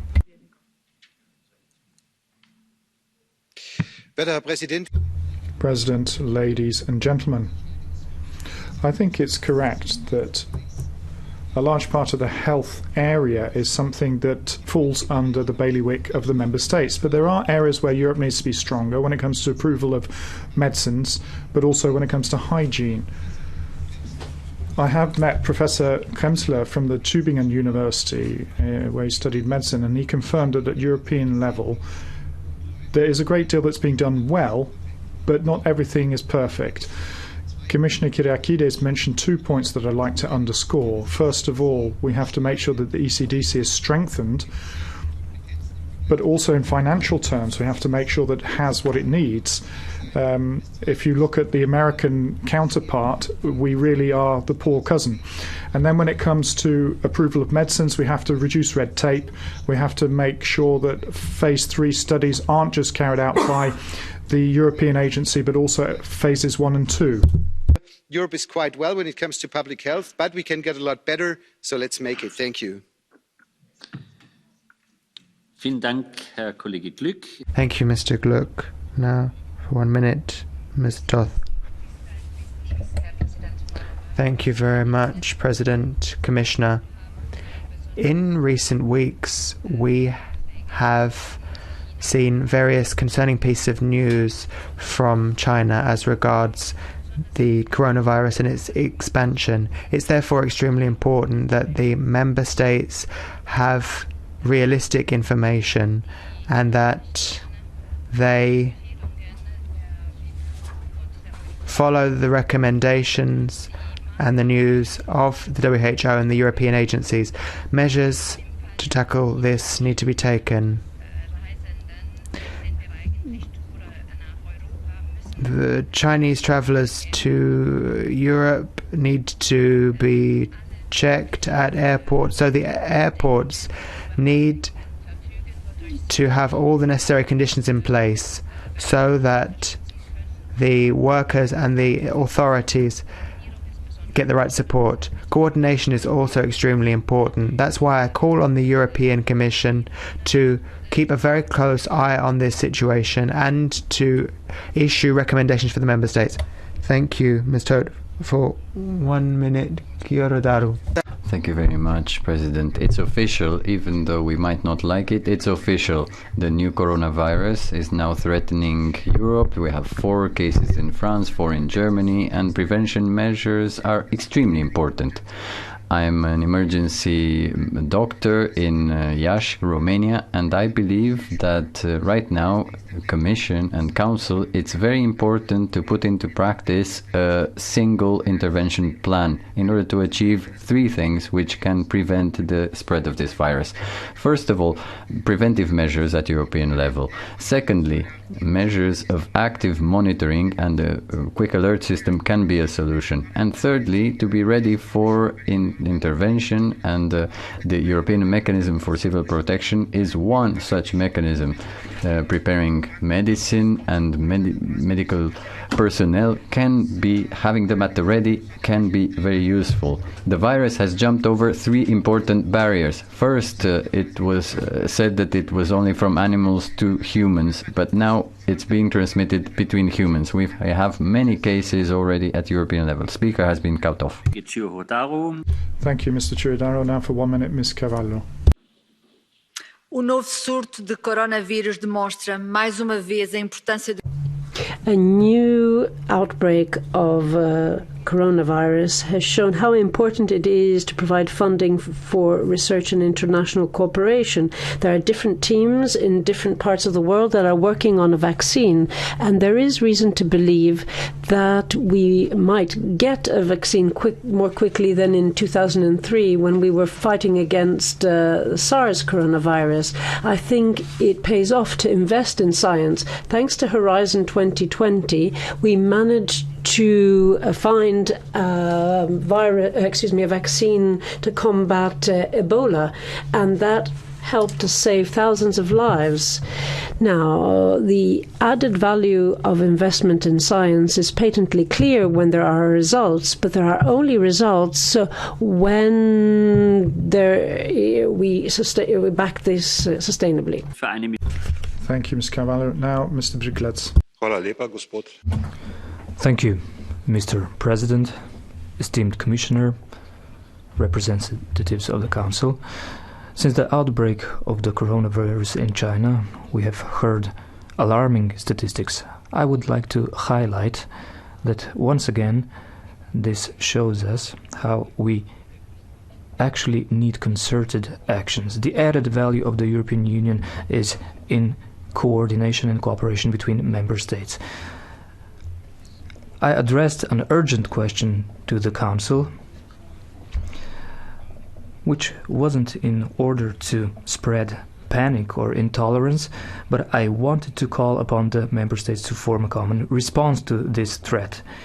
I think that the European Commission should play its role in the operative sense, in the sense of crisis management, and we should be aware of the fact that we have reliable mechanisms of civil protection that have been developed, and now we have to support them financially, materially, so that we can adapt to these circumstances before the member states come to an agreement. Thank you, Mr. Birklets. Now we move on to Catch the Eye.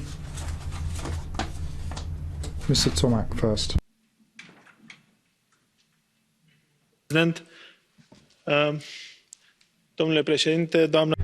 Mr. President, Madam Commissioner, my intervention will be very brief. We are all worried.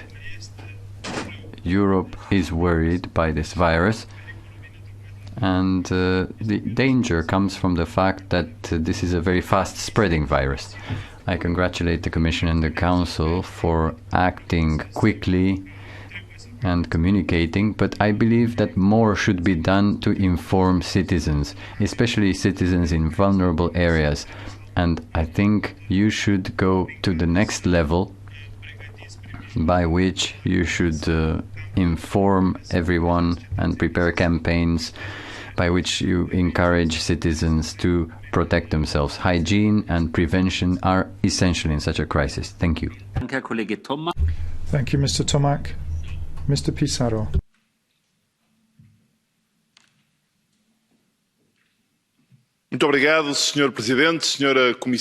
Thank you very much, President. Commissioner. The coronavirus epidemic really shouldn't give rise to panic, but maybe a degree of concern and a degree of coordination. More than 100 people have died already. There are diagnostic cases in more than 14 countries. We know that the coronavirus started in China, and that's where the worst situation is. But we also know that, above all, we note that China is very important in Eastern Asia, and that's what leads to a lack of that's where the concern comes from, because certain people there are not involved in the WHO's work. The geopolitical considerations shouldn't be more of concern than health of public health, not just public health of your own country, but other countries as well. We want to make sure that Taiwan is brought on board in fighting this epidemic, because that's especially important for us as European citizens. Thank you very much, Mr. Pissarro. Ms. Wisniewska has asked for the floor, but I don't see her, which means, to conclude, we have Mr. Machis. Thank you, Mr. Chairman. Coronavirus, despite the assumptions, our assumptions, is coming to us, and it is not surprising. According to the calculations, one affected person affects on average 2.5 persons in her immediate environment, which means that we have to ensure quarantine and isolation by 60%. It was to be expected, but the virus hasn't been properly isolated in China. We know such examples from history, the Spanish influenza of 100 years ago, which is probably not so relevant, but SARS virus at the start of the 21st century was an important experience. The plans are clear. In the immediate period, we must communicate and provide information, and I support those who say that in the long term we should invest more in the scientific research. Thank you.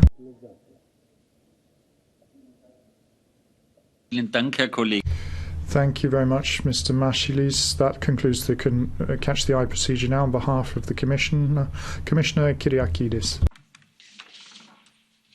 Thank you very much. It's an interesting debate. I will try to touch on as many questions as possible.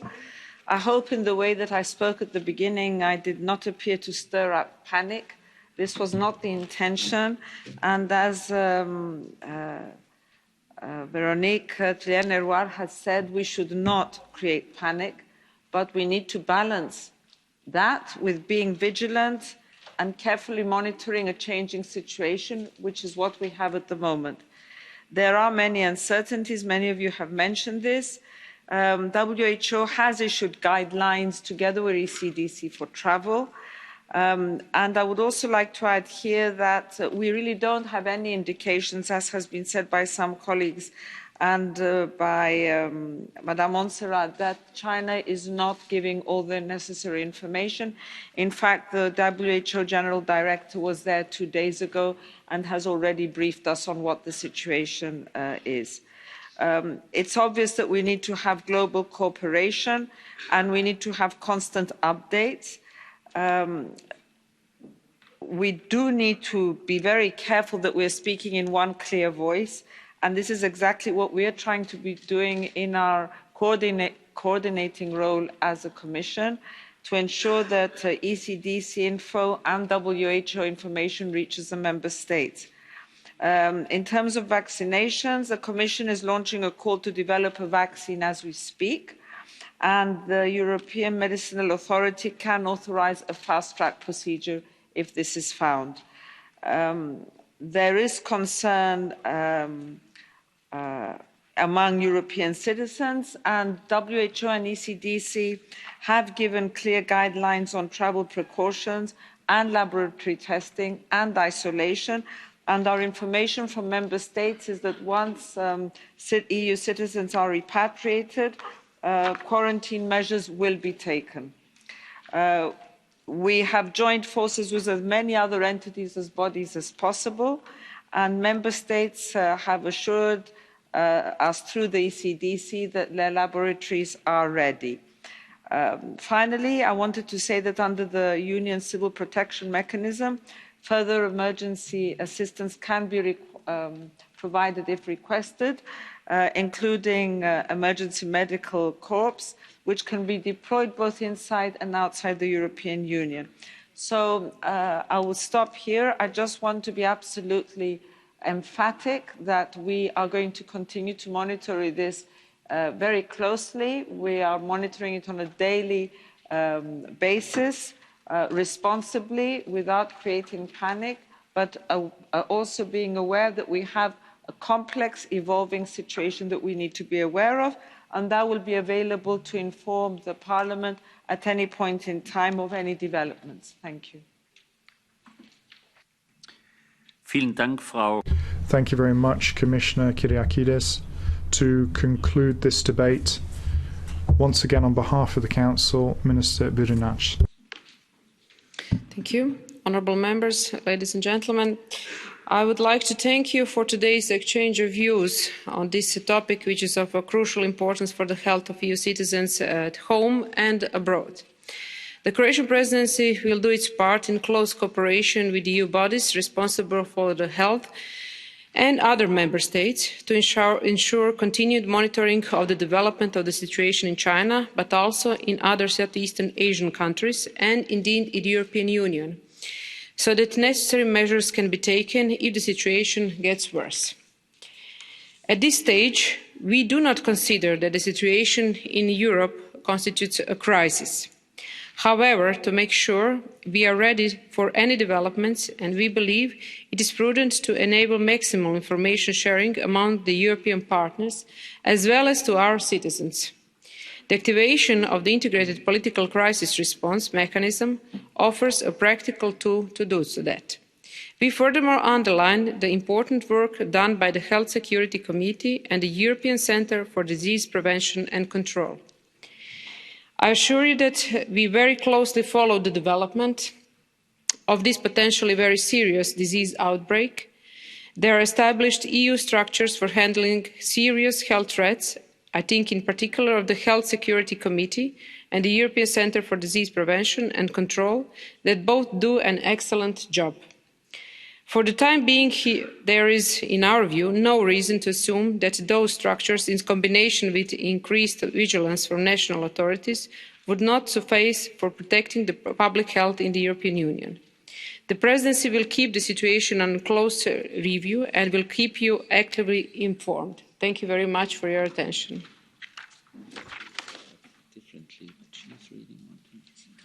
Vielen Dank, Frau. Thank you very much, Minister Brinac. That concludes this debate. The next item on our agenda is a statement by the Vice President of the Commission, High Representative of the Union for Foreign Affairs and Security Policy concerning the rights of indigenous peoples. Maybe I can recall that requests for the floor and blue card requests can be requested either electronically or manually. You can do that at the entrance of the chamber. On behalf of the Vice President of the Commission, High Representative of the Union, we have Commissioner Dalli, and she will start the debate. I'd like to give you the floor. You have the floor.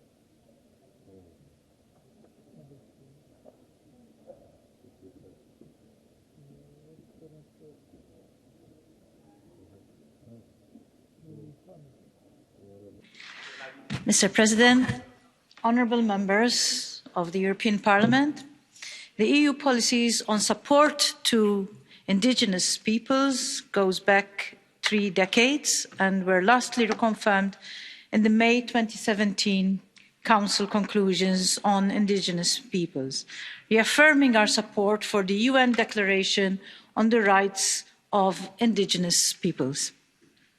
Despite some important gains to the recognition of the rights of indigenous peoples in many countries of the world, in recent years we have also seen a number of setbacks. Most troubling are the high numbers of indigenous leaders and activists killed every year in the defence of their ancestral lands and the environment, at least 40 persons every year. Such tragic crimes speak to the high relevance of our policies on support to indigenous peoples and human rights defenders working on land, environment, biodiversity and climate. Specifically on human rights defenders, the European Instrument for Democracy and Human Rights funds, the EU Human Rights Defenders Mechanism, which provided support to more than 30,000 HRDs from 2015 to 2019 and their families through a combination of short, medium and long-term initiatives. The EU's support to land governance and secure access and tenure of land is equally important. While we continue to foster dialogue and promote respect for responsible land governance, the EU is supporting land governance in about 40 countries with a total budget of €240 million. As an example, I mention the EU's support to land governance in Colombia that enabled the collective titling of 280,000 hectares, benefiting some 8,000 indigenous and Afro-Colombian families. Indigenous peoples also feature highly in our enhanced attention to the human rights and environment and climate nexus. During the European Development Days held in June of 2019, the EEAS organised an event dedicated to the strengthening of international solidarity and support to indigenous peoples and environmental human rights defenders. Another event at the EDDS on non-discrimination and the human rights to safe drinking water and sanitation brought testimonies from indigenous experts along with other experts on other frequently discriminated groups. Furthermore, the 21st annual EU NGO Human Rights Forum meeting in December 2019 under the theme of building a fair environmental future had a specific session dedicated to indigenous peoples. Indigenous experts, including the UN Special Rapporteur on the rights of indigenous peoples, along with indigenous youth, had prominent speaking roles, allowing them, together with the invited indigenous participants, to bring forward concerns and possible contributions of indigenous peoples in building a fair environmental future. The aforementioned Council conclusions underscore the crucial importance of further enhancing opportunities for dialogue and consultation with indigenous peoples at all levels of EU cooperation. This includes EU-funded programmes and projects under all aid modalities to secure the full participation of indigenous people, their free, prior and informed consent in a meaningful and systematic way, and also to inform and underpin EU external action policy and its implementation worldwide. In follow-up, the Council conclusions on the 24th and 25th of February we will host in Brussels a round table with indigenous peoples' representatives, as well as experts from the 4 indigenous socio-cultural regions of the world. The specific objectives of the round table will be the identification of the most prevalent and emerging threats to indigenous peoples' rights and to generate recommendations on how to best address indigenous peoples' rights through EU policy and action. Mr. President, please allow me now to mention briefly some examples of support that we provide in the context of indigenous peoples' languages.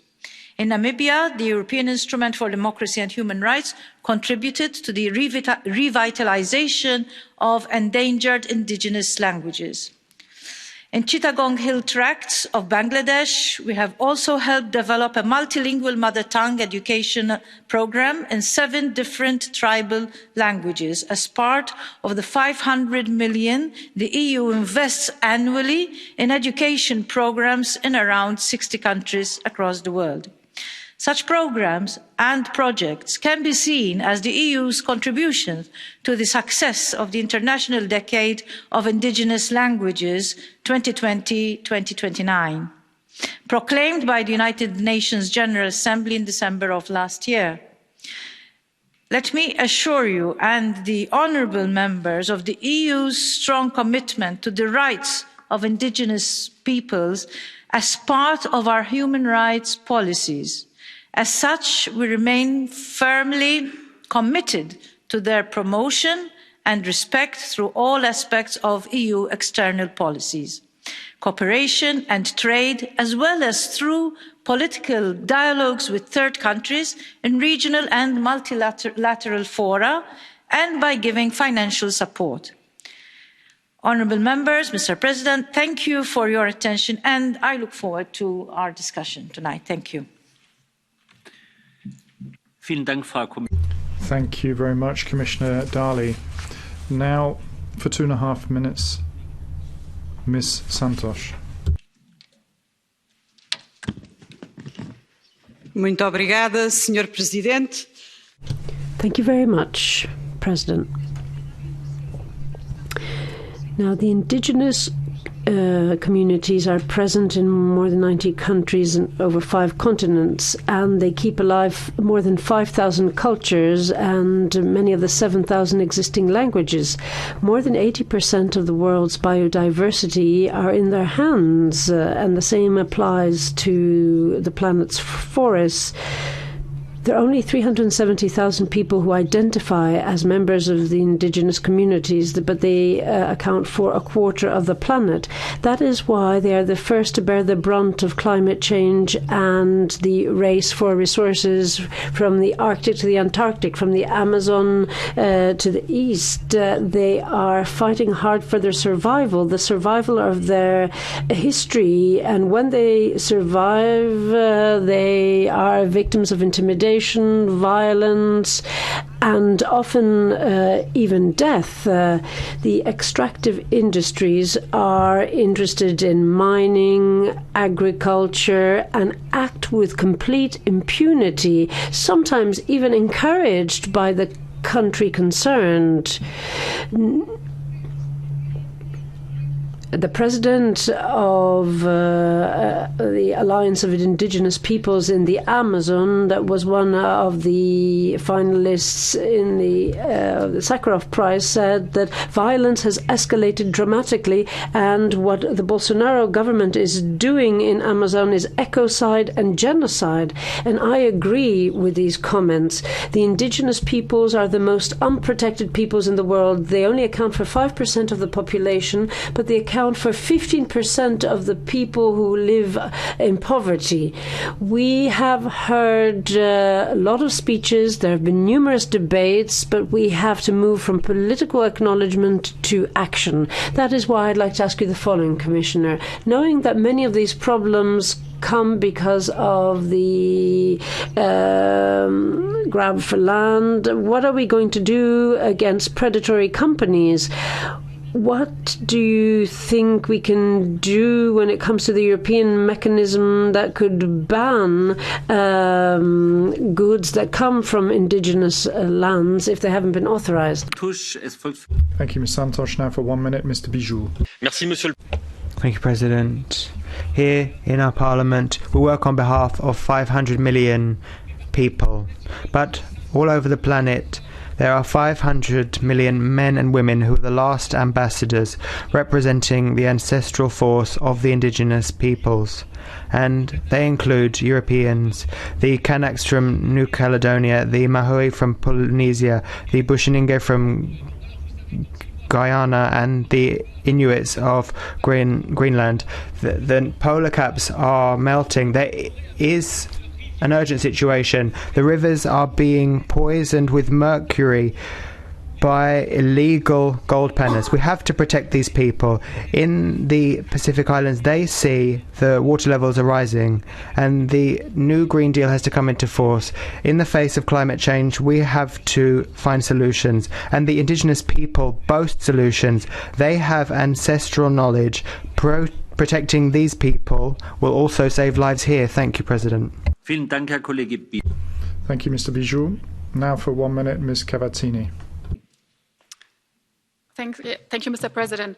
Paul Paulino, Firmino and Raimundo Guajajara, Chief Emerita Vachapi, Chief Francisco de Sousa Pereira, all of them murdered. They had one thing in common. They were Brazilian indigenous leaders and defended their land, their people, and their forest. Invasions of indigenous lands in Brazil have increased 150% since Bolsonaro's election in October 2018. The number of murders of indigenous leaders in the Brazilian Amazon has hit its highest level in 2 decades. And this is since its first day in office, Bolsonaro has pushed to roll back protections for indigenous lands and pave the way for logging, mining, and agricultural interests. The situation in Brazil is really an emergency. I call on the Brazilian government to stop the attacks on indigenous people and their land. I call on European companies to make sure that their business in Brazil is not driving these crimes. And I call on the European Commission not to conclude this Mercosur agreement, which will increase the pressure on indigenous land. Thank you.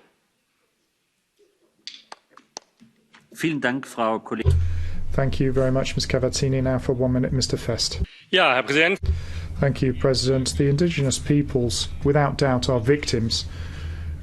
There's much harm being done unto them. Their lands are being robbed. Their cultures being destroyed.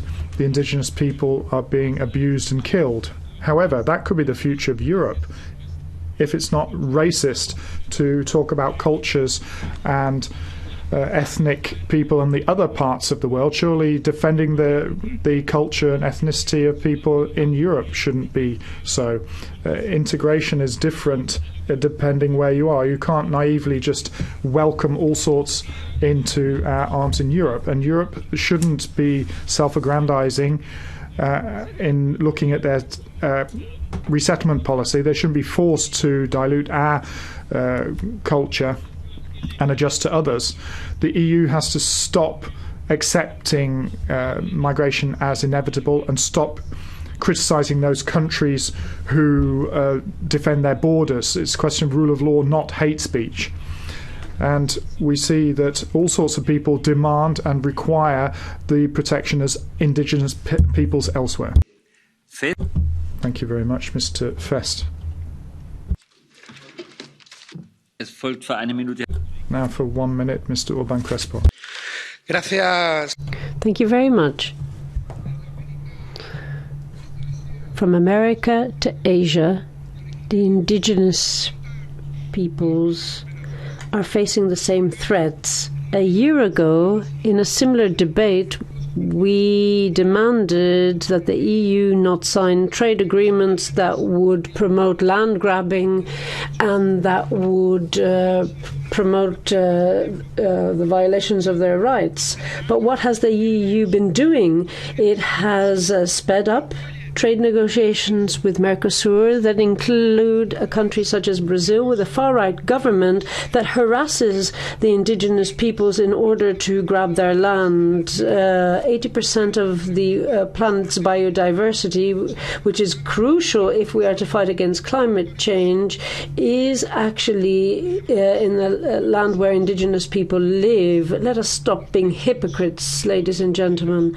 The rights of the indigenous peoples should be above the power of businesses and European multinationals. Thank you. Thank you very much, Mr. Urban Crespo. Now, for 1 minute, Mr. Comín y Oliveras. Thank you, President. Despite being systematically discriminated by the colonial powers, indigenous people are important for the safeguarding of our natural resources because the ecosystems are an intrinsic part of their identity.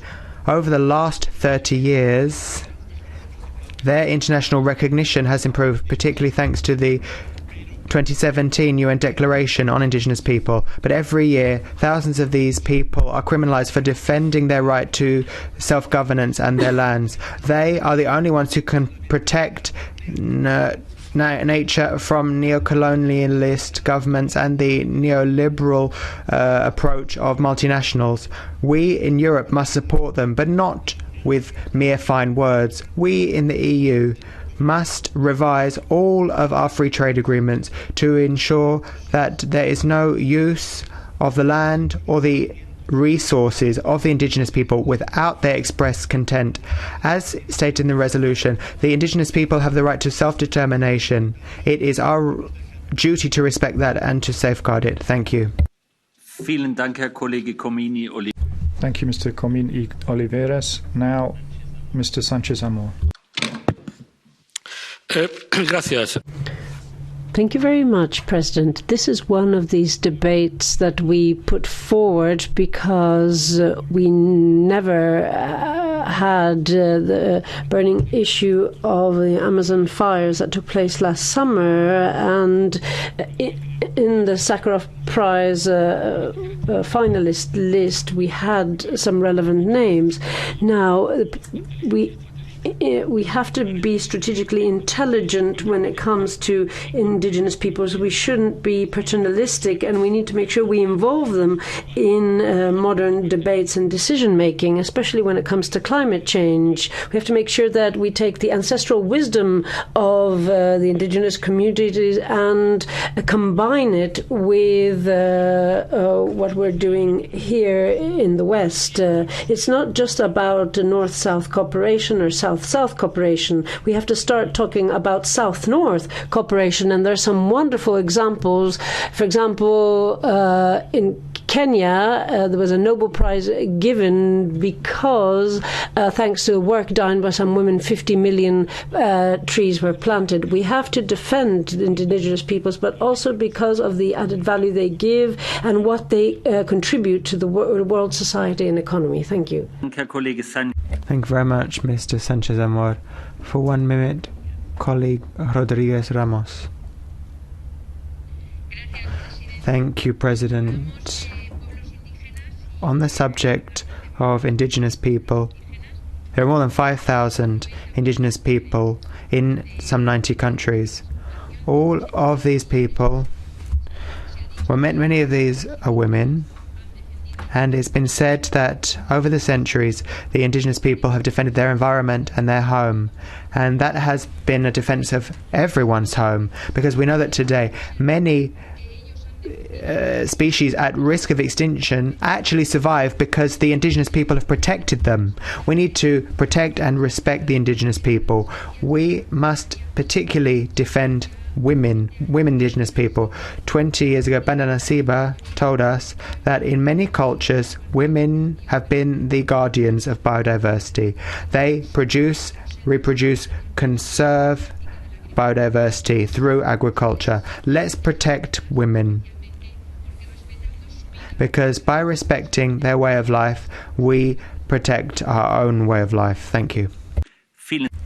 Thank you very much, Ms. Rodriguez Ramos. For a minute, Ms. Toussaint. Merci. Thank you very much. Well, ecocide we're seeing all over. The Aborigines in Australia see the fires ravaging their lands, and we haven't heard the notes of warning that they're sending out, and also the effect we're having on nature. For too long now, we have disregarded the ancestral wisdom of people who know how to protect themselves and others. It's time to respect their rights. Indigenous people have knowledge and wisdom that's come from a long way back.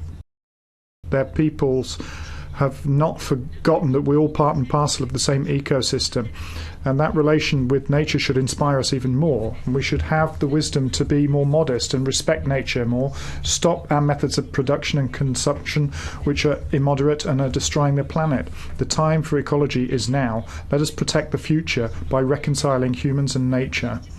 Social justice and environmental justice, the right of indigenous people and universalism. Thank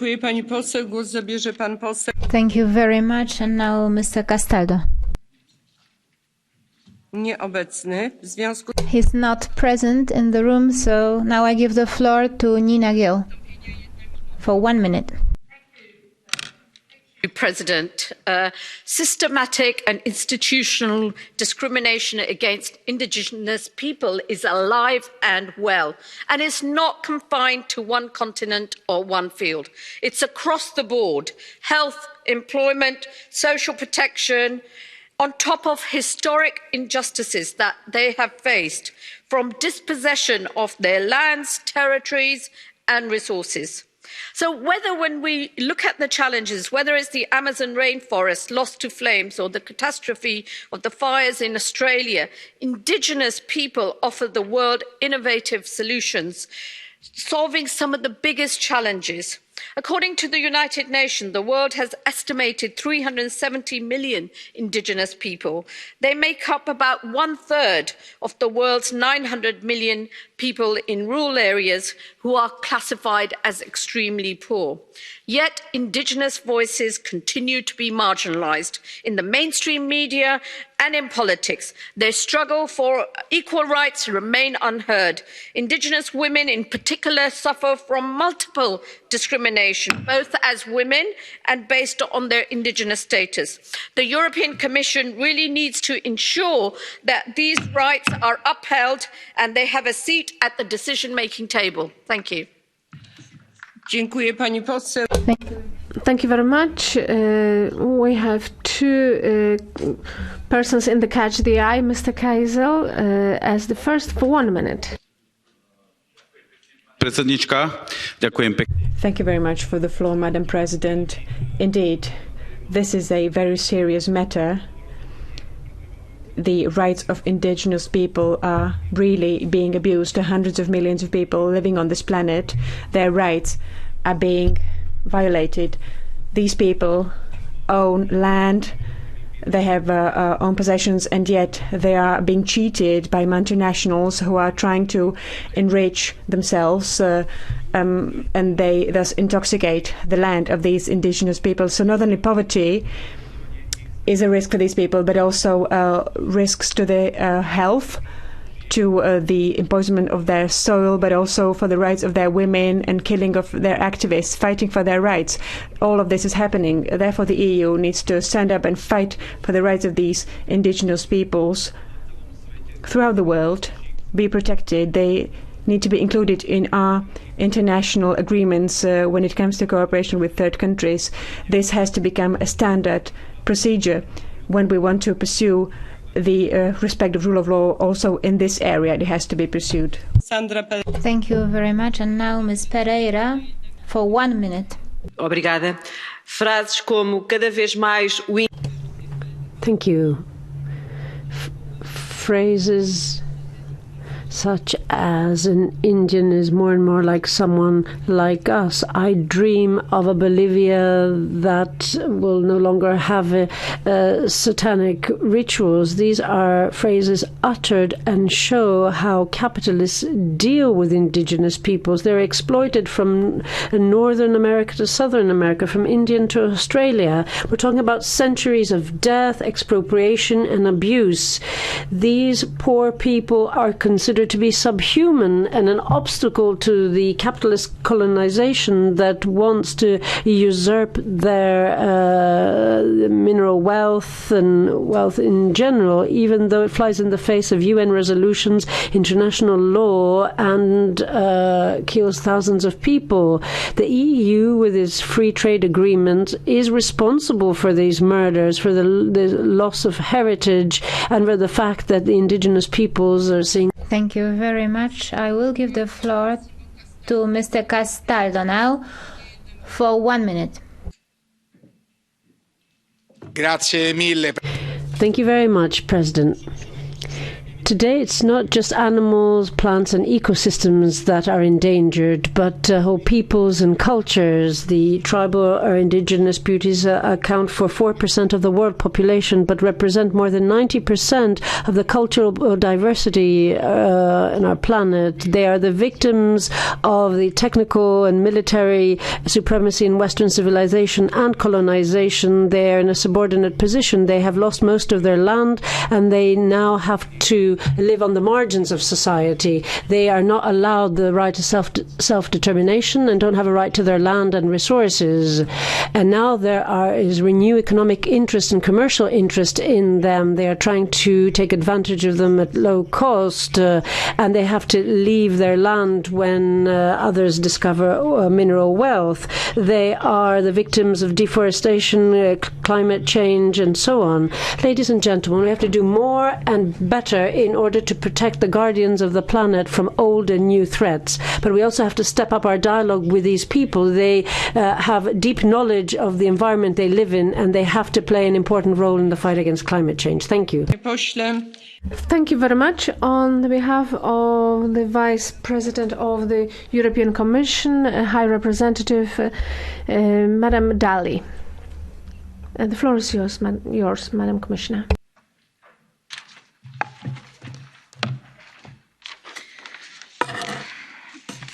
Thank you, Madam President, and I thank the honourable members for their interventions and their suggestions. Of course, we can always do more and we can always do better. And let me reiterate the high importance that the EU attaches to reversing the negative trends that we are currently seeing as regard the enjoyment of human rights by indigenous people. So support for indigenous peoples' rights will remain high on our agenda. With regard to the issue raised by MEP Santos, business, yes, may indeed have impacts on the rights of indigenous people, and the Commission is ready to consider the issue in the ongoing reflections on the policy related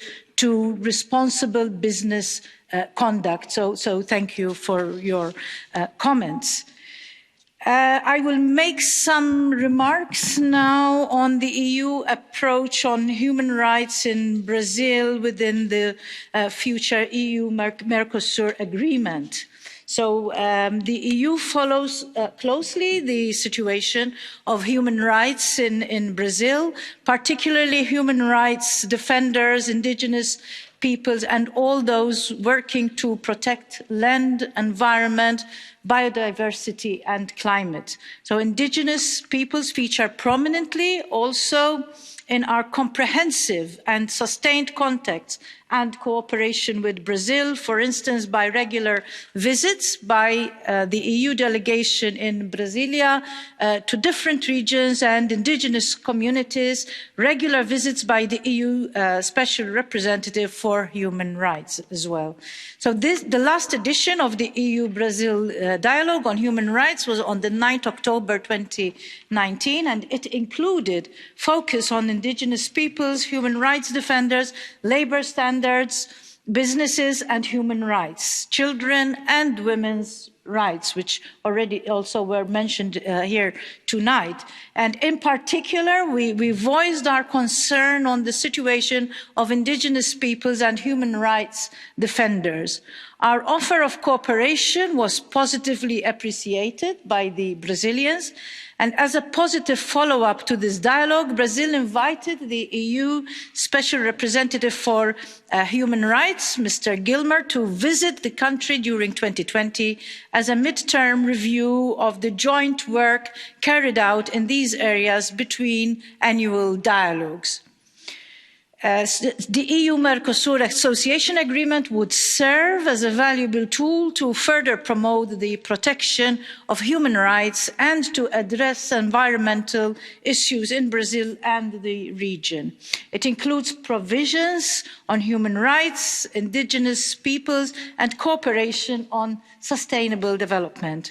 It will provide for upgraded mechanisms for enhanced political dialogue and cooperation between the two sides of these issues.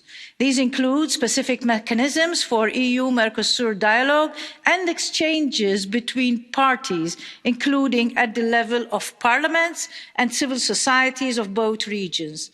In the trade part, a trade and sustainable development chapter provides for binding commitment to the effective implementation of the multilateral environmental agreements, including the Paris Agreement, ratified by each of the parties. These will bring reinforced commitments and tools for regular dialogue with our partners. Thank you. Thank you very much. Commissioner, I close the debate.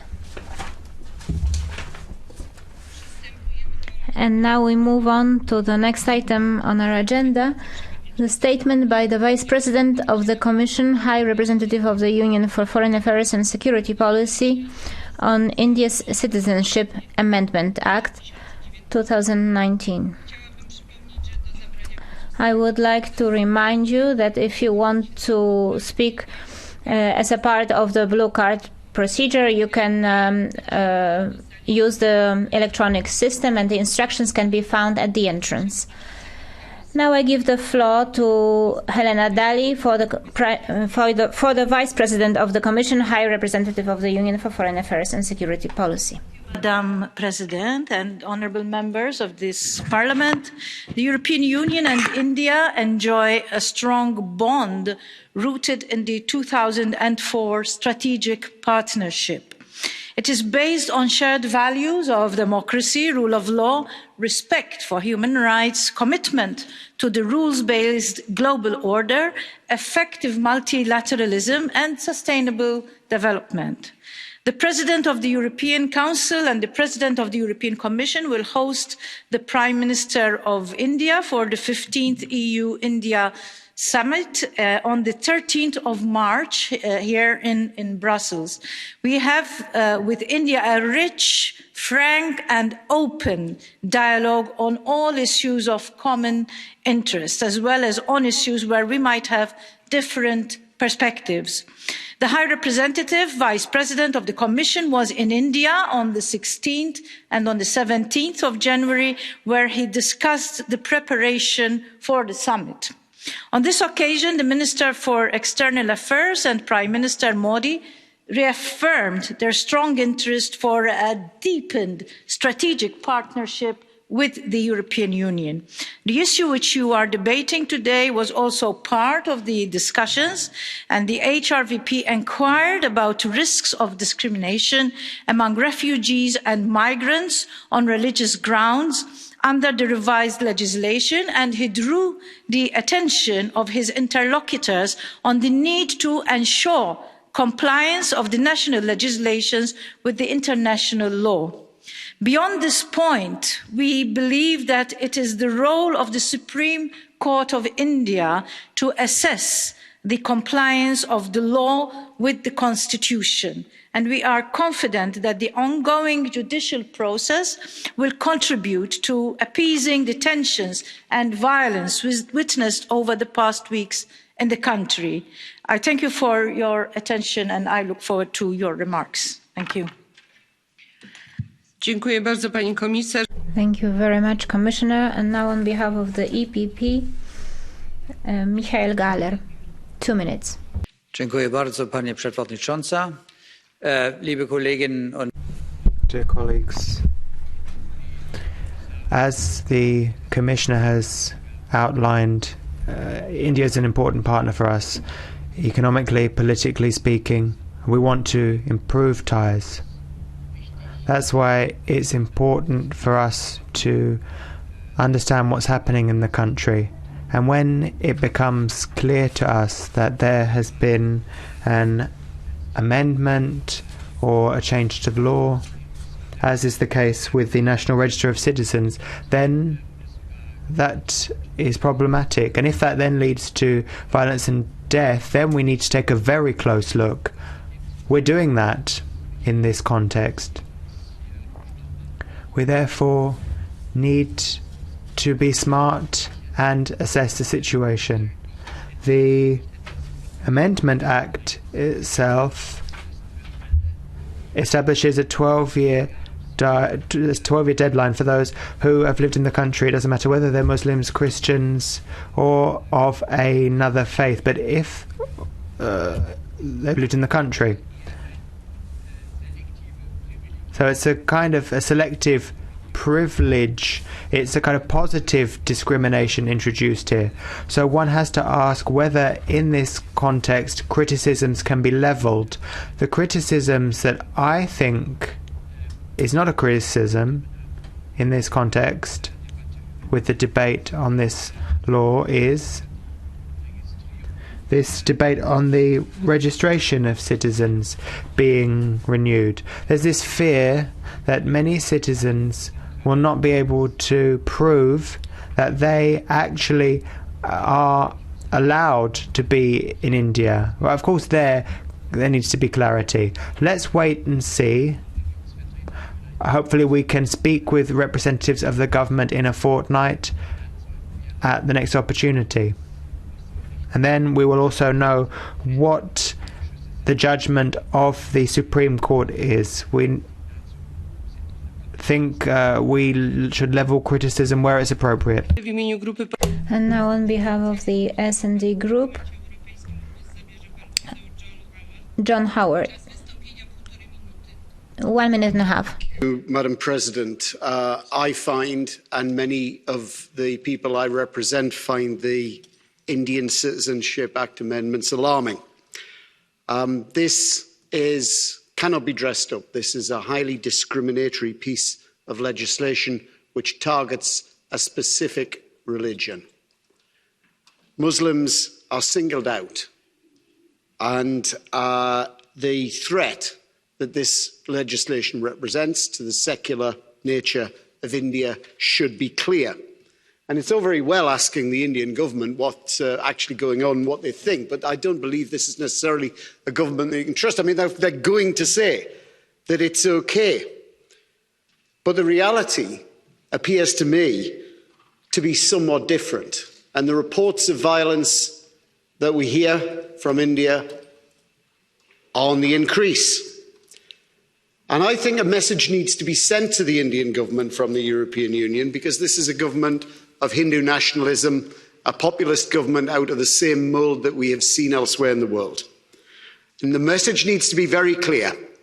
Whether it's Kashmir or the rights of citizens Respect for human rights is an essential element of the arrangements that this union makes with other partners. And without that respect for human rights, our relationship as a European Union with India will come under serious threat. Dziękuję bardzo, panie pośle. Thank you very much. And now on behalf of the Renew Group, Dinesh Damia. 2 minutes. India takes in persecuted refugees from Afghanistan, Pakistan and Bangladesh. And they're the bad guys. They're the good guys.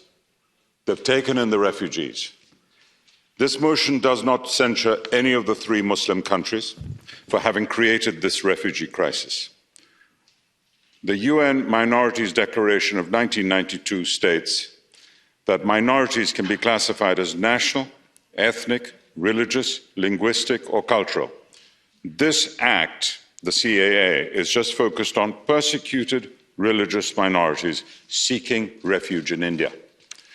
Thus, Muslims coming from the 3 Muslim countries cannot be considered minorities. Muslims do have a right to become Indian citizens by the 1955 Act, of course. The CAA allows Christians, Hindus, Buddhists, Jains and Parsis and Sikhs from becoming citizens in 6 years of living in India. These are persecuted religious minorities. There are many things wrong with our motion today. I'll just give you 4. Rohingyas, Tamils, violence of the police, and the National Register of Citizens. Rohingyas are a religious Muslim minority leaving Myanmar for Bangladesh. When they come from Bangladesh to India, they become economic migrants because they're coming from a majority Muslim state. Violence and brutality of the police. Let me inform you that 57 policemen had bullet wounds in a demonstration in Lucknow. Tamils, they are an ethnic minority, not a religious minority. The National Register of Citizens, not even mentioned in the CAA Act. Are we saying that India, or any other country for that matter, is not allowed to document the people living inside its boundaries? The CAA is in front of the Supreme Court and thus should be considered sub judice. The real reason for this motion has come before us, the India-EU summit. Should we not be talking to the Indians rather than criticising them, playing new colonial politics? I think we must have a debate, but must also have a summit. Thank you. Thank you very much. On behalf of the Greens, Mr. Scott Ainsley, for a minute and a half. I would like to invite you all to stick to the time limits. I am utterly heartbroken by the appalling decision that we have taken today to postpone the cross-party resolution on India's Islamophobic Citizenship Act, a resolution to which all the main groups had committed, but EPP have co-signed, but today have chosen to postpone the vote yet again.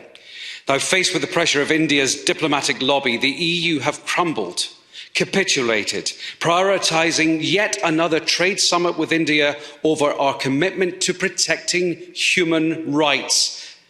We've refused to take a stand on this Islamophobic policy, which could drive 200 million Muslims, nearly half the EU's population, towards statelessness, incarceration or deportation.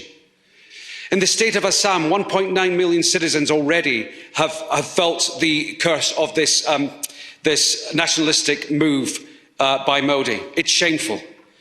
Now, many words were said in this chamber today and from your seat to say that the only thing necessary for triumph of evil is for good people to do nothing. Today, colleagues, we are doing nothing to protect the rights of Muslims, today's persecuted peoples. This will be the very last time I address the Parliament, but I want to leave you with a simple plea. Do not allow the Indian government to use its diplomatic and political might to buy itself impunity. Stay strong, principled, and fight against human rights violations and injustices. Speak truth to power and hold the authoritarians to account. But you must act. Words are not enough. Thank you very much. On behalf of the ID Group, Mr. Thierry Mariani, for a minute and a half. Madame la Présidente, merci. Madam President, thank you. India is the biggest democracy in the world, and if you take into account its population, the government and the Prime Minister were elected and re-elected. Madam Commissioner, you tried to calm things down and say that there should be a partnership with India. Yes, indeed.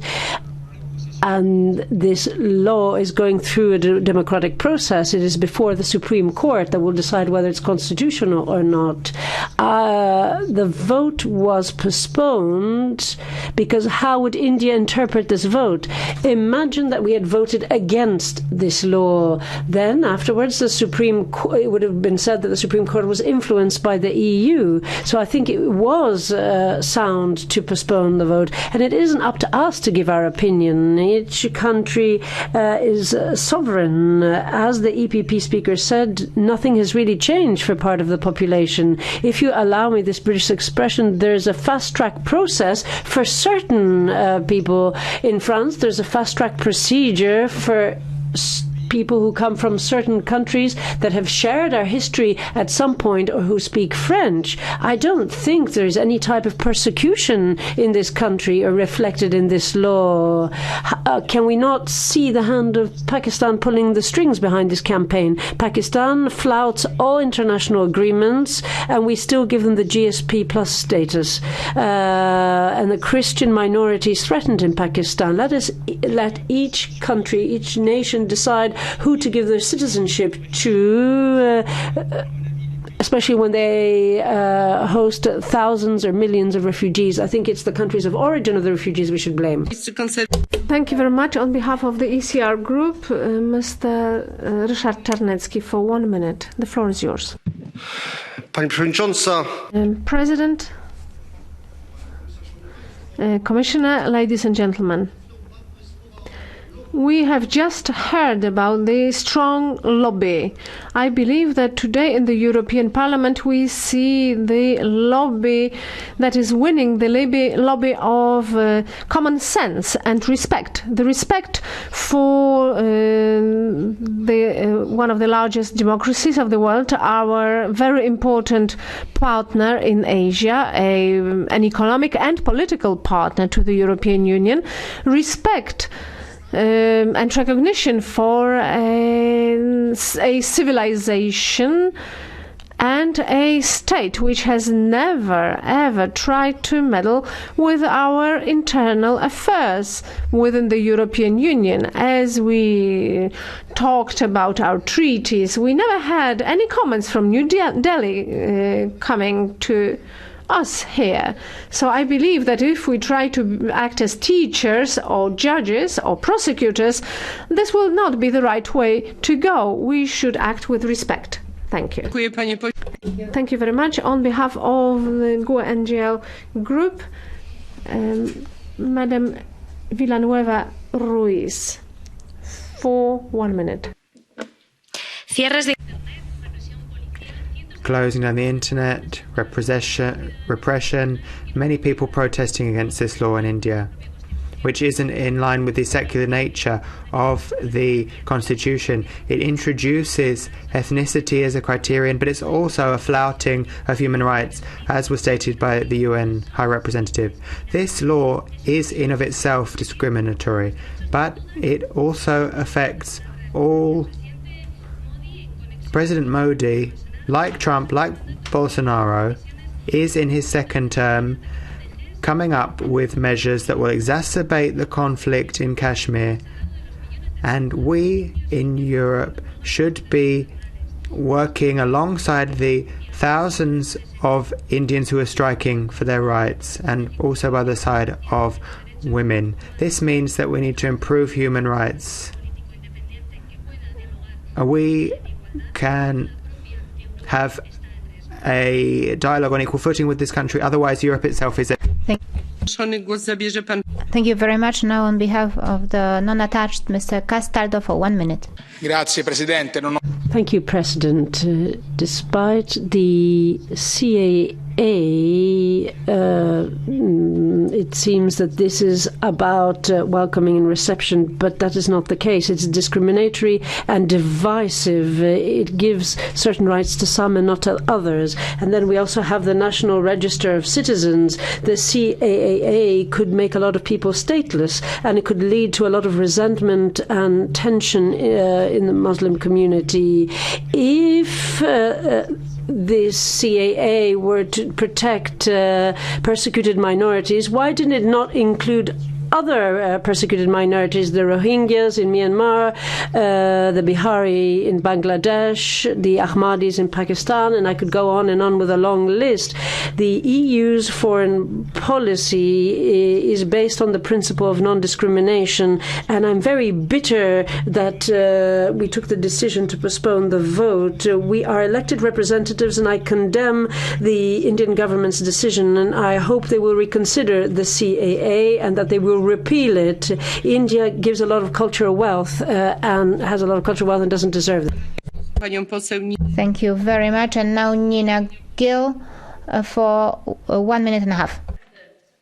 There's been much disinformation in the run-up to this debate, and even misleading statements in this House by some who've spoken before me, mixing up all sorts of issues. Now, let's just stick to CAA. This is an action of positive discrimination aimed at fast-tracking the integration process of refugees from Pakistan, Afghanistan and Bangladesh, who have already been in India for many years, recognising the high level of discrimination faced by non-Muslim in those countries. It is not seeking to exclude any of the other groups who do not fall within this category. They can still apply for citizenship and be processed. What really pains me, President, is that I have repeatedly raised the concerns around the persecution of minorities in Pakistan, Afghanistan and Bangladesh, and only for them to fall on deaf ears. Had this House paid a little bit more attention to those gross violations, as we do today to CAA, India may not have had to take these actions. So I really welcome that the vote has been postponed on the resolution. First, it's full of factual inaccuracies. Secondly, it is right that we take time to have a proper debate, and this House waits until the Supreme Court has deliberated on this. And one thing we have to recognise that India has a very strong civil society, and Indians are far more than capable of holding their executive to account without interference from those who know very little about it. Thank you. Thank you very much. And now Shafat Mohammed for 1 minute. Thank you. Earlier at the start of this session, we had a very powerful lesson in history, a lesson that's painful for this chamber because that's one of the reasons this came into being, where one group of people decided another group of people were going to become stateless. And I thought this chamber had learned that lesson. And I thought that we're going to be moving on. But what we see now, yes, you might say you're going to have your meetings and resolutions, but I say to you, I have tried so hard to get this resolution on the table. I postponed the last one. I sat down with all the groups, and I thought we had an agreement, but we haven't. I'm going to be away from here now. I'll be gone. God forbid, if something terrible happens to that new group of people that are going to be made stateless, I can go away with a hand on my heart and say I did everything possible. But you know, individuals in here from the top table downwards thought business and trade interests were more important than human rights, because that's what you've done today. Well done. Thank you very much. The President interrupts. We have a blue card. A question. A question from Mr. Thomas.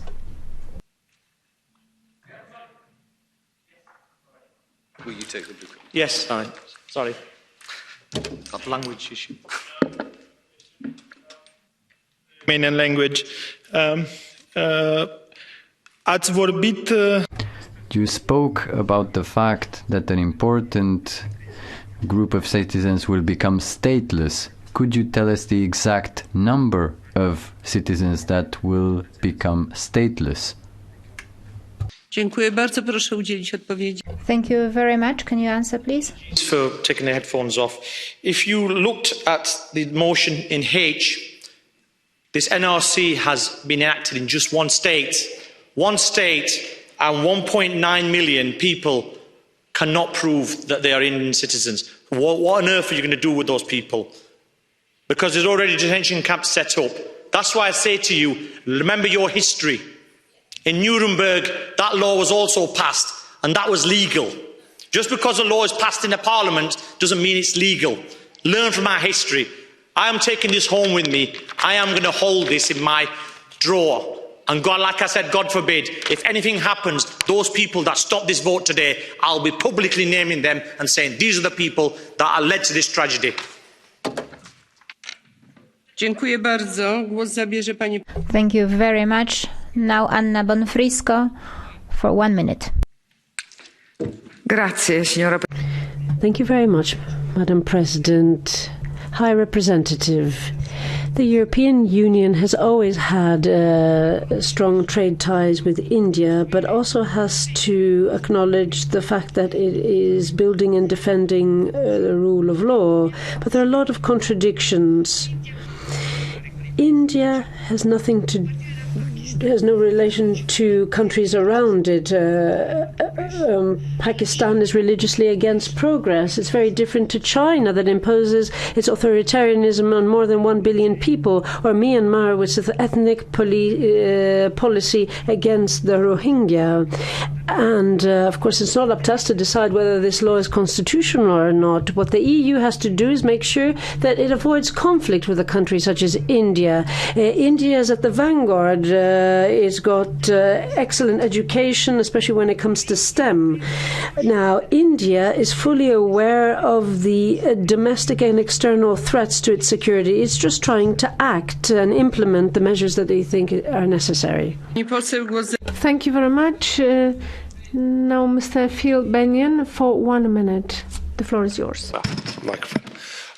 Well, I certainly welcome the idea of a Citizenship Amendment Act in offering protection for persecuted groups. Unfortunately, the Act as it stands is seriously flawed. The law does not extend to the protection of Muslims. Now, there are Muslim sects in neighbouring countries that do face discrimination, and one of them, the Ahmadiyas, has already been mentioned. Ultimately, this law discriminates on religious grounds and is therefore contrary to the principle in India of secularism and also its obligations under international human rights law. Now, the danger, if this Act is applied alongside the requirements of the National Register of Citizens, many Muslims could be deemed stateless if they cannot produce the correct documentation. Now, this is already proving to be an issue in Assam, where it's already been stated by Mr Mohammed. There's, I think, 1.9 million people now have been excluded from the register on the basis of not having the documents. So India's refugee policy needs to apply to all of those in need, including Muslims, and the government should ensure that security forces show sufficient restraint towards protesters and are held to account for their excessive use of force. Thank you. Thank you very much. And now I give the floor to France Jamet for 1 minute. Oui, Madame. Thank you, President. Ladies and gentlemen, no country in the world would agree that it's not allowed to control its borders. India is a sovereign country which has a prerogative to decide who is eligible to request nationality. All the more reason because the national cohesion within the country and outside the country are at risk.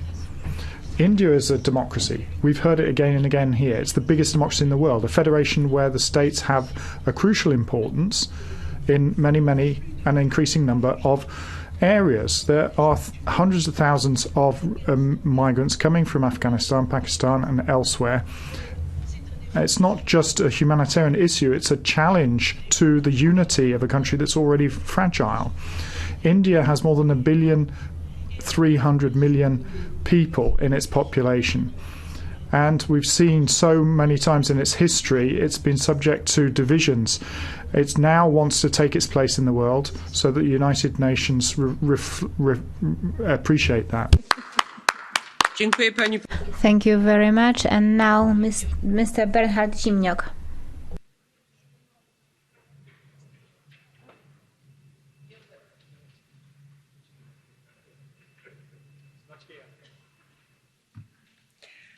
Pan Bernhard Zimniok nieobecny. He's not in the room. So now we move on to the catch the eye procedure. Silvia Sardone for 1 minute. Nieobecna. Grazie, Presidente. Thank you very much, President.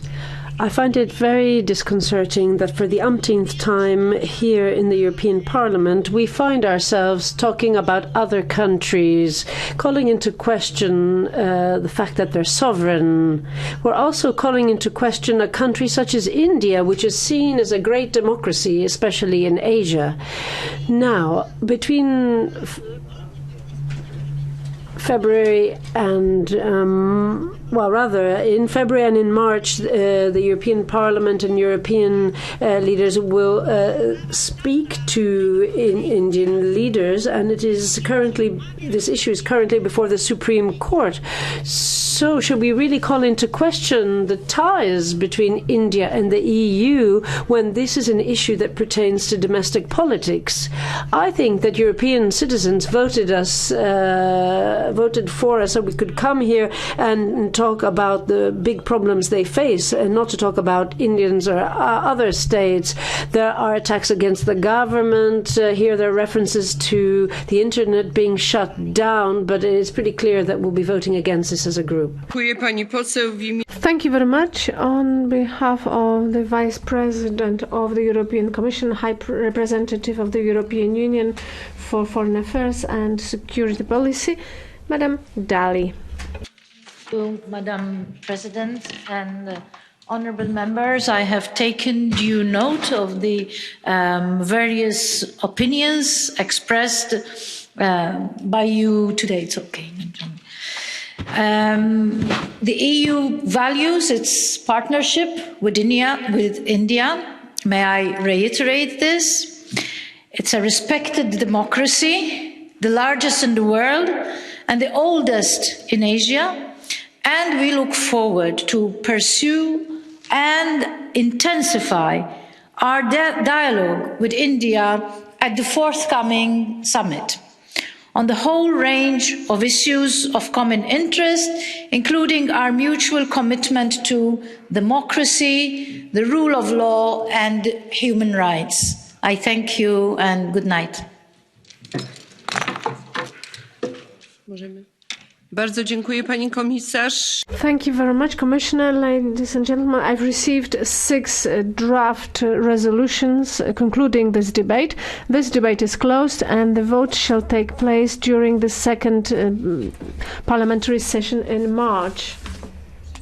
We now move on to the next item on the agenda. The statement of Council and Commission, urgent humanitarian situation on Greek islands, especially of children, ensuring protection, relocation and family reunification. Let me once again remind you that if you wish to speak in the blue card procedure, you can also use the electronic system to register. On behalf of the Council, let me give the floor to Madam Nikolina Brniac. The floor is yours. Thank you, Madam President. Honourable members, I would like first of all to thank you for this timely debate. As you know, the Croatian presidency is particularly sensitive to the situation in the Eastern Mediterranean, which has direct impact on the flows of migrants in the whole of the South-East Europe and even further. We are closely monitoring the events on the migration routes and we will continue to do so throughout our presidency. The situation on the Greek islands is currently very difficult. In 2019, more than 60,000 migrants arrived to Greece by sea, compared to 32,000 recorded in 2019. 18. This represents an increase of 87%, far greater than the 90% increase recorded between 2017 and 2018. The number of people present on the Aegean island increased significantly, reaching a peak of over 40,000 migrants. It is the first time since the implementation of the EU-Turkey statement that we have reached such a high number. Among them, there are several thousand children and unaccompanied minors who are accommodated in facilities which are not adapted to their needs. According to UNHCR, around 40% of the 20,000 migrants in and around of Moria camp are under 18 and nearly half of those are under 12 years old. Due to a high number of arrivals, the situation on the islands continues to deteriorate. Humanitarian situation requires our close follow-up, and we will continue supporting the efforts of Greece to relieve the situation. The Greek government is undertaking concrete actions to improve the situation inter alia by increasing the number of transfers to the mainland. In 2019, more than 35,000 migrants have been transferred, but unfortunately this has not decreased the pressure of the islands. Further actions are needed. The Greek government has also announced a new scheme to protect unaccompanied minors reaching the country. I understand that the No Child Alone plan was designed to protect unaccompanied children from exploitation and criminality, and includes a commitment to swiftly create new structures to provide long-term accommodation for thousands of children. These new structures will provide housing, education, food and medical support. The plan also foresees the necessary legal services to allow accompanied minors to reunite with relatives in other member states. We also take note of government measures to speed up and streamline asylum procedures and manage flows to Greece by improving border surveillance. Some of these measures are part of the new asylum legislation recently entered into force in Greece. It will be important to implement the new provisions as fast as possible, including regarding the returning procedures. The return rate so far has been very low for far too long. Returns are instrumental in keeping the numbers down on the islands and managing the flows.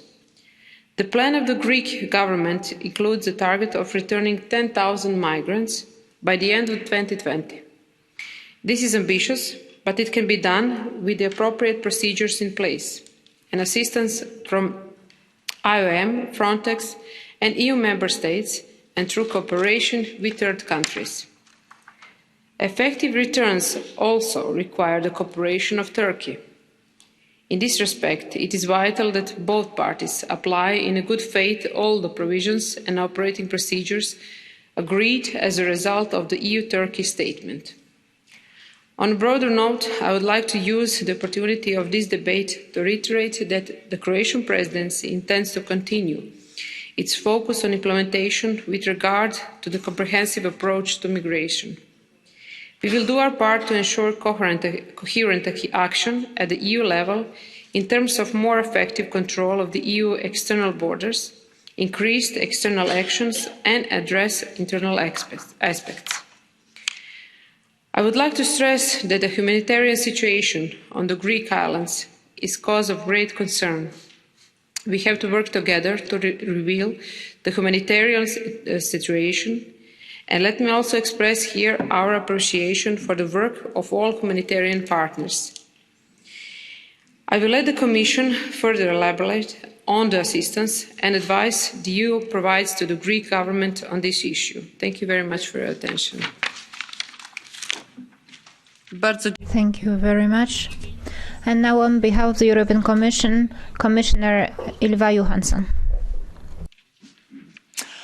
Thank you, Madam President, honourable members. As we are standing here, sitting here, speaking, waiting for our turn, more than 40,000 migrants are stuck in the so-called hotspots at the Greek islands. Most of them are living under conditions that are totally unacceptable. Many of them are children. I can just imagine being a mother in these hotspots with children, responsible for children, and living in a tent where it's cold, there's not a lot of food, there's terrible conditions in many aspects, and being responsible for your own children and not being able to actually take your responsibility as a mother. Or being a mother in a totally other country, knowing that your teenage boy is alone there as an unaccompanied minor. These conditions are not acceptable. This we can't stand having in the European Union in 2020. I'm probably not the only one who keeps awake at night thinking about these people and the condition they are living under. But of course, nobody will be helped of me being awake at night. I'm the commissioner, and I am, of course, responsible of doing things. And I guess you will probably here tonight ask me, quite rightly, what are the Commission doing and what more can we do? The Commission is supporting the Greek authorities with finding shelter for unaccompanied minors on the mainland. We will continue to support Greece in relocate people from the islands to new centres that will meet the minimum European standards for humanitarian intervention. We support the Greek authorities with our European funds, to mention just a few. 50 million euro from the Asylum, Migration and Integration Fund that support up to 2,000 places in shelter for unaccompanied minors on the mainland. 4.2 million euro for the for IOM to create additional safe zones for unaccompanied minors on all the Greek islands. Funds for a specific facility for vulnerable applicants, Karatepe, on Lesbos. Specific facilities also exist on Kos and Leros. And we will continue to support Greece with our funds. And I welcome the appointment that the Greek government has done to appoint a national coordinator for unaccompanied minors. I think that the Greek government shows the right emphasis on this very difficult situation. And I welcome that the Greek government are committed to improve the living conditions for the migrants and bringing them to new centres, reforming the asylum system, and also starting returning those that are not eligible for international protections. We also think that the additional incentives for the deployment of doctors in the reception centre and identification centres is important. It's of great urgency to release the unaccompanied minors from protective custody and transfer them to safe zones that are suitable for long-term accommodations. Is this enough?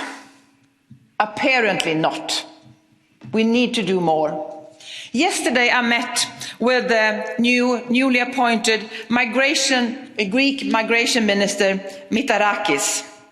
And we discussed measures, how we can help Greece more, and what also the Greek government and the Greek authorities are planning. Yesterday, also, the European Asylum Support Office signed an agreement with Greece to double the staff in Greece from EASO. The Commission will continue to show solidarity with Greece. This includes financial support of over 2.2 billion euro. But the Commission alone cannot do everything. We also need support from other member states. We are lacking a common European asylum and migration system. And in lack of that, we need voluntary support from other member states. Greece has asked for the relocation of unaccompanied minors, and I strongly support this. I support all solidarity efforts between member states, especially when it comes to children. I call on member states to continue to help Greece, continue voluntary relocations, and we, the Commission, will do the financial support. We will continue to work closely with Greek authorities to help facilitate any voluntary solidarity efforts by other member states. And I call on member states to speed up the necessary procedures to reunify children with their families as soon as possible. Honourable members, we talk about migration policy and migration situation in Europe. It's clearly, even though we can see an increase of migrants arriving in Greece and especially at the Greek islands, the overall situation is not a crisis. We have seen fewer irregular arrivals in the European Union than for many years. We are not in crisis. We do not have a migration crisis in Europe. But there are at least 40,000 individuals at the Greek islands, and they are in a crisis. And we need to support them. And the most effective thing that we must do is to find a common solution that we can unite member states and parliament in a new pact for migration and asylum. Every week, every month that we are able to find this new common policy, these people are paying too high price. Thank you. Thank you very much, Commissioner. On behalf of the EPP Group, Madam Elizabeth Vozenberg-Vrionidi. 2 minutes. The floor is yours. Thank you very much, President. Commissioner, once again, we've seen that the migration hasn't been handled properly. Desperate people come to Greece through Turkey, the hands of smugglers, and the situation is dramatic. Islands are being destroyed and the mainland cannot take so many people. Unaccompanied minors are more than 5,000 in Greece, while the capacity in Greece doesn't even cover half of those. The Greek government asked for help from EU member states, and only France, Portugal, Bulgaria and the Czech Republic offered help. When it comes to family reunification, there's a huge problem because of huge demands and because of conflicting legislation invoked by member states. In Greece, there is a severe humanitarian crisis, and we feel alone. Does the EU family only have 5 member states? How do we show real solidarity when you see dramatic situations relating to children and you turn your back? The Greek government is implementing a new migration policy, and the Prime Minister said that there will be no child left alone and there will be severe punishment against smugglers and traffickers, and also new homes for unaccompanied minors. But we cannot handle this on our own. The Greek people no longer believe that the EU has values. Turkey continues its illegal policy to the detriment of Greece, exploiting human souls, and most EU member states remain indifferent. This situation cannot continue. We are sounding the alarm bell. The migration problem is jeopardizing the foundations of the EU, and you know that delaying action is just going to increase tension. I'm going to call a spade a spade. We all have to assume our responsibilities. Greece isn't asking for privileges, it is exercising its rights. Ladies and gentlemen, it was with great sadness that we said goodbye to the UK, and we hope no other country will follow in its footsteps. But over the next few years, I think we might be mourning terrible consequences because of errors and mistakes. We have gone through so much, we do not deserve to fail. Dziękuję pani poseł. W imieniu Grupy Postępowego Sojuszu Socjalistów i Demokratów. Thank you very much. On behalf of the Socialists and Democrats, Mr. Claude Moraes has the floor for 2 minutes. Thank you, President. And I think the Commissioner was very robust in stating how unacceptable these conditions are, because they exist within the European Union. We have many refugee hotspots even around the world, but this is the problem. They exist within the European Union and they are afflicting, as we heard from the last speaker, Greece in particular. And she and the Commissioner explained what the elephant in the room was, which is that the Member States' coordination is lacking. And of course, we are asking today for the Commission to act. And this is, for my group, really the most important thing. I've been to the islands many times. Other speakers will speak of this. And we need action. And the Commissioner, of course, prefaced this in the details that she gave. So for my group, that is not to talk about, again, all the chronic and severe problems of understaffing in the hotspots, the risks for children under Dublin and so on, but to say that we need to act on long-term reception and on the overcrowded hotspots, to deploy additional expert staff, to provide crucial legal information, to end the regime of geographical restrictions. So we ask, of course, the Commission to do everything it can, but of course the Member States must do more. This is really the elephant in the room. If we don't have this combined, comprehensive approach, we will continue to have this, as the Commissioner said, unacceptable conditions within the European Union. Commissioner, this is my last speech after 20 years and 6 months. Remember the 6 months. And for much of that time, I've spoken about these issues, humanitarian issues and issues of asylum. I've been to the Greek islands many times, and I know that these issues affect the European Union disproportionately for what they are, because they define the values of the European Union. So I really urge colleagues to do everything they can to ensure that we solve this problem, because they affect the very values of the European Union, and they send a message to the world about what kind of European Union we are. I wish you all the best of luck to deal with this issue as comprehensively as possible in the coming months. Thank you. Dziękuję, panie pośle, w imieniu grupy Renew Europe. On behalf of Renew Europe, Ms. Pagasartundua has the floor for 1.5 minutes. Muchas gracias. Thank you, President. Thank you, Commissioner, for being present. You have not held the position for very long, but you are familiar with the details of these centres that have become living hells. Now, in 2020, we see what is happening in Samos, Chios, Leros. It didn't start in 2020. This began in 2015. It is appalling. We are seeing post-traumatic stress disorder. It is abysmal. We cannot allow this to continue. When will the new centres be in operation? What about the new staff to be deployed there from EASO? We've not seen anyone there when we visited the islands.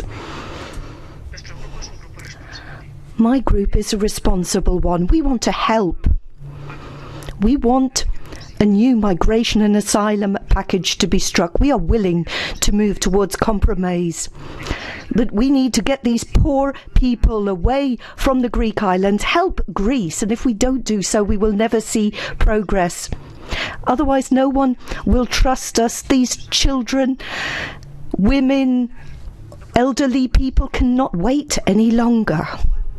So when will we see these new reception centres in operation, Commissioner? Thank you. Dziękuję, pani poseł. Głos zabierze w imieniu grupy. Thank you. On behalf of the Green Group, Eric Marquardt has the floor. You have 1.5 minutes. Dank auch Frau Johansson für Ihre Worte. Thank you very much indeed, Ms. Johansson, for your strong words, but also for your efforts. I myself went to Lesbos, and on a daily basis I receive news and pictures and images, and I see a great deal of suffering. I see cold, and I see a loss of hope and violence on the rise. And it's very sad that we're talking here about the fourth winter when people are forced to sleep in tents and temporary accommodation. And I think when people are suffering, politics must step in and act. And if we're finally going to act, then it's not necessarily that we need a new compact from the Commission. We simply need to tackle the human rights situation and show a genuine will to do so. And without that political will, the new pact and package will be doomed. Now, we can discuss asylum policy from every possible angle and have every single opinion expressed, but if member states are not capable of saving children who are spending the winter in tense and abysmal conditions, then what can we talk about here? I think the very least we expect is for member states to move forward and evacuate children from these camps. For too many years now, we've been letting ourselves down and falling short of our expectations. We try to do better, but Europe will not do any better if on Europe's shores people are suffering. It actually isn't worthy of our foreign policy. It's not worthy of Europe, and we can do better. Dziękuję, panie pośle, w imieniu Grupy Tożsamość i Demokracja. Thank you very much. On behalf of the ID group, Annalisa Tardino has the floor for 1 minute. Thank you. Last November in Strasbourg, we tackled the issue of the hotspots in Greece, and today here we are once again with the exact same words and no facts. Greece has seen more than 70,000 migrants arriving through 2019, and according to the latest figures, something like 20,000 currently in Greece. It's a real humanitarian crisis. What are the palpable measures that we have, other than allowing ourselves to be blackmailed by Erdogan? We've handed billions of euros from our taxpayers to him, which we could have put to better use. And I don't think that the new Commission's approach is all that different. There's talk of a new plan to solve the issue of migration and asylum, but as far as I can see, things in Greece remain exactly the same. And I also wonder how this plan will help to improve Italy's situation. For years it has faced the emergency on its own. It's only the bravery of our government that allowed us to hold that back, even though they took us to court for it. Unfortunately, this plan isn't going to help this problem anyway. It's only if you tackle it at the roots you'll solve the problem, and if ever you do. On behalf of the ECR group, Emmanuel Fragos has the floor for 1.5 minutes. Thank you, President. If you hear what is being said here, including from some Greek MEPs, you get the impression that members are here to represent the citizens of Pakistan and elsewhere, people who are in Greece illegally.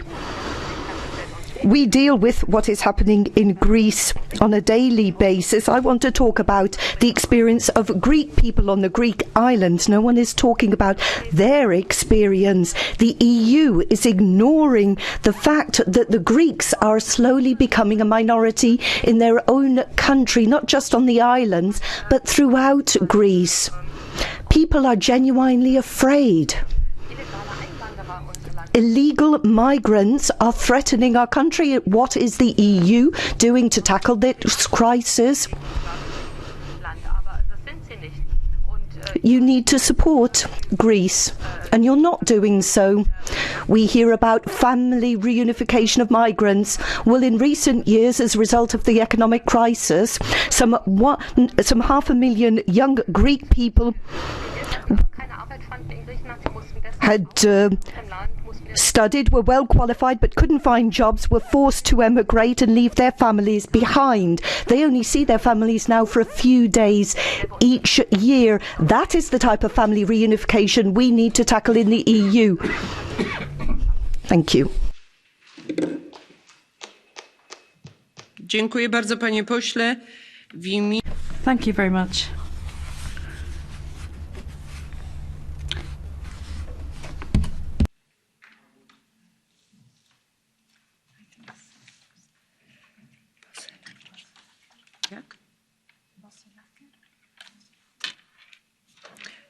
Mam pytanie, czy pan poseł przyjmie...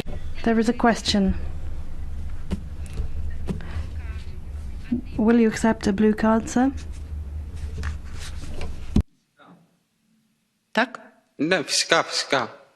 Yes, of course. Bardzo proszę pan poseł. Thank you very much.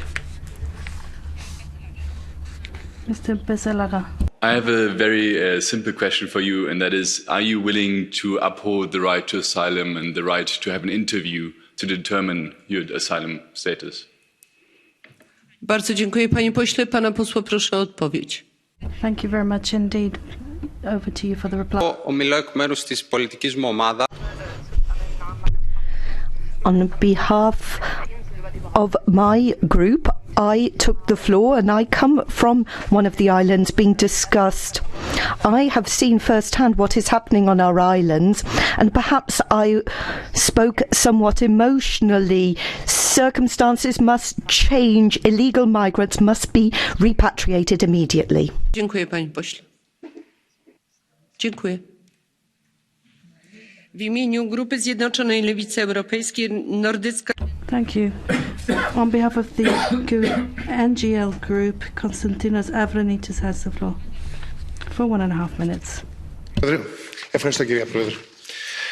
Thank you, President. Well, look, you've heard people talking about Greece. You've heard an opinion from the far right. But I think a picture speaks louder than 1,000 words. Here, Commissioner, you can see the situation in Moria. In Morias, rather.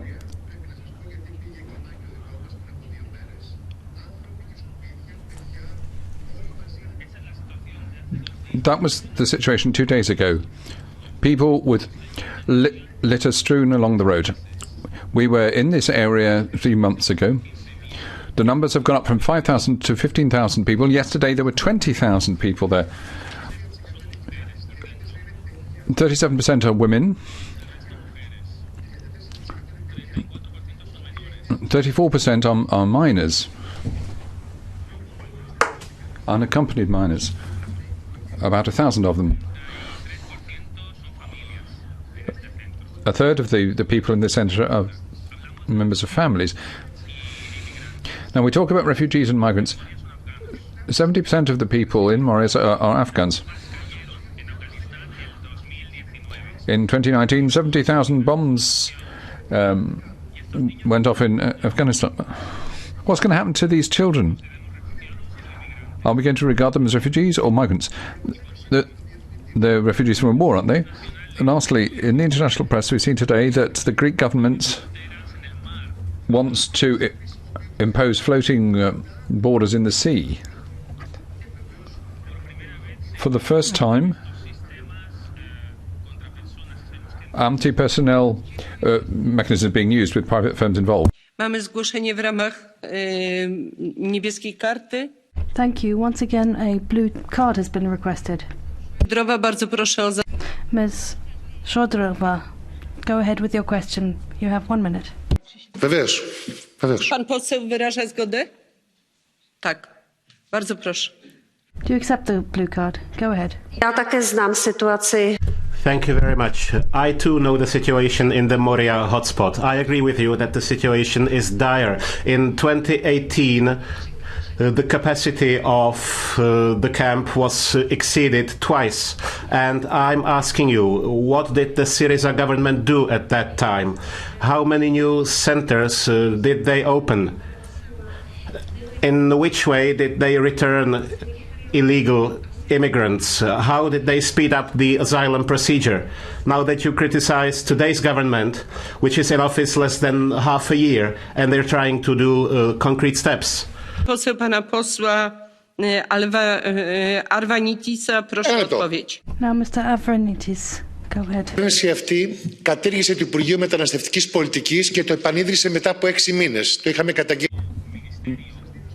The government has abolished the Ministry of Migration. Then we got it going again. In 2016, Syriza processed 26,000 or so cases, or rather 200,000 cases as opposed to 60,000 cases being dealt with by the current government. So there's a problem with the current government in the European Union when it comes to managing claims. The centres are very often actually prisons. Głos zabierze Yanis Lagos. Panie pośle. Thank you very much. Ioannis Lagos for 1.5 minutes. Είναι θρασίτατο το γεγονός ότι υπάρχουν κάποιοι βουλευτές μέσα στην αίθουσα που προέρχονται από... Now, I've been hearing the Greek MEPs speaking today who differ from other people. The fact is that 70% of Greeks are against illegal migration. I've been here for 6 years and I've never anyone talking in defence of Greek citizens and their rights. People keep talking about the migrants and their rights, but what about the Greek people? Don't they have any rights?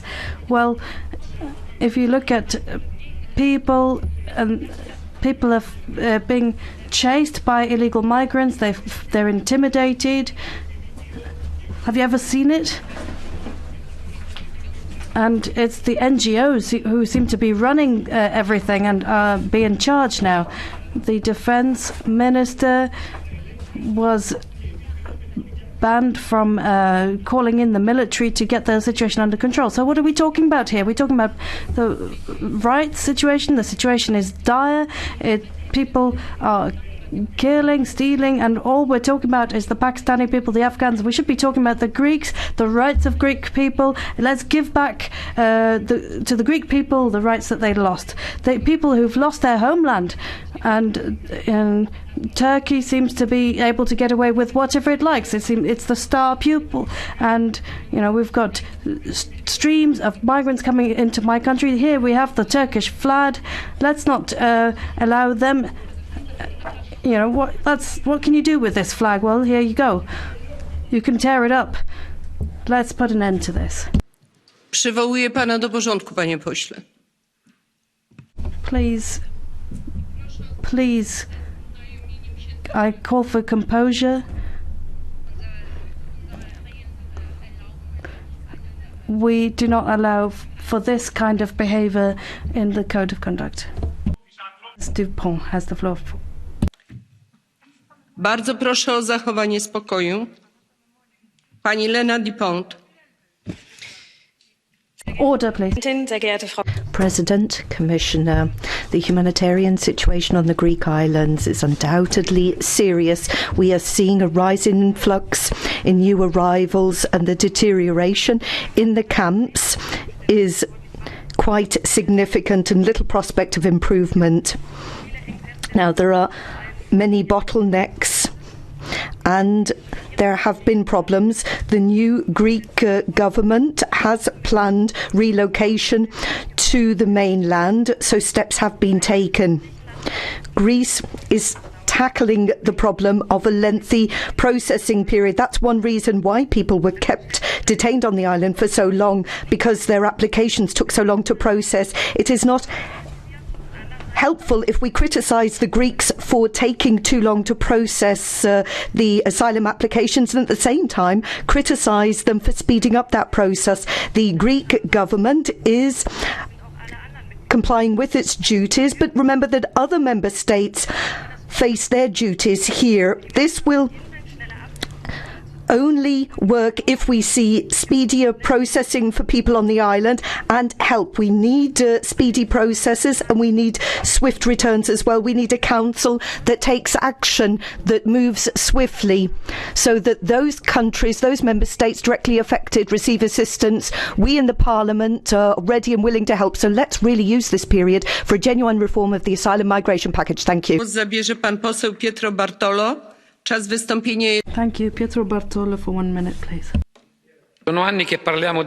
For years now, we've been talking about the situation in the Greek islands without anything changing. There are more than 42,000 people, 8,000 young people, 1,800 of them unaccompanied. How can we accept people living in inhumane conditions? How can we allow the Greek government, with its new law, to weaken the level of protection for asylum seekers and virtually imprison people? They must ensure proper access to health services, particularly for children.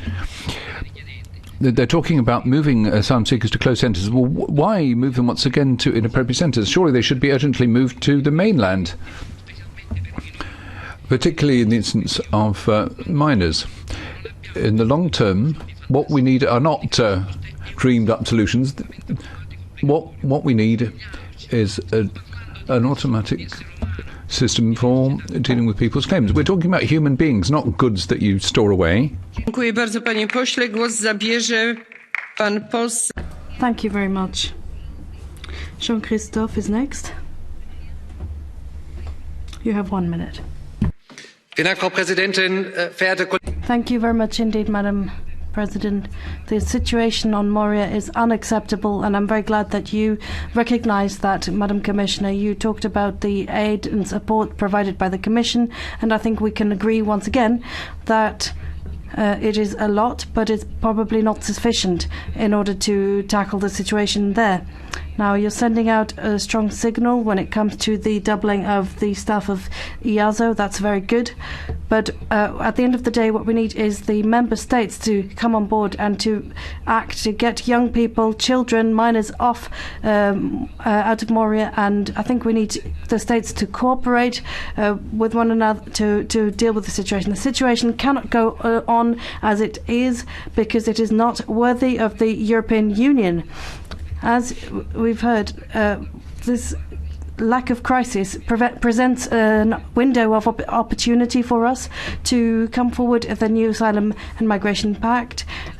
Renew has come forward with its own proposal on that, but that won't help anyone in the short term on at Moria. We need the member states to act right now, and if they are not able to help people there, then doubling EASO staffing levels will not be sufficient. Zabierze pani poseł Tineke Strik. Thank you very much. Tineke Strik is next for 1 minute. Thank you. Refugees on the Greek island are traumatised. Inhumane reception facilities waiting for years on end, lack of medical care means that they are victims once again. Unaccompanied minors are left to fend for themselves and face risks. We in Europe need to share this responsibility for an asylum policy. The situation on the Greek island has been this way for some 4 years. It has deteriorated, no improvement. I am pleased that the Commission is calling on the Member States to do more. I am pleased that there is support being provided. EASO and other institutions should do their bit, and I would call on Member States to evacuate and redistribute the refugees from the island. And let's begin with the children. Only then can we talk about European values. Bardzo dziękuję pani poseł. Głos zabierze pan poseł Gilles Le Breton. Thank you very much. Gilles Le Breton is next for 1 minute. Thank you, Madam President. Being swamped by migration is a reality. It's particularly hit the Aegean islands of Greece, and the population there is calling on us to help them. On the 22nd of January, there was a general strike by the inhabitants of Lesbos, Samos and Chios to protest about this. The situation there is untenable. The Moria camp on Lesbos, for example, is holding 19,000 migrants, although it was designed only to host 3,000. The European Union bears responsibility for this disaster situation, and it absolutely must help Greece to extend and renovate these camps so that these people can be processed in a decent fashion before all those who are illegal migrants are expelled from Europe. Furthermore, we must adopt a firm policy and turn back vessels bringing new groups of people back to the ports they left from. The tens of thousands that have reached Greece so far are far too many. Bardzo proszę, czas wystąpienia 1 minuta. Dziękuję bardzo, pani przewodnicząca. Pozostaje mi tylko zgodzić się z wieloma głosami, które... Thank you very much indeed. I can only agree with previous speakers. We do need a pact for migration, but we need, most importantly, to think about this problem in greater depth. Ladies and gentlemen, at the start of this, we had politicians and leaders extending an invitation to migrants without giving any thought to the consequences of this and how we would manage and cope. What we have now today is a problem situation with many migrants, minors, refugees, and no solutions to be able to deal with the situation. And the numbers have kept on rising. We have no system that's able to cope with this. We do need bilateral agreements with the states of origin, and we do need to provide assistance in the country of origin, as Poland has been doing. Poland actually provided €2 million worth of assistance locally. Anne-Sophie Pelletier, czas wystąpienia. Thank you. The next speaker is Anne-Sophie Pelletier. Thank you, President. Commissioner, you say that this robs you of sleep at night. Will encourage your friends in the Commission and Council to come up with immediate solutions to the problem. André Makin said that childhood impressions will never disappear. We are seeing so many stuffed into a camp, more than the camp's capacity. We only have 3 doctors and a few psychologists. There are huge numbers of men, women and children being housed in these camps without sufficient resources. The statistics can't really do justice, though, to the despair that the people feel. I quote from a child's experience: I suffer from nightmares. I just want to see my family again. These are people that were looking for a better life, and the European Union must face up to its responsibilities. When I hear these stories, when I see how isolated these people here, I am angry with the European Union. I am not proud this evening to be a member of the European Union and part of this dehumanising European Union. Pani poseł, głos zabierze pan poseł Kostas Papadakis. Thank you. Now Kostas Papadakis has the floor for 1 minute. Είναι υποκριτική ανησυχία σας για την προστασία ανήλικων με... Thank you. Your concern to protect unaccompanied minors is hypocritical, because you and your allies intervene, but not in the proper way. On the basis of recent publications, it has emerged that the New Democracy government in Greece is planning to create barriers which will lead to new tragedies in the Mediterranean.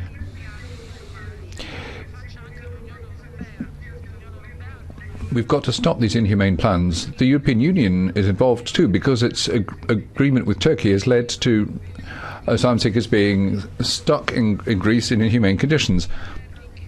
They find themselves in hellish, enclosed environments.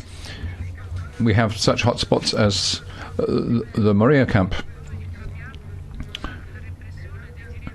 And human rights of asylum seekers are being suppressed.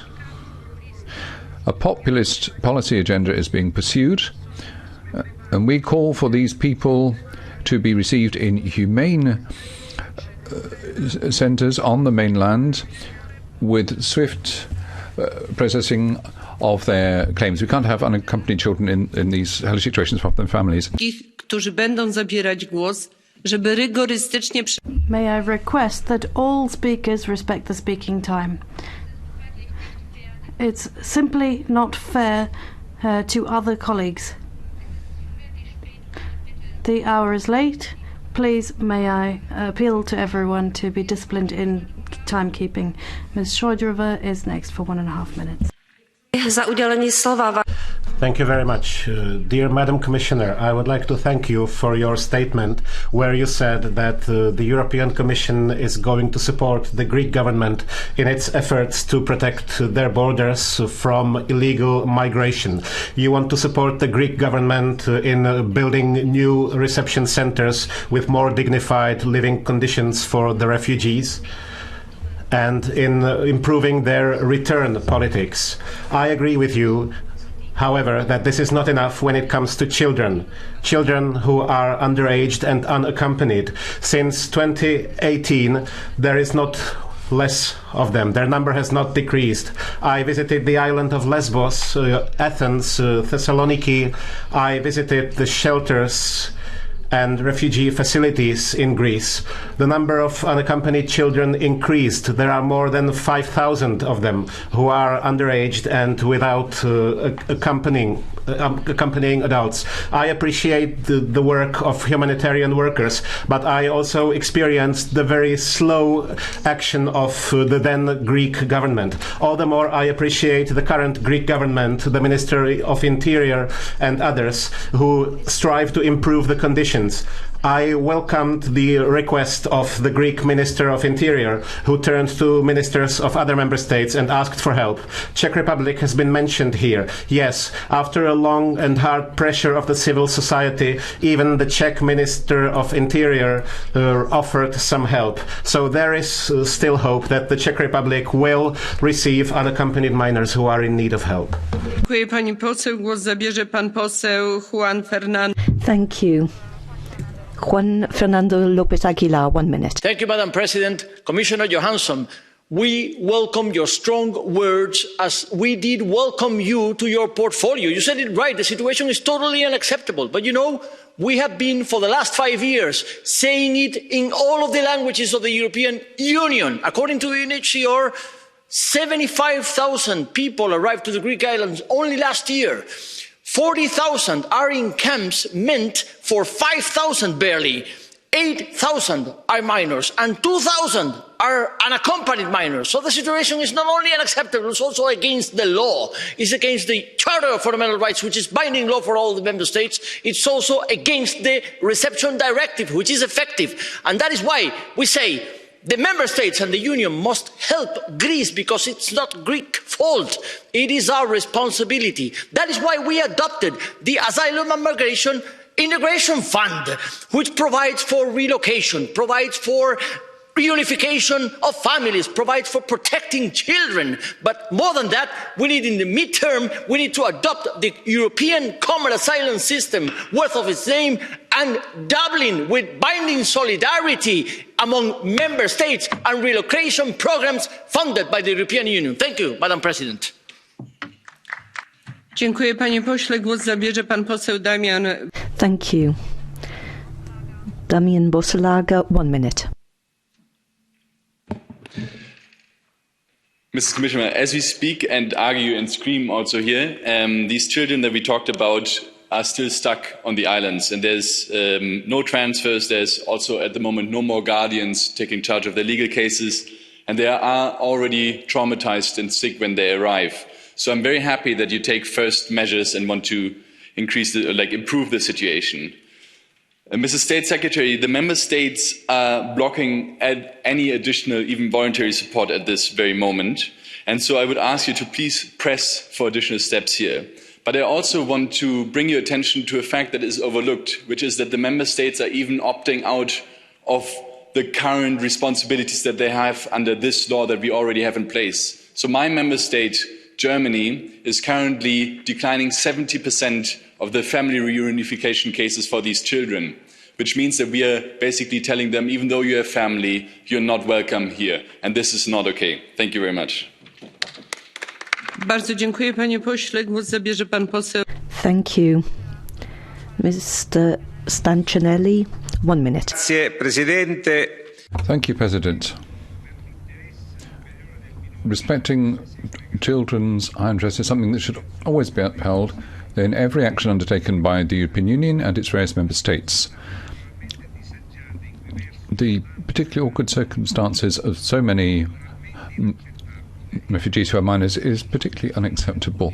And despite the efforts undertaken by the Greek government and people,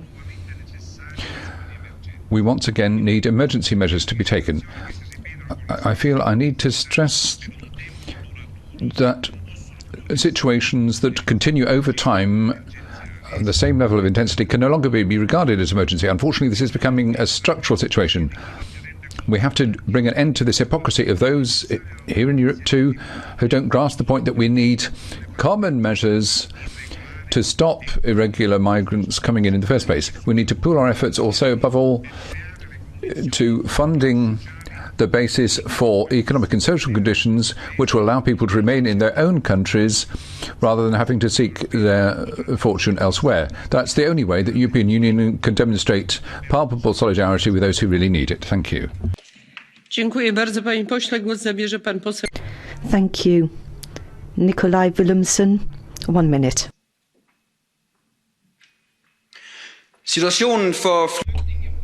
The situation that the migrants and refugees are experiencing on the Greek island is disastrous.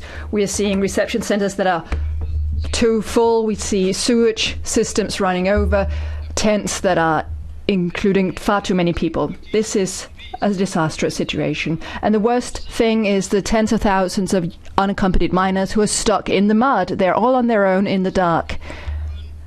Nobody is protecting them, and they're risking abuse. This is not just a Greek catastrophe, it is a European one. And it's created by humans. The misery on the Greek islands is the result of the agreement entered into between the EU and Turkey, and it's the result of an erroneous European policy. Dear colleagues, it's time that we act. We must pull together here. We need to help these poor children. We need to find a way in which we can divide the refugees in a solidaric way, and we must put an end to this humanitarian disaster. Głos zabierze pan poseł Carlo Ressler. Thank you. Mr. Ressler, 1.5 minutes. Dear Chair, it's been over 4 years since the beginning of the refugee crisis. However, the difficult humanitarian situation on the Greek islands, with several tens of thousands of migrants, including children, in dire living conditions, shows once again how much we are not able to face with the migratory pressure. Greece undertakes concrete measures in order to improve the situation and management of migration. However, this is not the issue of one member state. Just as the increased illegal migratory pressure on the only land route to Europe is not the question of one member state. No European country cannot by itself face the challenge of migration. Because of that, because migration concerns the whole of the European Union, and because of that we need a common, sustainable and effective migration asylum system. The living conditions of the migrants and the Greek conditions are completely unacceptable. What we need to do is to decisively oppose the smugglers, the human smugglers that bring at risk the risk of the lives of migrants, and also it is needed to respect the rights and the dignity of all migrants, and it is our duty to enable the proper living conditions of the population on the Greek islands as well as citizens of the EU. Would you accept a blue card? Przyjmie pan pytanie. Would you accept a blue card? Dziękuję bardzo. W takim razie pani poseł. Thank you. Mariana Grappini. Doamna președintă, stimate coleg, sigur subiectul care îl discutăm e... Thank you, President. We are talking about a very serious, tragic situation that affects children and adults. You mentioned something very important. No member state can solve the migration crisis alone. You also said that we need to tackle illegal migration. What should we do to put an end to this problem? Because that is complicating the situation and preventing legal migrants from benefiting from adequate conditions. Thank you.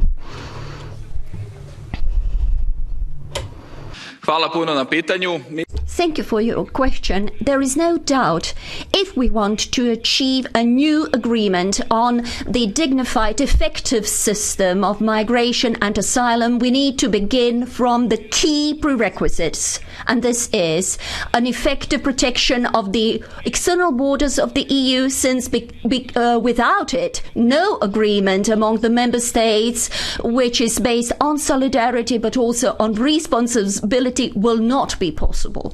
Bardzo dziękuję, panie pośle. Głos zabierze pan poseł. Thank you. Nikos Androulakis, 1 minute. Η κατάσταση στις νησιωτικές δομές είναι απάνθρωπη. 73.000 πρόσφυγες και μετανάστες έχουν... The situation in the islands is inhumane. More than 70,000 people who arrived in 2019, 100% increase compared to 2018. More than 40,000 people are stuck on the islands. In some instances, a quarter of the population, the local population, are resisting this. Let's be clear, the agreement between the EU and Turkey has failed. 2,000 Syrian refugees are there. That's all who've returned over the last 3 years. At the same time, 6,000 new Syrian arrivals have turned up, so the one-for-one arrangement is not working. From March 2018 onwards, France and Portugal have given their agreement to show more solidarity and provide more help. We need to, they're the only ones, we need to reform the system. The member states must show their solidarity on this sensitive issue.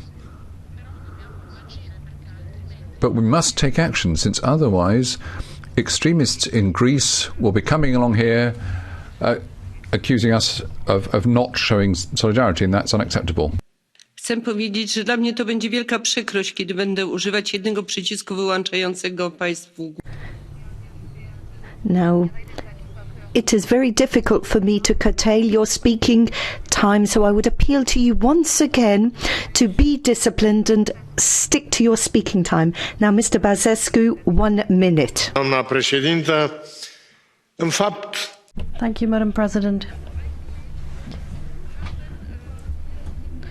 Well, we've picked up a topic once again for debate that we began to discuss just a month ago in Strasbourg, but nothing has changed in the interim period. The situation in Greece is very, very challenging, both for local residents and migrants and refugees. Now, what I'd like to talk about is this. There's some 7,000 minors living in the country and suffering from inhumane conditions, poor hygiene, lack of food.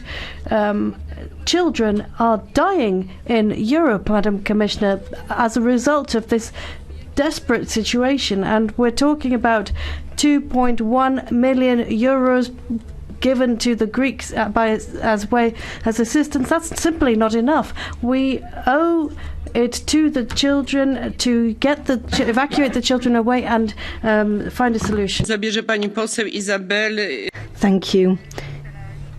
Isabel Wiesler Lima, 1 minute. Thank you. This is Europe, the 21st century, the European Union. I am honoured to be a rapporteur on the human rights situation around the world. We defend humanitarian values beyond our borders. We are exacting in our expectations of our international partners. I am proud to do so, but how could we criticise the way other countries, other continents deal with their migrants if we have a situation in the EU where children are being left in this type of humanitarian crisis? Let me repeat once again, it is Europe, the 21st century. We need solidarity. It is unacceptable that solidarity not be the clear-cut solution when we're dealing with children. This isn't a Greek problem. It affects all of us. We are all to be held responsible. We need to ensure decent living conditions for these children. We need to ensure the wherewithal and resources to guarantee decent living conditions for these children. We need solidarity within the EU, and solidarity is a two-way stream. We can only expect solidarity if we are willing to provide solidarity ourselves. If you don't give, you don't receive. Pani poseł Anna Michel Asimakopoulos. Thank you. Anna Michel Asimakopoulos. Przepraszam, jest pytanie w ramach błękitnej. I do apologise. We have a blue card question. This is a question to Ms. Wiesler Lima. Are you willing to accept a blue card question? Tak? Yes? Pan poseł Harkwart, bardzo proszę. Mr. Harkwart, go ahead. Yes, thank you. I will speak in German. Meine Frage ist eigentlich... It's quite a simple question. I can agree with what you've said. I can agree with what the previous speaker said. But we could send out a much stronger message as a parliament if on the next occasion when we come here to talk about this, we draft a resolution. We don't have a sort of a 90-second soundbite. We get together, agree on a text, on a document that's going to send out a clear and strong message. So would you and your group support the idea of a resolution? Thank you. Bardzo proszę panią poseł o odpowiedź. Ich sehe absolut I have absolutely no problem doing so. Quite the opposite. Thank you very much. Pani poseł, głos zabierze pani poseł. Thank you. Now, Ms. Asimakopoulou. 1 minute. President and Commissioner. United we stand, divided we fall, a famous phrase. And today in this chamber, we stood united in the face of a threat to our unity, Brexit. And today in this chamber, we stood united in commemorating the International Day for the Victims of the Holocaust. And in a united voice, we said, we remember. But when it comes to the migration issue, we are clearly not united. When it comes to dealing with President Erdogan's blackmail using the migration issue, we are not united. At this moment, there are 5,301 unaccompanied minors in Greece.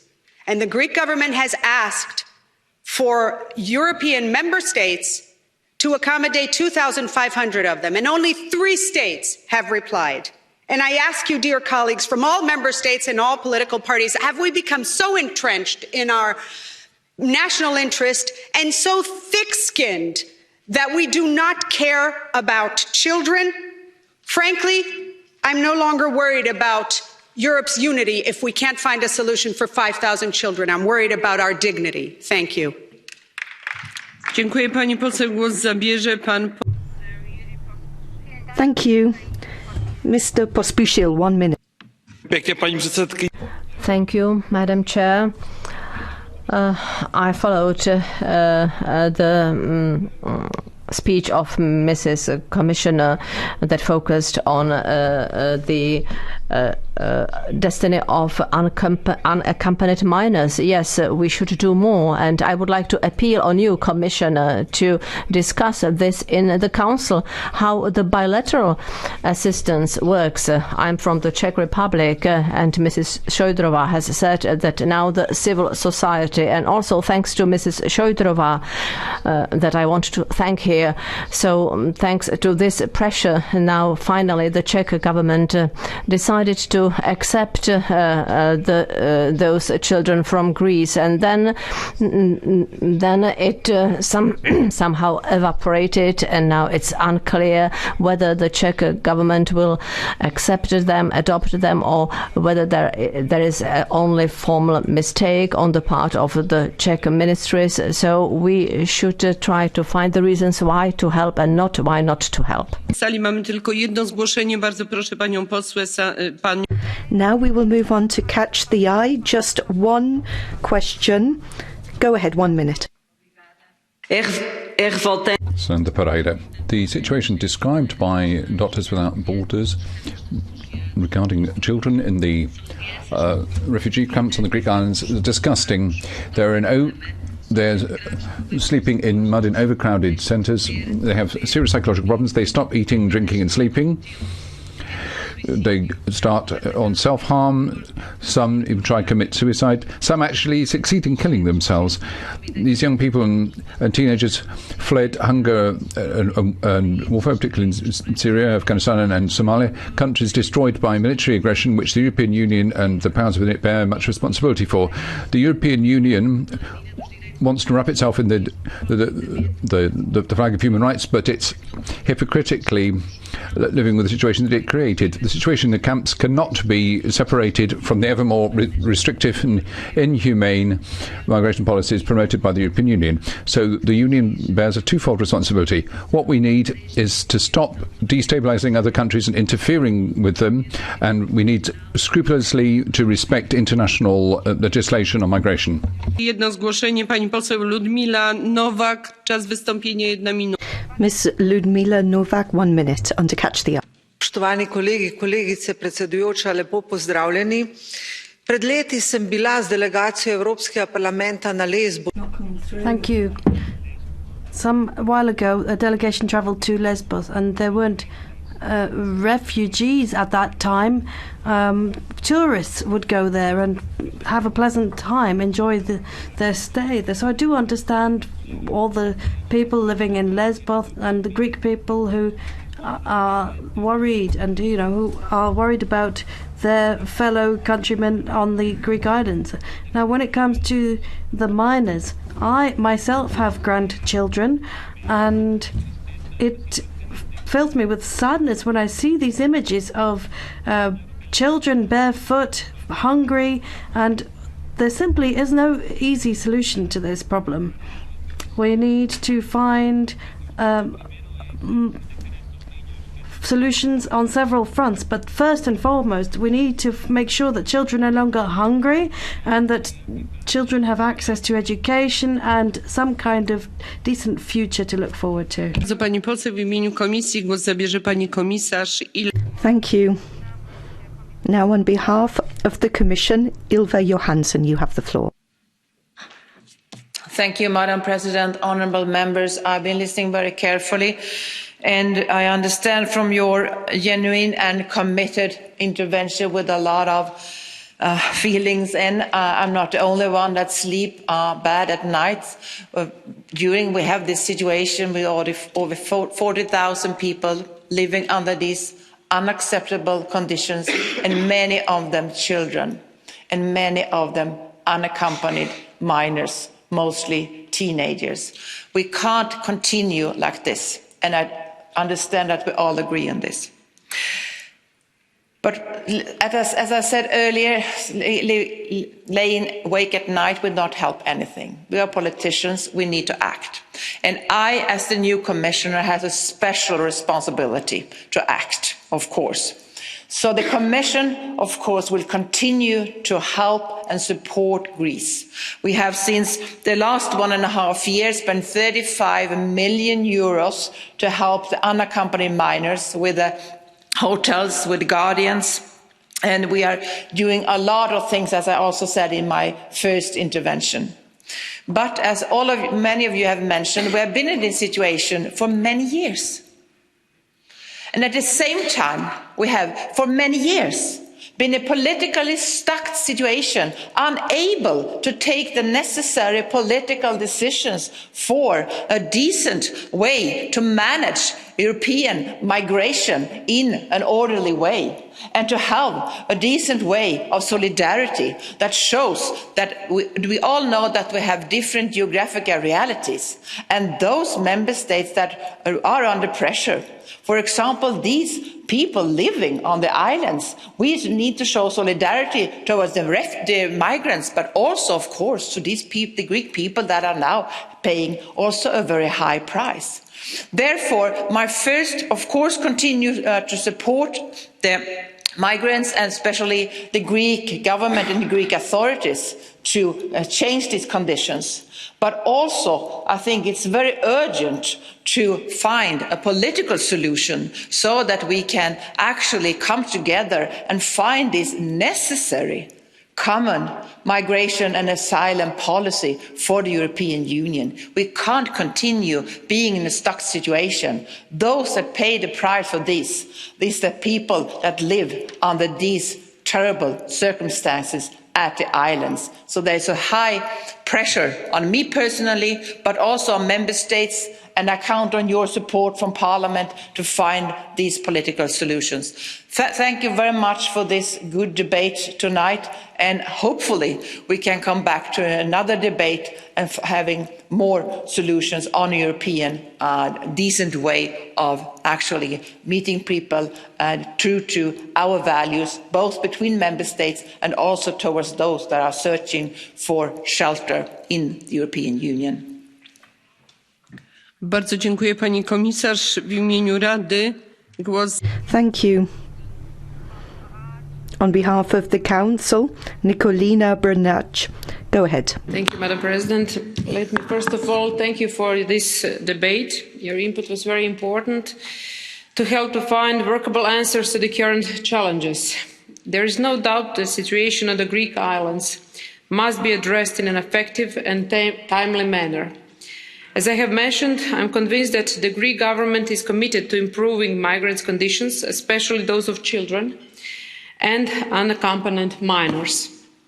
The new Greek government announced a new plan designed to protect minors who have arrived in Greece, and we expect the situation to improve soon.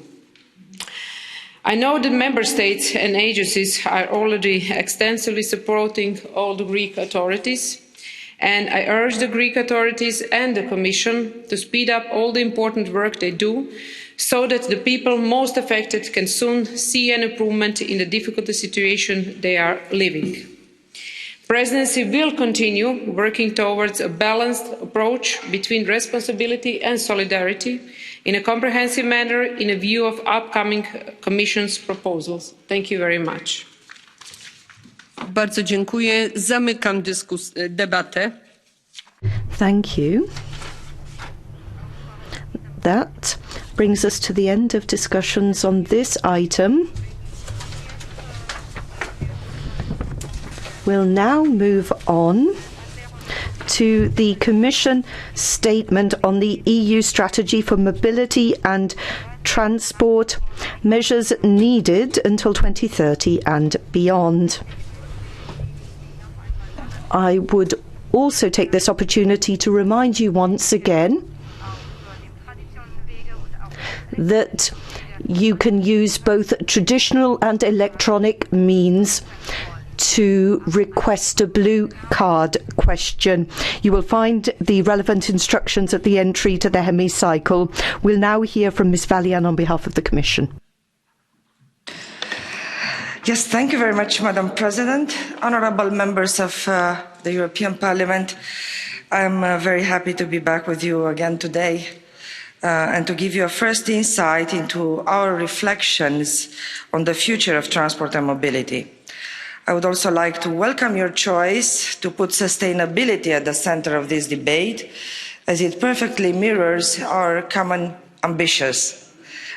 As we look to the future and in line with President von der Leyen's political guidelines, our policy actions will, on the one hand, be guided by the ambition of the European Green Deal to ensure that transport makes its important contribution to climate neutrality by 2050, and on the other, by a Europe that is fit for the digital age when it comes to harnessing digital technologies to make mobility smart as well as sustainable. The strategy on sustainable and smart mobility will have these two objectives at its heart and will guide us towards a transport sector that is fit for a clean, digital and modern economy. The Commission will adopt the strategy later this year, once we have completed our preparatory work, including the public consultation, and received feedback from the stakeholders. What is certain is that the strategy must include ambitious measures aimed at significantly reducing CO2 and pollutant emissions across all modes.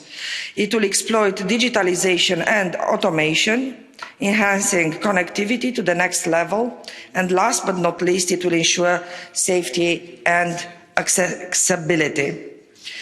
Our comprehensive strategy on sustainable and smart mobility will have to be unprecedented in 90% reduction in emissions by 2050. I want to share what I see as the 4 principles that will guide transport's contribution to the European Green Deal. First, making the transport system as a whole more sustainable. Making sustainable alternative solutions available to all citizens and businesses. Respecting the polluters pay principle in all transport modes.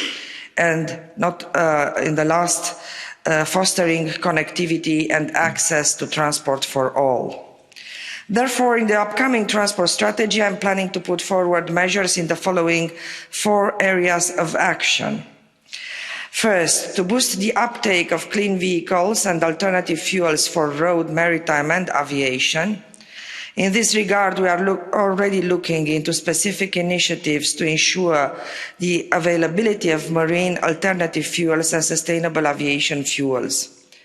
Second, increase the share of more sustainable transport modes, such as rail and inland waterways, and improving efficiency across the whole transport system. Thirdly, incentivizing the right consumer choices and low emission practices. And fourth, investing in low and zero emission solutions, including infrastructure. On the road to a climate neutral Europe by 2050, it is essential that sustainable and smart go hand in hand. Digitalization is not simply a means to an end. We must take full advantage of the opportunities presented to us by digitalization and automation, for instance, by increasing traffic efficiency through artificial intelligence or reducing traffic hazards to a minimum, to name only a few. They are the key to cleaner, seamless, smart and safe mobility across all transport modes. Digitalization also opens the door to mobility as a service and the seamless combination of transport modes for a single journey, encouraging more people out of private cars and onto shared and more efficient forms of transport. We will, of course, be vigilant and watch out for any impacts on jobs and skills. To make this happen, we need accessibility, affordability, connectivity.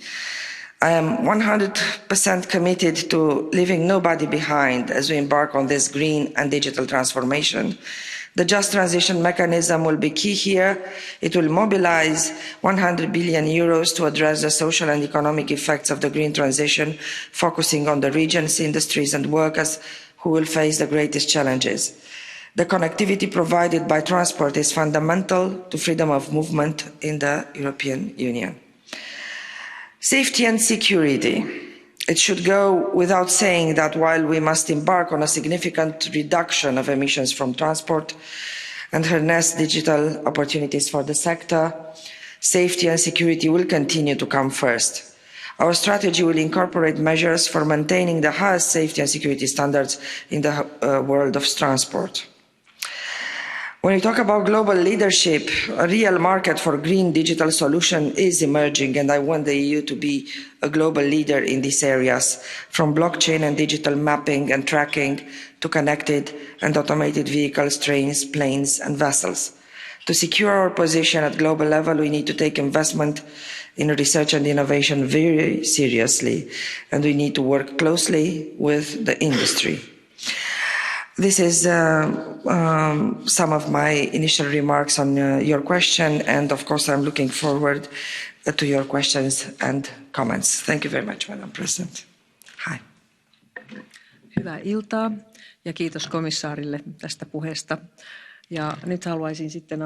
Thank you, Commissioner, for that statement. I shall give the floor at this point to the group speakers, starting with the European People's Party group.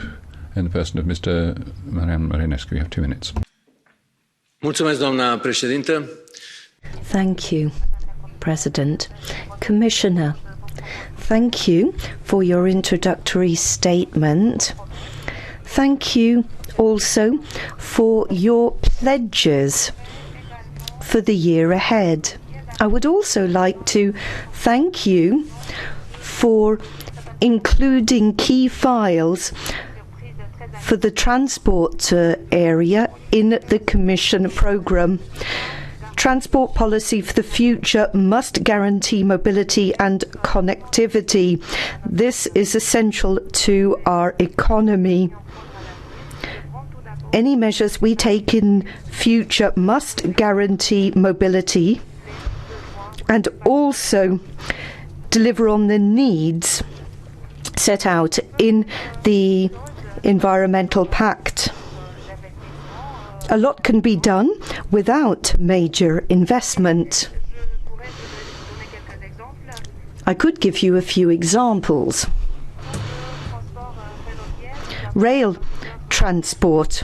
We have goods corridors that are underdeveloped.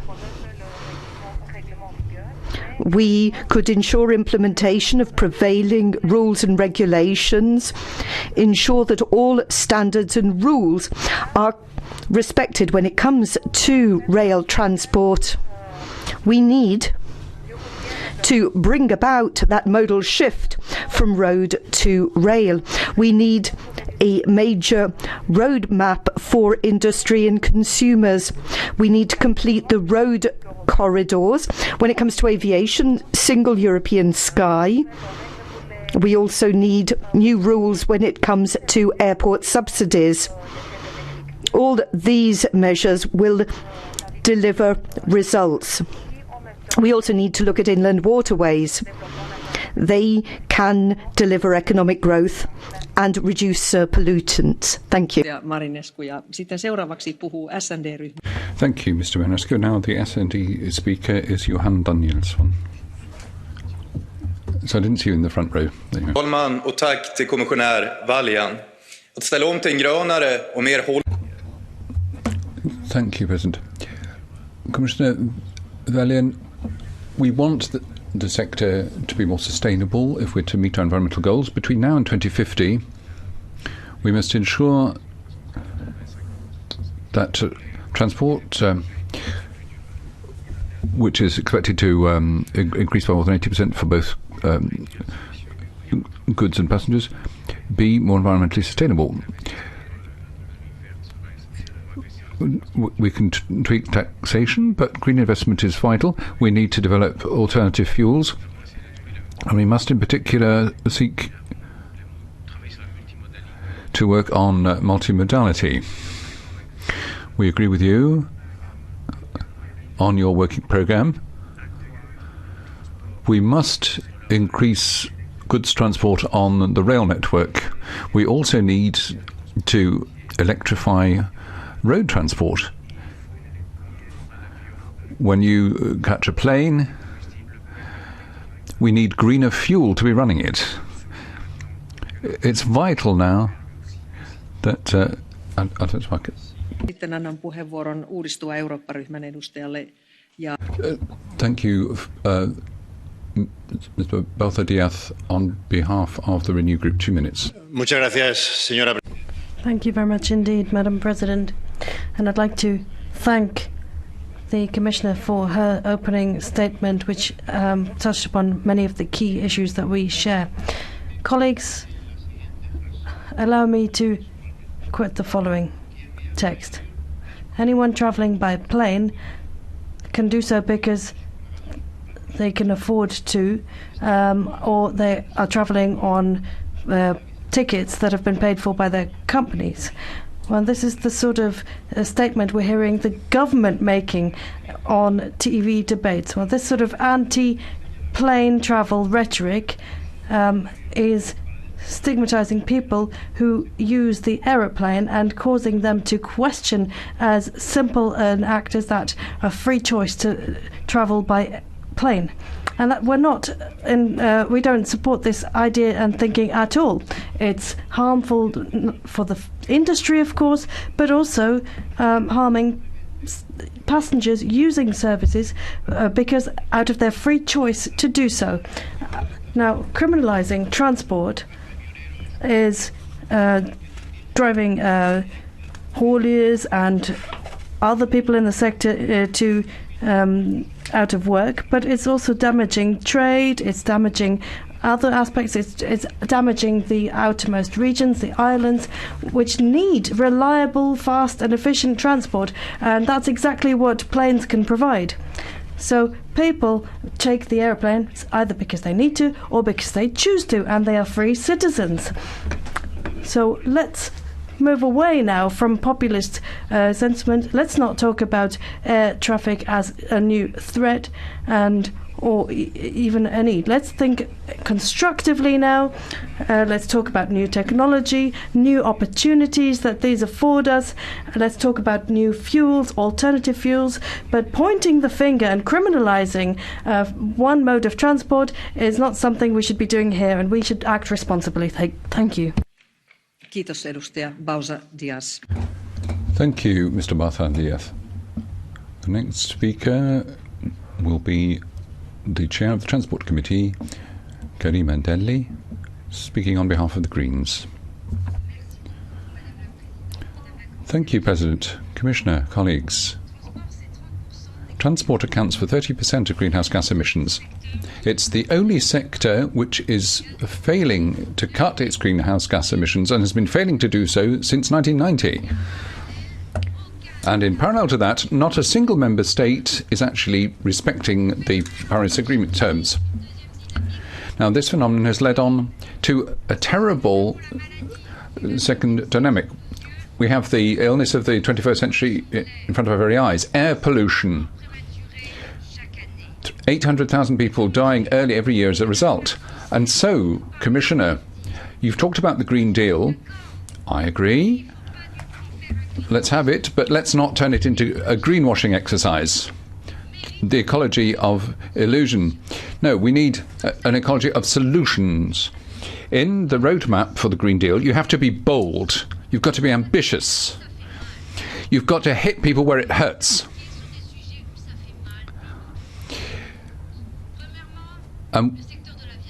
That's what we have to do if we're going to have responses to the situation. Starting with aviation, it's high time that it was covered by the ETS. And we need to go further to have a proper kerosene tax. It's your services who showed that a kerosene tax could contribute 27 billion euro per annum to the budget. Wouldn't that be wonderful? To provide some leverage for what we need, relaunching freight, particularly sustainable urban mobility with more cycle paths. And I will wind up very briefly, Madam President. I will not accept the Commission returning to us with the Eurovignette text that was torpedoed by the Council and voted for by Parliament. Kiitos, edustaja Delli. Ja seuraavaksi annan puheenvuoron. Thank you, Ms. Delli. Now, the next speaker on behalf of the Identity and Democracy Group is Roman Haider. You have 1 minute. Thank you, President. The paper that the Commission has presented is unfortunately not particularly green, and it isn't a good deal. Implementing this draft would threaten millions of jobs without improving the state of affairs when it comes to climate protection. The Commission is undermining the economic fundamentals of some 500 million citizens. I am left with a particularly bitter aftertaste when I look at how citizens and their needs are dismissed. The Commission has high-flying ideas but is not considering the needs of citizens. People need their cars to drive to work day in, day out. They need cars to earn a living. These millions of commuters are really suffering as a result of your plans. They are bad for the economy and bad for the environment. Ja sitten seuraavaksi edustaja Kosmas. Thank you, Mr. Haider. The next speaker is Kosmas Wotowski for the ECR. 1 minute. Ääni kaikuu. Is there a microphone on somewhere? Szanowna pani komisarz, kluczowym elementem Unii... Thank you, Madam President. Madam Commissioner, when it comes to mobility, one thing that's particularly important is funding for public transport. We do have considerable know-how in Europe when it comes to rail transport, so we should continue to invest in these technologies and sectors. The future will mean intelligent infrastructure, intelligent vehicles, improved security and safety for passengers and drivers. We also can improve road transport, and the entire system will be improved. Now, 2030, we've set ourselves quite an ambitious objective, and in many regions we are looking at smaller problems. Roads are unsafe, vehicles on average are 11 years old. So I do hope that you've thought every aspect of this through. We can't actually escape all of these difficulties by racing ahead. Ja sitten edustaja. Thank you, Mrs. Złotowski. The next speaker is Elena Kundura on behalf of the European United Left. 1 minute. Ευχαριστώ πολύ για την παρουσίαση. Εύχομαι να έχω. Thank you, President. Thank you very much, Commissioner Vălean, for your presentation. I hope that we can cooperate fruitfully in the years to come. Now, in any future discussion on mobility, there are 3 priorities we must establish, which are interlinked. First of all, clean transport for the sake of the climate and human health. We're aware of the fact that transport accounts for 37% of greenhouse gas emissions. That applies in particular to urban centres, where the increase in air pollution is causing hundreds of thousands of fatalities. We need a programme to involve all member states on air quality. In suburban areas, the population is paying a very high price. There have to be fair pollution services for those further away from the centre. And then we need to provide support for disadvantaged people. Transport should not be a privilege. So it's crucial that we invest in research and innovation. There's no time to be lost on transport. We have to move from words to deeds. Thank you. Edustaja Kundura. Ja sitten annan puheenvuoron. Thank you, Ms. Kundura. And now for Ivan Šinčić, an unattached member. 1 minute. The railway is the picture of the country. If you want to see what the status of a country is, look at the rail sector. When we talk about the rail sector, Croatia is far away from the future of our transport, and the facts from the Croatian transport strategy testify to this. And so the railway works is 30 years old. 70% of locomotives will face the end of the lifetime. There are damages to the infrastructure. 18% of all the rails in Croatia have the highest possible speed. The speed of trains of 160 kilometers per hour is allowed only on 7% of the railways. The renewal of the system, which is prescribed in 8 to 10 years, has not been done in the last 35 years. And the current business of the railway company is not sustainable without the state support. This is unfortunately the chronicle corruption picture and this can be seen in the railway sector. Kiitos edustaja Sintsisille. Ja sitten siirrymme yksittäisten edustajien puheenvuoroon. Thank you. We will now hear individual members' contributions. Ms. Thaler, you have 1.5 minutes. Thank you very much, Mrs. President. Hvala, gospođo predsjedateljice, dragi kolege. Mobilnost je pokazatelj bogatstva, prosperiteta I mogućnosti. Mobilnost nosi Rituals and consequently Europe brings us closer together. Mobility itself is not a problem. It's quite the opposite. Dear Commissioner, Our European transport system has to stay affordable, reliable and sustainable. And let me share 3 ideas on this. Firstly, I think we all agree that our railway system can contribute to our shared goals. However, we need to cut red tape in an enormous extent. We need to unleash competition and we need to tear down national borders. I know the Commission is all aware, and I know you are committed to solve this problem. But how exactly are you planning to proceed? Secondly, since 20 years, the average European household spends 13% of the monthly available income on mobility, while at the same time, better technology reduced our CO2 emissions by 25%. How are you going to ensure that the expenses for our citizens will stay the same in the future? And lastly, and now I switch back to my mother tongue, wir wurden nicht gewählt, Mobilität. We've not been elected to turn mobility into a problem. We were elected to resolve any mobility issues. Rest assured, Commissioner, you have a strong ally in our ranks. Kiitos, edustaja Thaler. Thank you, Ms. Thaler. Now, the next speaker is Ismail Ertug.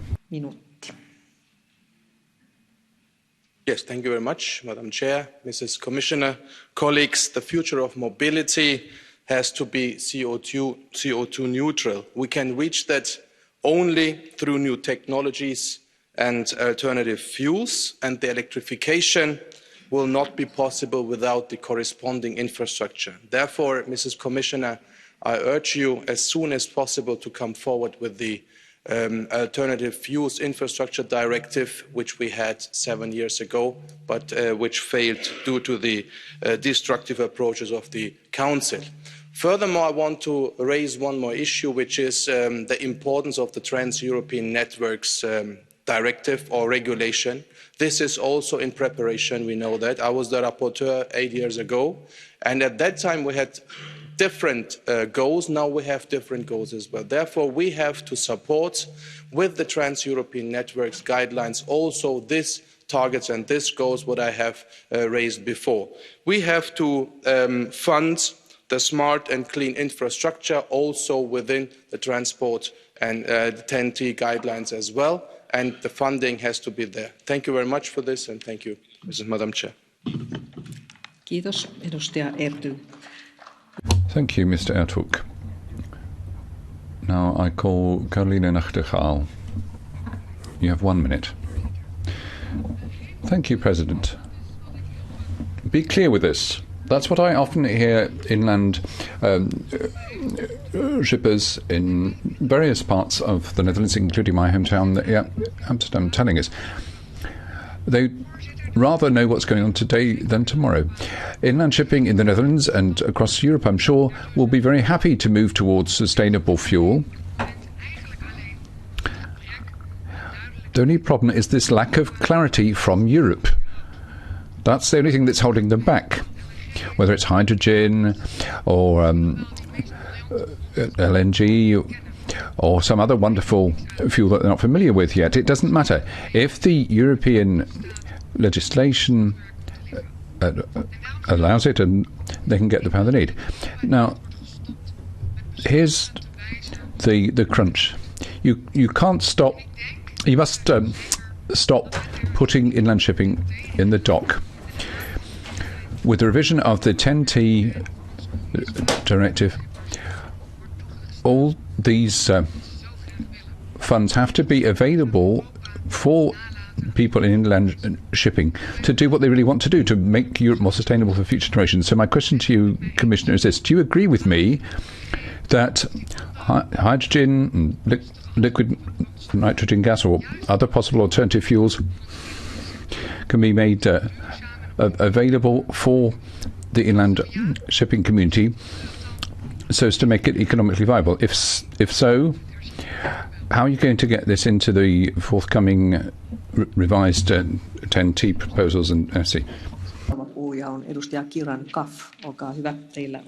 Thank you. Now, Kiran Kaf, you have 1 minute. Thank you, Chair, and thank you, Commissioner. The future of transport must be affordable, accessible, healthy and clean. Not my words, but the words of our President, Commissioner Ursula von der Leyen. And I agree with that sentiment, and I want to see it delivered. So let's start with walking, move on to cycling, and then invest in quality public transport. It's not rocket science. If our transport systems work for children, if they work for older people, then we're on the right road to sustainability. But we do have to move away from a car-centric vision of transport and mobility. And I want you, Commissioner, to place a clear focus on active travel and safer low-carbon mobility solutions. And we have to move away from our obsession with mega projects and focus more on the small things that make a difference in different regions around Europe. An EU strategy must not repeat the mistakes of the past. Endless motorway and airport expansions, subsidies for pollution industries. So let's offer a positive vision for how people can move around. Thank you. Kiitos edustaja Kaff. Ja sitten annan puheenvuoron edustaja Philippe Olivier. Thank you. Philippe Olivier, you have 1 minute. Madame la Présidente. Madam President, let me state a very simple fact. The cleanest energy is the energy that you do not use. If you want to reduce transport emissions, that's a good idea. But we seem to be a bit schizophrenic about how we're going about this. Transport development is strangling the planet, and yet ultimately what we seem to be striving for is never-ending development of the sector. Goods being shipped and so on and so forth. We're talking about people as mere consumers. That seems to be sort of the logical conclusion of this consumer society, and it's in opposition to an ecological approach. We defend a local approach, localism, allowing people to live in harmony with the environment as an antidote to hyper-consumerism. As Pierre Rabhi told us, this can give us true happiness. Kiitos edustaja Olivier ja sitten edustaja Angel Jambatski. Thank you. Now Angel Jambatski has 1 minute. Thank you, President. Commissioner, honourable members, Franz Kafka would appear to have drafted the script for this debate. I'm sure you're all familiar with Kafka's writings. People seem to be pitting their interests against those of Bulgaria, Romania and Poland when it comes to the mobility package. These same people are now complaining about overly expensive and polluting transport. Will you have opted to ensure that lorries will continue to crisscross Europe empty? You can't allow this continue, empty lorries crisscrossing Europe, and at the same time call for green transport. I would describe this as hypocrisy. Madam Commissioner, you are facing a serious problem. You need to tackle the mobility package that was adopted to serve the interests of Turkish and Russian drivers. They will take the jobs of Romanian, Bulgarian lorry drivers. Thank you. Kiitokset edustaja Jambatski. Thank you, Mr. Jambatski. The next speaker is João Ferreira for 1 minute. Thank you, President. Mobility policies are vital for the people's living standards, to get the economy working and to reduce the entropic effect on the environment. Economic, social and territorial cohesion needs to bear in mind local, regional and national mobility needs. The European Union must increasingly put the focus on the trans-European networks. Given the domination of the main economies in Europe, there have to be adequate resources to ensure the missing links in local, national and regional transport, particularly railways and urban transport systems, are delivered. There's a clear failure on mobility. There's no sustainable mobility, and there won't be unless you invest significantly in public transport. And without a mass shift from individual transport to public collective transport, well, the so-called European Green Deal doesn't even mention public transport once. I trust that the mobility strategy will put right those distortions. Thank you. Kiitos edustaja Ferreira. Ja sitten seuraava puhuja on edustaja Antoni Comini. Thank you very much indeed. Mr. Comini Oliveres has the floor for 1 minute. Estimados colegas, comisaria Balean. Thank you very much indeed, Commissioners. Europe needs to be on the forefront when it comes to efficient and sustainable transport. But looking at Catalonia, when we think about the future of transport, the first thing that springs to mind is the Mediterranean corridor.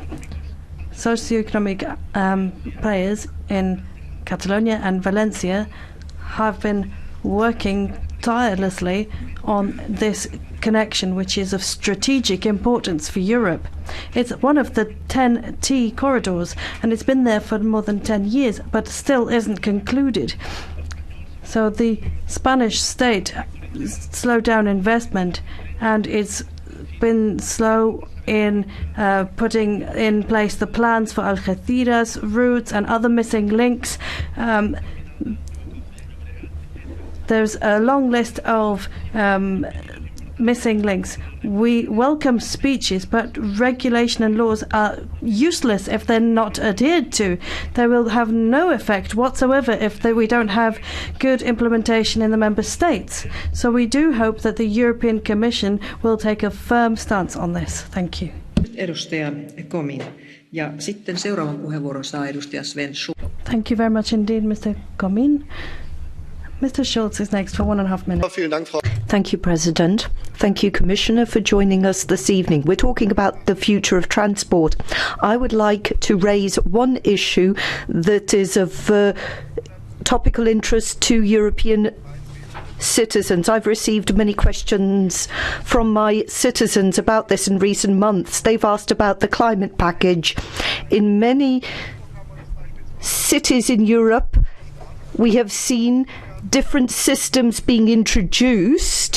When you arrive in a city, you have to apply for some sort of special registration. So you have many cities in the EU where you have to register your car. Now, we in the EPP have asked the Commission about this over recent years. Time and again, we put the question to your predecessor. We asked whether this was in compliance with EU laws, and also whether this wasn't creating a patchwork of legislation. Many citizens are worried about driving into cities. They are worried about being slapped with hefty fines if they haven't been properly registered, and it's not always that straightforward to ensure registration. Now, we've heard about very important issues this evening, but we need to deal with this burning issue. You are a new commissioner, and I'm sure that you're very concerned about citizens' welfare, so I would ask you to take up this issue, look into it and come back to us with answers. Thank you. Kiitos edustaja Schulz. Sitten puheenvuoron saa edustaja Giuseppe Ferreira. Thank you very much indeed, Mr. Schulz. The next speaker.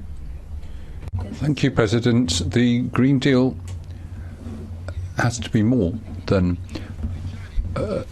political opportunity. We need to correct community policies quickly and efficiently. I would ask the Commission to be more ambitious and decisive in its approach, and that would start with the Eurovignette, which has been held back by national governments who are affecting the long-term vision of the Green Deal. We all know that road transport accounts for 25% of greenhouse gas emissions. We need to invest in railways and maritime and transport and aviation. Not enough has been done yet. Parliament has already reiterated the point that unless we make a greater economic effort to obtain the goals for 2030, we're extremely concerned that the polluter pays principle might actually end up with an unfair tax on final consumers, rather than being an incentive to develop less harmful technologies. Once again, the investment we've called for to link up the outermost regions of Europe, such as the south of Italy, don't seem to be up to the task. So as Parliament has been proposing, we must add another 6 billion to the budget for the CEF. Thank you. Kiitos edustaja. Ja seuraava puhuja on edustaja Thank you very much indeed. The next speaker is Isaskun Bilbao Barandica for 1.5 minutes. Thank you very much indeed, Madam President, Commissioner. Sustainable, efficient and clean mobility for people and goods is key for our economy's competitiveness. We need it if we want to fight climate change and guarantee free movement. We are leaders in many transport technologies, and if we want to stay in that position, we have to innovate and create and set up the first integrated mobility system worldwide. This means we have to rely on digitalization, decarbonisation of vehicles, and interconnect infrastructures and users, and also look at training for new professions. We have to develop the management system for transport and mobility. New forms of business models will emerge, and we will see people being able to book their journeys from start to finish. And we will have a system where everyone has to play a role. So let's join forces from the bottom up and allow our citizens and institutions to work together. Now, of course, we know that the cross-border transport networks are crucial. Galileo, the rail package, and others. We support the Green Deal, but all of these measures will simply be fine words if the member states fail to carry out the implementation work. So you must guarantee that all of these promises are kept. Thank you. Bilbao Barandica. Ja nyt annan puheenvuoron. Thank you very much indeed, Ms. Bilbao Barandica. Ms. Metz has the floor for 1 minute. Thank you, Madam President.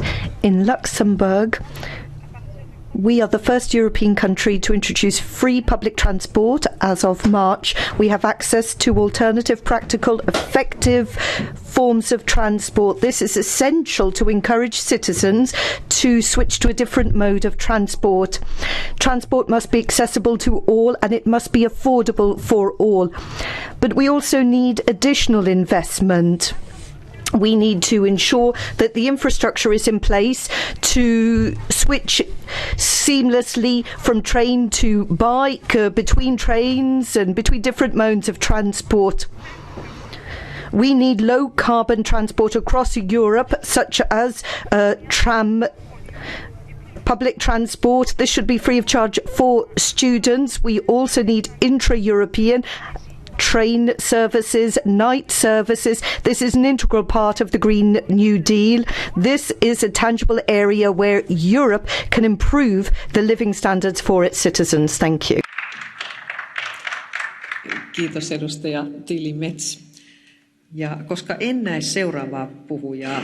Thank you very much, Ms. Metz, and I do not see the next speaker in the chamber at the moment. I move on in the speakers list, therefore. Ms. Mazurik has the floor next for 1 minute. Thank you, President. Honourable members, we heard an interesting presentation from the Commission regarding its strategy on mobility. And I trust that we will all be able to work out a common position on this. Our experience hitherto has shown that if infrastructure projects are to be successful, They rely on the support of the member states above all, and they need secure financial arrangements. Now, in the context of the new multi-annual financial framework, the cohesion fund is particularly important. The Carpathian route and the canals are significant projects deserving the same support as all the other European proposals. The Commissioner hasn't said that much about the railways. Does the Commission intend to take action to underpin investment in high-speed trains so that we can have a European master plan for high-speed rail in Europe? If so, what is your time frame? Thank you, Ms. Mazurek. The next speaker is Mr. Dutken. Voilà. Merci, Madame la Commissaire, pour la présentation. Thank you very much indeed, Madam Commissioner, for your statement. Sustainability is, of course, based on three pillars.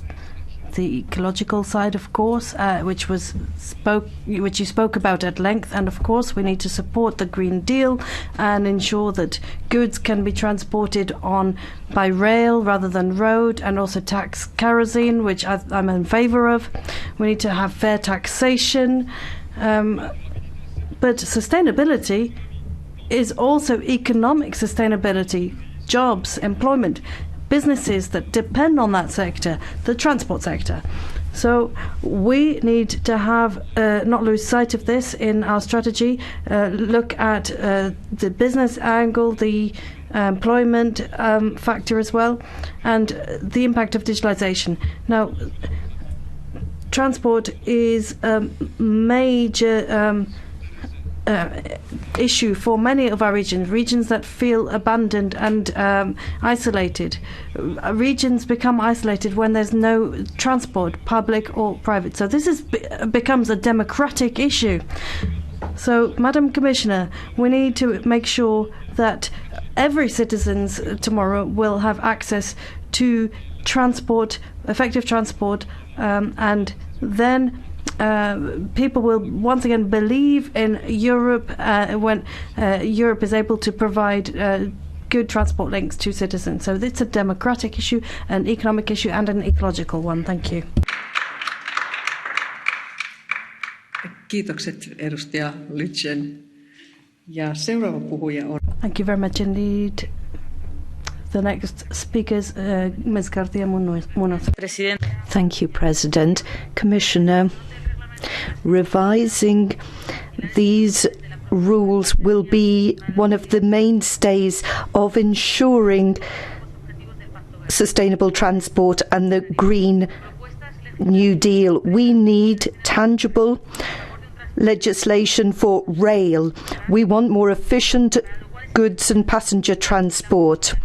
We want multimodality, interconnectivity with ports, airports, transport hubs, logistics hubs. We need connections for rural areas. We need to ensure that there are sufficient charging points for electric cars, even in more scarcely populated areas. We also need to look at administrative red tape, ensure that we can work more efficiently on cross-border projects. We need to look at this in connection with the new CEF. We need to focus on smart and sustainable transport under the new CEF. The Parliament position during negotiations on the MFF will be a firm one. Thank you. Kiitos, edustaja García Munoz. Ja sitten edustaja Clotilde Armand. Thank you. The next speaker is Ms. Armand. Orice strategie europeană în materie de transport trebuie să țină seama de obiectivele noastre ecologice. European strategy for transport is what we need, but one that meets ecological objectives as well as economic objectives. Now, I represent a country, Romania, that lacks connections with European highways. There are no Romanian motorways currently that cross the Carpathian range, for example, and and connect different regions. So, there's a bare minimum that a society needs if it wants to develop and thrive. So when you talk about rail transport, maritime transport and investing there, that's what we need. We need to reconnect in these networks, and it's in the interest of citizens that we have a system, transport system, mobility system that works properly, and that will also mean that we have a fair energy transition. Sitten edustaja Anna Depanne Grunenberg, minuutti. Thank you very much indeed. Ms. Depanne Grunenberg is next. Madam President, if we want to transform the transport sector and have a chance of meeting our Paris objectives, that's clearly a mammoth task. Let's start now. Let's start right away with the most obvious changes. We need to reinforce and strengthen the rail sector, and without that we won't be able to move towards a sustainable transition. To invest in the rail infrastructure and speed up the linking up of cross-border connections, but also improve competitiveness. But what we're talking here about is externalization of costs. So let's put an end to this historical disadvantage that the rail sector has been. We need to defend the rail sector. Quite often it's the only environmentally friendly alternative to flying. There's a genuine demand for these trains, especially these overnight trains, which are often branded as nostalgic or old-fashioned. So where's the support policy to support these changes? We need fair pricing for tracks and common ticketing rules. Let's work together on this. Kiitos edustaja Depanne Grunenberg. Sitten puhuu Thank you very much indeed. Rafael Stankalini is next for 1 minute. Thank you, President. Transport and mobility are vital to our economy. Access to efficient, sustainable, safe transport is crucial. The EU must do everything it can to deliver this. That's what we need for free movement of people and goods.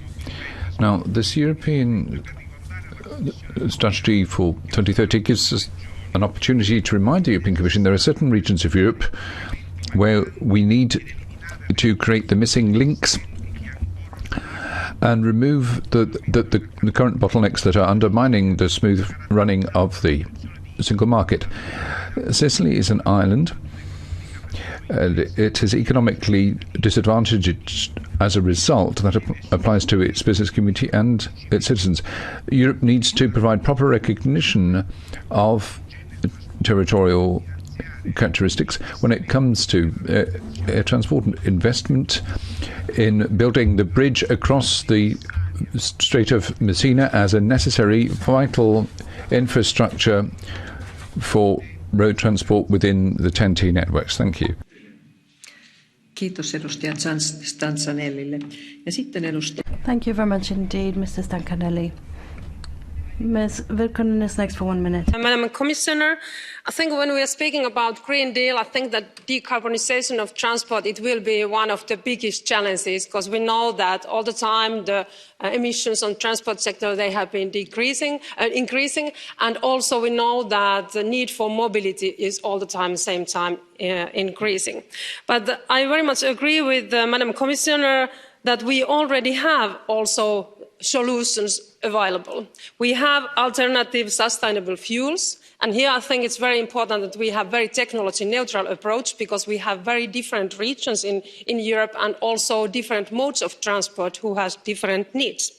We have digital innovations, like Madam Commissioner said, and we can make mobility more smart and effective because of these new innovations. And of course, we have also a possibility to invest in more to very modern and smart, fast connections on transport sector. And here I'm also asking your support, note, Madam Commissioner, because as you know, Parliament is very willing to invest in more to transport connections, cross-border connections in Europe. And now when we are negotiating on next MFF, it's very important that we are really investing in transport connections also.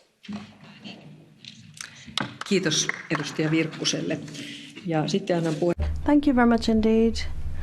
The next speaker is Mr. Vitanov for 1 minute. Thank you, President.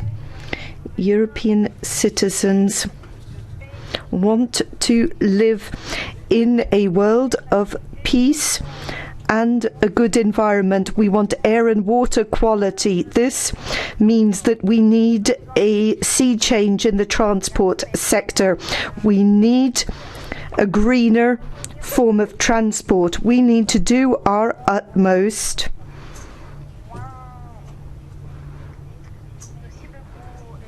to reduce emissions from the transport sector. We need to promote rail transport and improve the coordination between passenger and freight transport.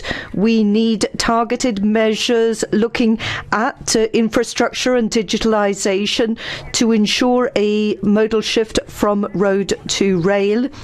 We must also improve our rail network so that rail is a genuine alternative for medium and long distance journeys. Finally, European citizens cannot be held hostage by their own governments. This is unacceptable, as we've seen in connection with the journey from Berlin to Sofia. Kiitos edustaja Vitanov. Ja sitten seuraavaksi haluaisin antaa puheenvuoron. Thank you very much indeed. The next speaker is Mr. Arias Echeverria. Thank you, President. Commissioner, transport is a vital sector for the workings of our economy, the single market and trade. It's vital for the competitiveness of the export of manufacturers. Without transport, the sector will just disappear. Furthermore, as the treaty says, it's a vital tool of territorial and social cohesion. And that's why the new mobility and transport strategy, as well as setting its main goal of protecting the environment, must bear those elements in mind too. If we want to realise the ambitious goal of total carbon neutrality of our economy by 2050, then we have to stop the pollution, improve air quality in our cities. We need safer, more sustainable and more efficient mobility, but at the same time there are reforms required. We can't create more problems for our citizens. We need to give them some solutions. Our cities are going to have to change so as to promote cleaner, more efficient types of transport, bringing alternative fuels online, integrating transport. And with this in mind, I would like to stress the Madrid 2060 plan, which will give us safe, sustainable, efficient, inclusive transport. That's an example of how things should be done, and many cities around the Union should take note of that. Kiitokset edustaja Arias Echeverria. Ja sitten edustaja Vera Tax, minuutti, olkaa hyvä. Thank you. The next speaker is Ms. Tax. Thank you, President. Commissioner Vălean, do you know that in my region we've seen huge jobs being lost from the car manufacturing industry? People are stuck at home without a job. This is because there is uncertainty when it comes to transport in Europe. In China, you don't have this type of uncertainty. We're seeing many jobs being created, investment in sustainable technology. That is what we should be doing. We need the EU strategy for transport and mobility, and this strategy must create jobs. We need to produce sustainable vehicles that will create thousands of new jobs. That must be a central plank of our strategy. I hope you won't just invest in sustainable transport, but also job opportunities for the future. Thank you. Kiitos edustaja Tax. Ja Thank you very much indeed, Ms. Tax. Mr. Novakov is the next speaker for 1 minute, please. Commissioner, first of all, I'd like to congratulate you for your hard working from day one and bringing back to normal the work of DG Move, including the legislative work, including the mobility package procedure, which in the past crossed some boundaries that it shouldn't be crossed. I know the future belongs to green policies. I know the future belongs to the green transport. But someone proposed just a minute ago that we should decrease the airline routes, we should tax the kerosene, and instead of that we should building bicycling lanes instead of that. I would like to see a bicycling lane between Amsterdam and Sofia instead of plane. But now back to the topic. A lot has been said about CO2 ceilings, about strategies, about priorities. I would like to say something about road safety. Road safety, and the roads are taking from us more casualties than any other disease which is attacking the humankind now. So we need safer roads and better education to the drivers. This is happening only with EU funds with significant amounts in it. So we should provide safer roads with better condition and an EU-wide strategy how to educate young drivers. Thank you very much. Kiitos, edustaja Novakov. Sitten edustaja Maria Spiraki. Thank you very much indeed. Ms. Spiraki is next for 1 minute. Thank you very much indeed.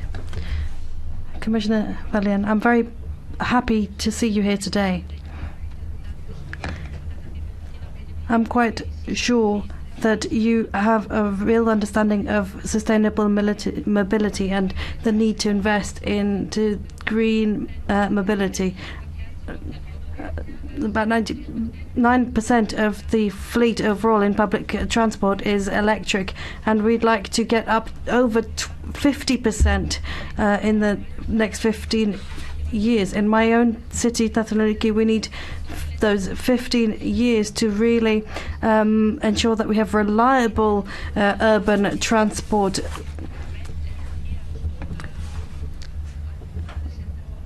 We see a lack of investment, and we do have an aging fleet in certain countries that were hit hard by the crisis, such as Greece, for example. So there is a gap that needs to be bridged here, and we need to do that through the next multi-annual financial framework.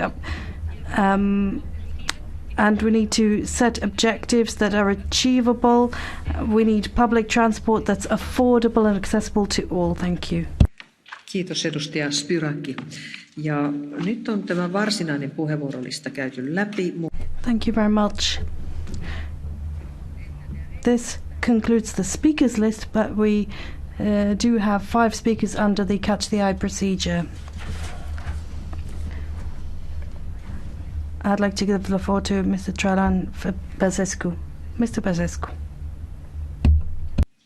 Go ahead, sir. Președinte, permiteți-mi să o felicit pe doamna comisar Vălean. Thank you, President. May I compliment Commissioner Vălean, who has chosen sustainable transport as a priority, particularly inland waterways. I'd like also to put this question to us. Germany has built a canal to link the Rhine, the Main and the Danube, and we have a canal to link the Danube and the Black Sea. Well, there are hundreds of kilometres of inland waterways not being used because we have failed to negotiate on harmonising the rules of the Rhine and Danube shipping commissions. So I would ask you to ensure that we have a single body of rules for both. Kiitos edustaja Băsescu. Ja sitten antaisin puheenvuoron. Thank you very much indeed, Mr. Băsescu. Ms. Grapini is next. Doamna comisar, stimați colegi. Thank you, President, Commissioner, honourable members.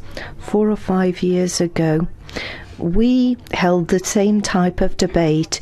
We talked about how we could achieve a sustainable, greener form of transport. We heard the same comments that we heard this evening, but we don't really know how to proceed. Now, Commissioner, you said that we should focus on connectivity. We need to link up those regions that are isolated. I mean, there are some countries that don't have motorways, those countries where 2/3 of the rail network is in disarray. What sort of funding will be earmarked under the MFF for this type of transport?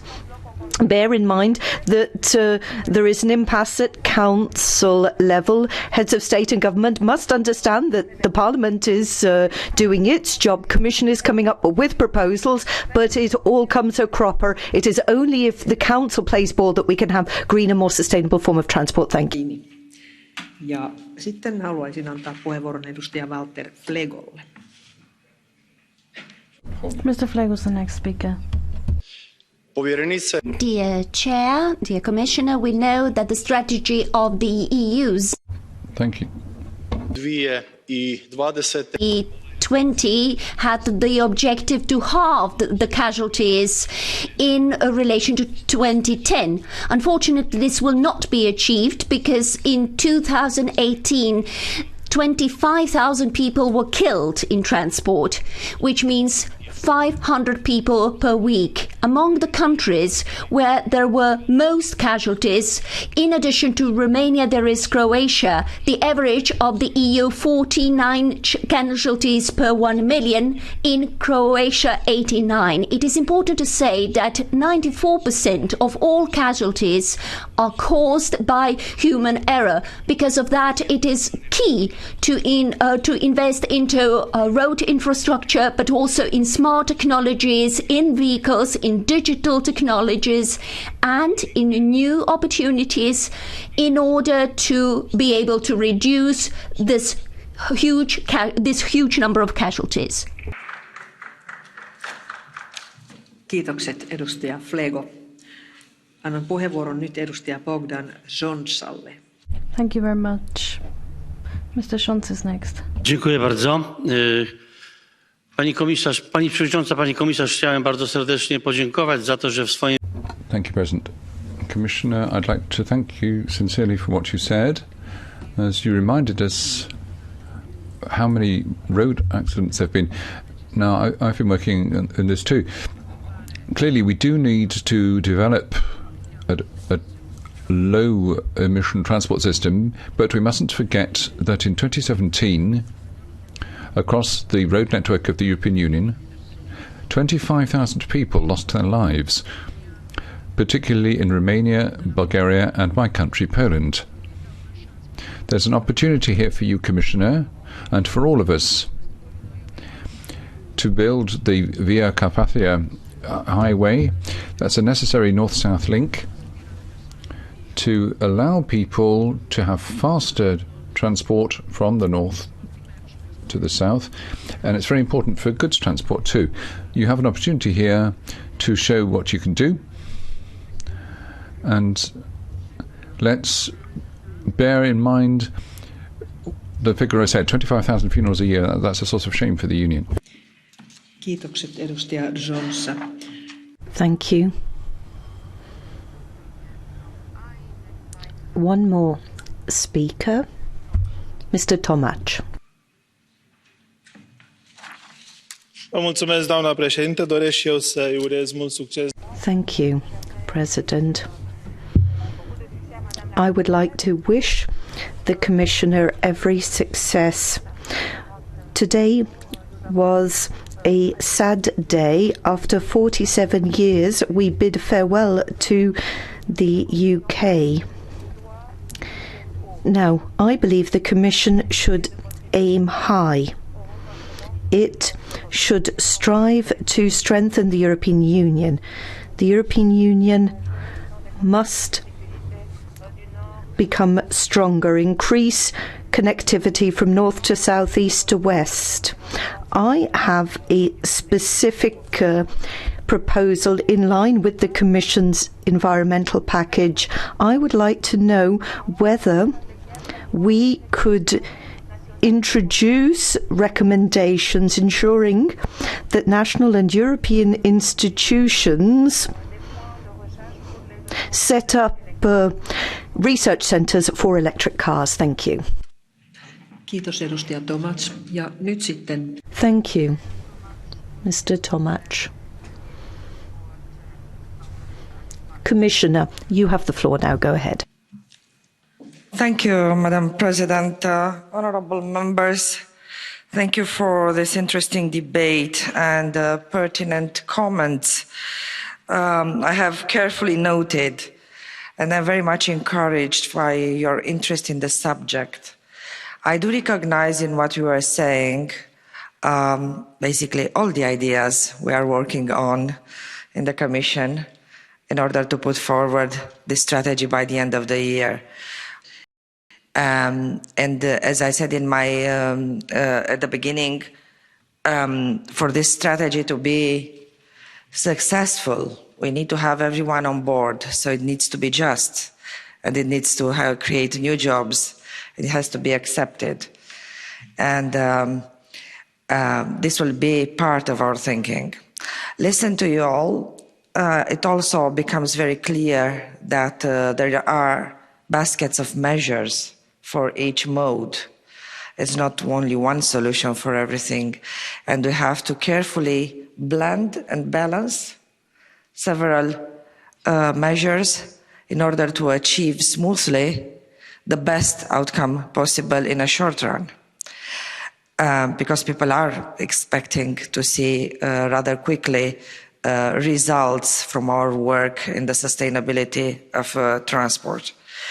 Many of you stressed the importance of the TEN-T infrastructure, and I cannot say but that I share this view, be it for where is needed because it's incomplete, be it for various modes, cross-border interconnection, and we know that we need to do more there in order to help create the missing links, which are not necessarily economically sustainable. And this would be the role of the European Union to add and support the missing links. And why not eliminating the barriers which are in cross-border in order to make the fluxes more easier.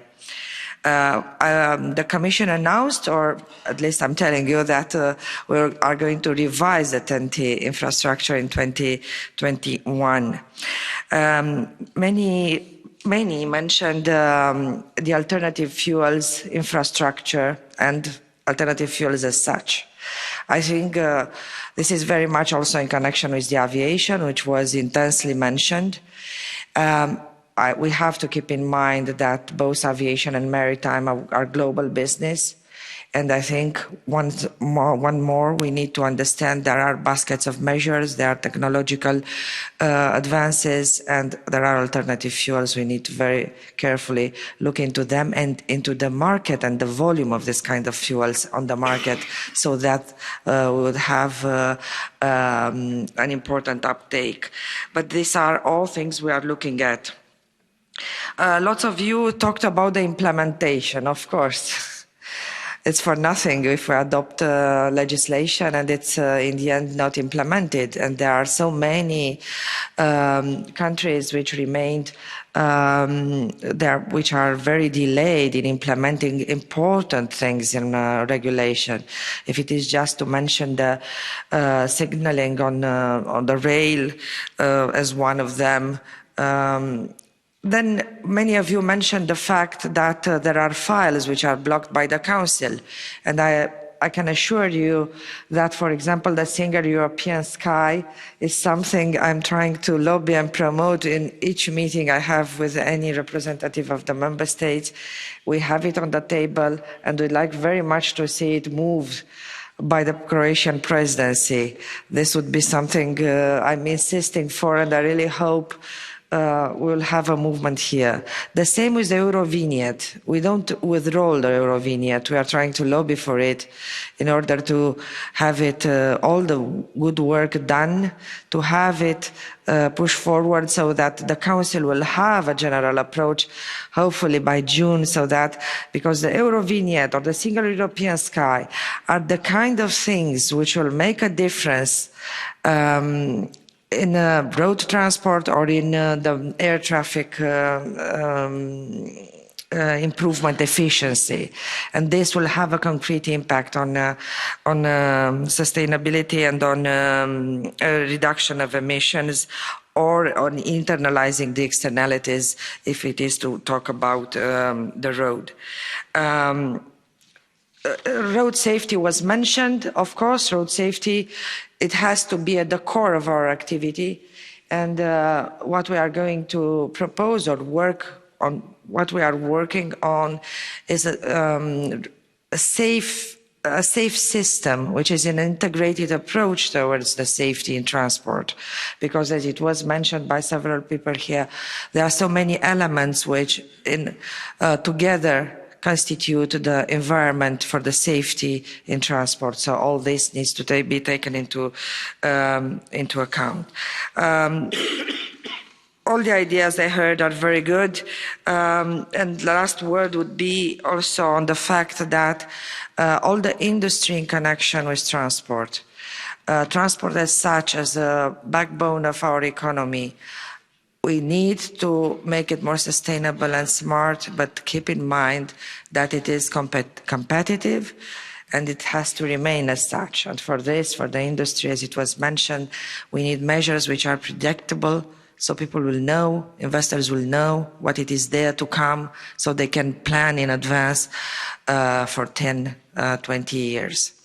I had also some particular questions from Mr. Schulze on the low emission zones or the harmonizing of vignette systems. This is something we are working on, because the idea is good to have low emission zones in cities, but it's true that for people moving around, not knowing the system, it's deterring, or it is an obstacle. So what we are looking at is to propose a harmonization of these systems for urban areas.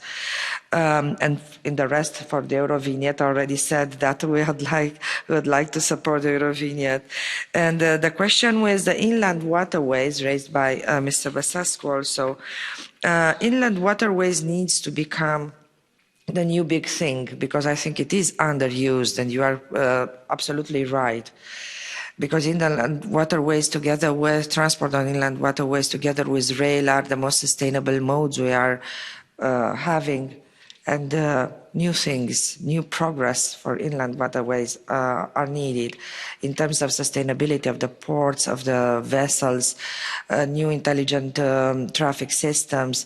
All these are there, we are looking into them, and you are right that the Danube Commission, which is 70 years old, or something, you would know better, has a different regulation, but the harmonization, I promise you we are going to look into it. I think because they are also non-EU members, it's not easy, but it's absolutely needed. So thank you very much for the suggestion. So this would be, honourable members, in a nutshell, my reaction to your comments. I trust that you will get involved in the work for such a sustainable transport for the future, and consider yourself invited by myself to contribute to this work. So thank you very much, and I hope we'll have new occasions to go more in depth in each of the subjects touched upon this evening. Thank you very much.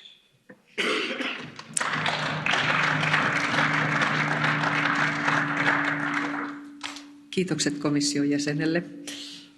Thank you, Commissioner. That brings us to the end of discussions on this item. We will now move to the 1-minute speeches. And I'll be firm, a minute means a minute. Mr. Pospisil is first. Oletteko paikalla? Mr. Pospisil, are you in the room? Paní předsedající. Thank you very much. As a councillor of Prague, the capital of the Czech Republic, I would like to say that Prague has joined the invitation of European cities to the Commission to prepare a European regulation of short-time rents, or Airbnb. I would hereby like to urge the Commission to start tackling this problem on the European level. Most large cities in Europe have many issues with short-term commercial rents, which are the cause of the fact that the centers of European cities are depopulated, and this is actually an unjustified form of making business, damaging regular hotels and accommodations. I would like to invite the Commission to start tackling this issue, because it's better to have a European legal framework than national frameworks which will not be as effective. Thank you. Kiitos edustaja Pospisil. Sitten Thank you. Our next speaker is Mr. Deutsch.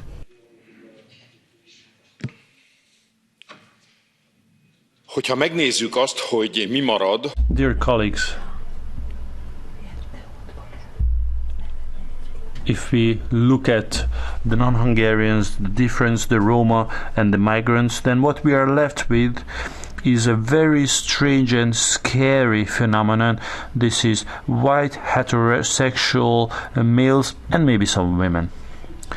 I have just quoted this racist statement that white Christian heterosexual men are a scary phenomenon, comes from the vice president of DECA, who belong to the socialist group, and this is a statement from them a couple of days ago. This is a racist statement. It is unacceptable that anybody should be qualified and labeled because of the color of their skin or their religion or their gender.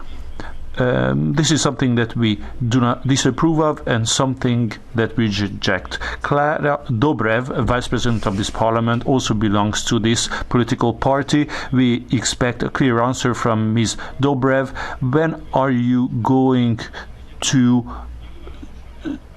apologize for the statement of your colleague?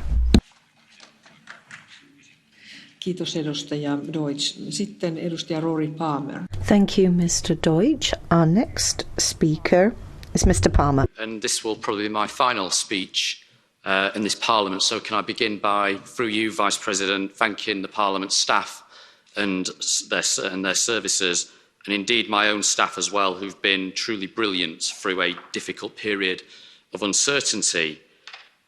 One of my biggest regrets is that as a student, as a young person, I didn't do an Erasmus exchange, and I really wish that I had. In many ways, I feel my time in this Parliament has felt like my Erasmus exchange, which sadly now comes to an end. And I want to use this, probably my final words in this Parliament, to encourage young people to take those opportunities that the Erasmus programme offers, and I intend to continue to campaign to ensure those opportunities are still there for all young people in the UK, and that means continued and full participation in Erasmus programmes in the future.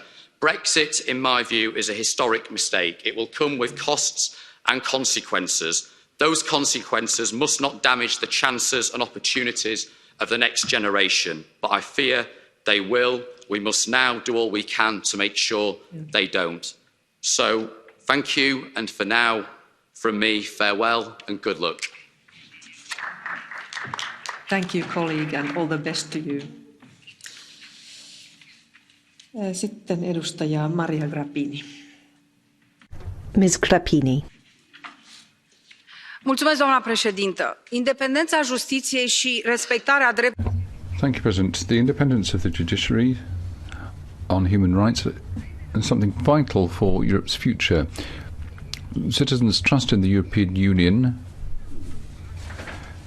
will ensure that there is a future for the European Union. But what are we to do if you have member states where the courts are taking decisions that violate human rights? Let me give you an example. you have a family with a Romanian doctor in Finland who's been separated from her son in a disgraceful fashion.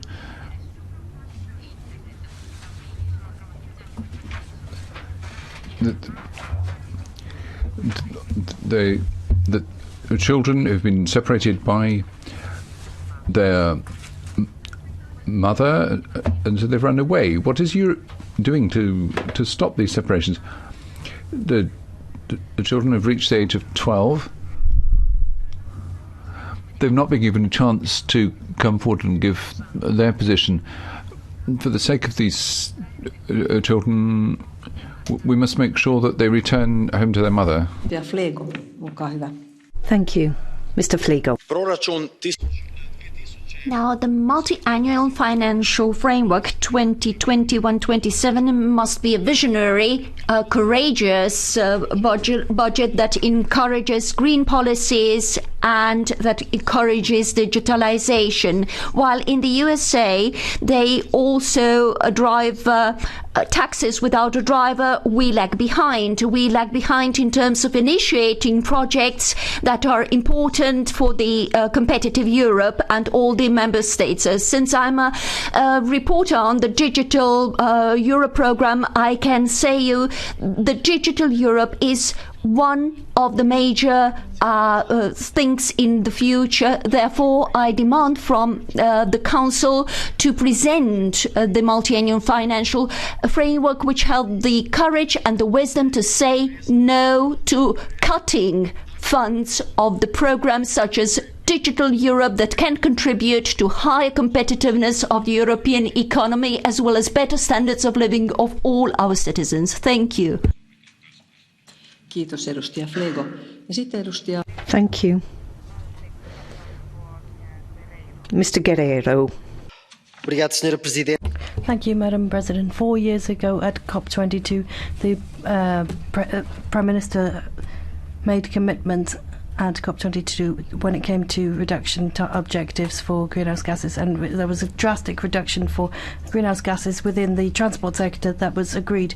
But like what was agreed, the project for a new airport in Montijo for Lisbon went ahead.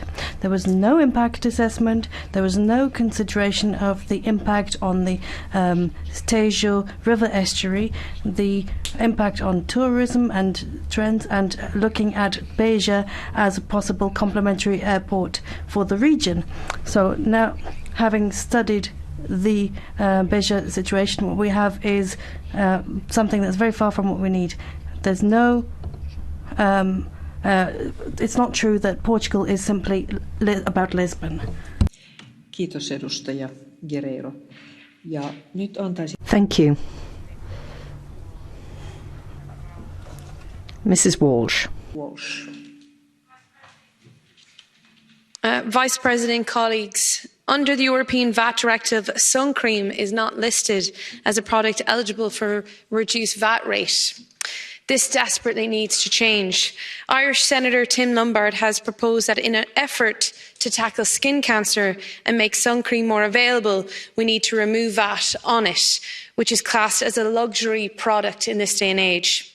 My group, the European People's Party, recently launched our new campaign to ensure the fight against cancer is a top priority in the European Union over the next 5 years. Disease prevention must be high on the European agenda. I intend to raise this issue with our Health Commissioner and ask for the utmost support in categorising sun cream as a pharmaceutical product for use for healthcare and not a luxurious product. I believe we need to take a holistic approach to well-being to ensure our Europeans, our citizens, have optimum physical and mental health. Prevention for any illness, be it cancer or mental health, which is a priority for my mandate, is a tool that must be used to help everyone's health and well-being. Thank you very much, Vice President. Kiitos kollega. Ja sitten edustaja Trajan Basescu. Thank you. Mr. Basescu. Thank you, President. Today, we discuss the situation in Greece as we did so a month ago. We need to come up with solutions, long-term solutions, because migration will be an issue for many a year to come. We need to do a number of things. Josep Borrell must negotiate readmission agreements with all countries of origin of illegal migrants.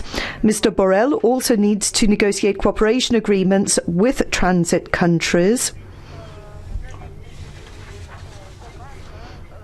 so that we can tackle the issue of people smuggling and human trafficking across the Mediterranean. Military vessels must be used to push back these boats transporting illegal migrants. Thank you. Kiitokset kollega. Thank you.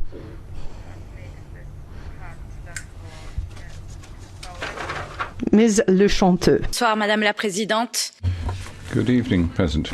On the 23rd of November and the 1st of December last year, in the Var department, where I'm from, we had completely unprecedented floods, leaving a number of people dead, serious damage, with an important psychological and physical impact.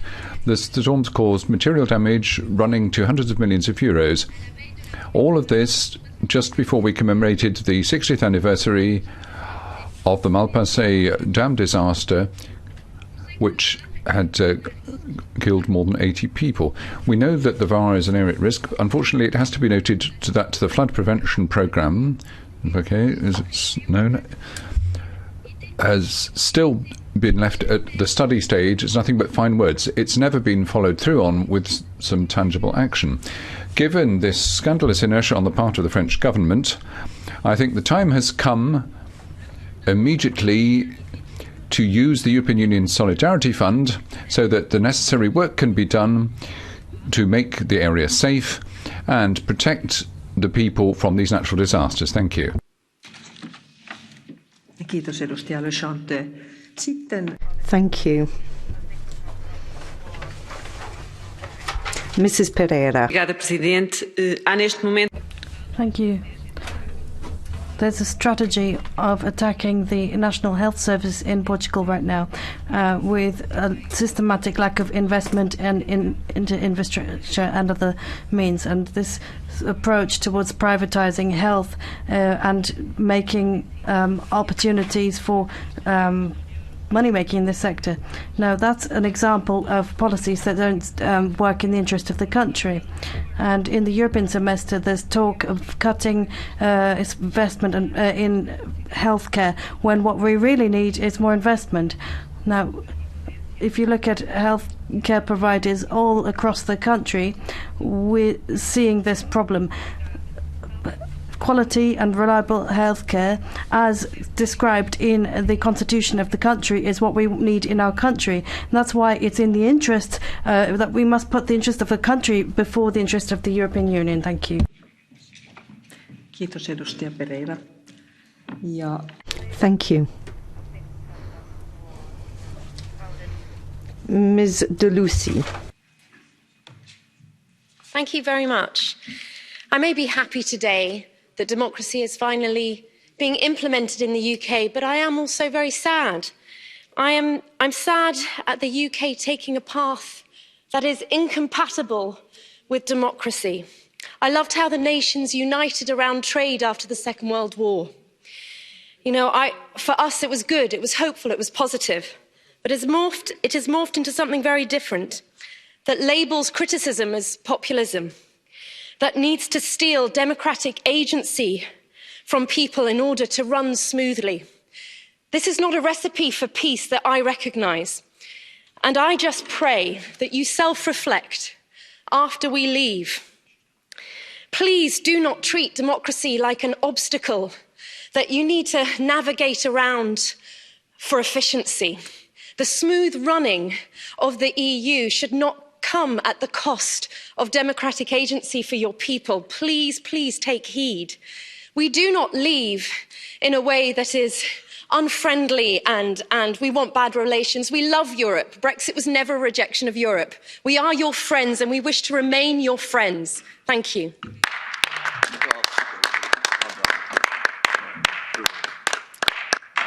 Kiitokset edustaja Deleuze. Ja Thank you.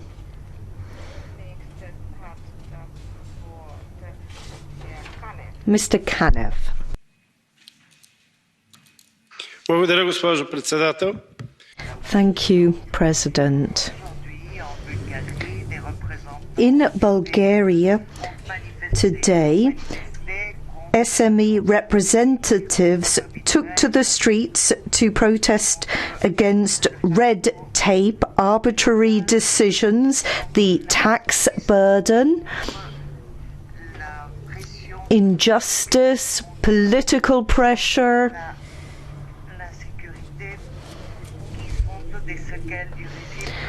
and security issues, all repercussions of a socialist regime.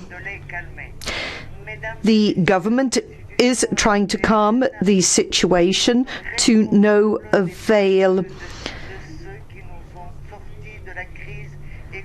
We need to look at SMEs and how we move beyond the economic crisis. We need programs to support SMEs. These programs need to afford genuine guarantees. They shouldn't just be mere words. We need to rescue our SMEs from bureaucrats, red tape and politicians. Thank you. Thank you. Mrs. Galvez Muñoz. Buenas noches. Si quiero intervenir hoy en este pleno para hablar. I'm taking the floor tonight to discuss Andalusia and the European Green Deal and mobility. I want to mention the Doñana National Park, biosphere, with the greatest eco-diversity within Europe, and it's also part of World Heritage. The authorities have decided to add a third lane to a road that goes through Doñana. Apparently they're determined not to go back on this. This is supposed to make the road safer. We have to be extremely cautious about how this is implemented. It's a very sensitive natural area. The Andalusian authority a few months ago talked about building a dual carriageway through Doñana. The Commission said it would be keeping a careful eye out to ensure that this didn't happen. So we have to be extremely vigilant with this new proposal too. And I also want to bring your attention to the fact that we need to look at mobility in the context of tourism in national parks. Kiitos edustaja Galvez Muñoz. Ja sitten annan puheenvuoron. Thank you, Ms. Garcia Muñoz. And now, thank you very much. On Sunday, January the 16th, tragedy happened in the Czech Republic. In a disabled people's home in the town of Vejprty, a fire broke out and 8 people died and 30 people had to be brought to hospital. I would like to pay my condolences to their families and thank all who risked their own lives to prevent more people from dying or being injured.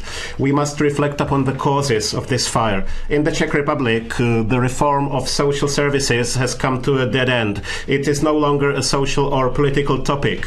People with disabilities often live in inadequately designed large-scale institutions. They lack individual support and their dependence on care deepens. This has to do with the lack of staffing and unpredictable and inadequate funding of social services. The situation is similar in other member states as well. This is not a path that the European Union should take. In these days, the European Parliament prepares a resolution on the post-2020 disability strategy. I urge you to approach this draft with the seriousness and responsibility it deserves. Thank you for your attention. Kiitokset kollegalle. Thank you. The next speaker is Mr. Touch. Or Mr. Mr. Tomats, rather. Eugen Tomats. Referi la un subiect pe care l-am discutat astăzi, Brexitul. Thank you. I'd like to come back to something that we've discussed today, Brexit. Now, in addition to immediate consequences of the UK's exit from the European Union, we must also consider the 1.5 million Europeans residing and working in the UK. Amongst them, many Romanians, some 44,000. We need to prioritise them as European citizens, and they should not suffer any form of discrimination. I am hopeful when it comes to the Commission's ability to ensure that EU principles of free movement of workers in this case, will be the focus of the negotiations. Thank you. Kiitos. Ja seuraavaksi puhuu edustaja. Thank you. Mr. Ruiz de Vesa has the floor now.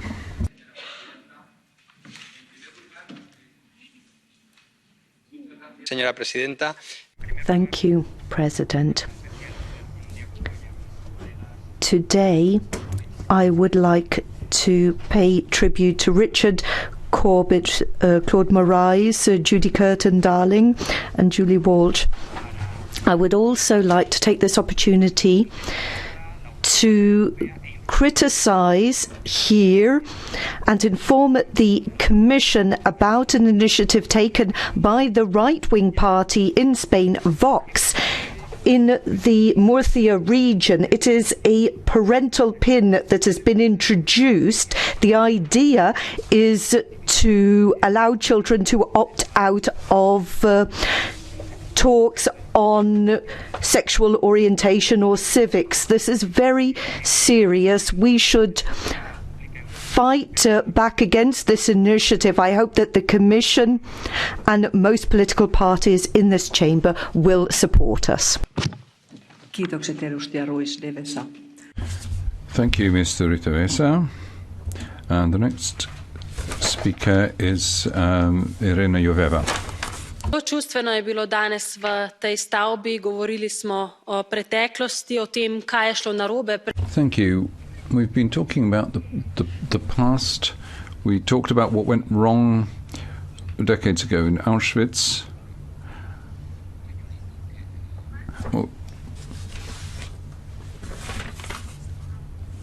In recent years, the UK has decided to leave us. So there's a lot to be said about the past, but what about the future? A lot is going wrong. I wonder what's going to happen at this conference on the future of Europe. I do hope, though, that we can recognise that people are disappointed. We must make it possible for ordinary people, ordinary citizens, to become part of the process. Even if in the future we do less, we have to do it better.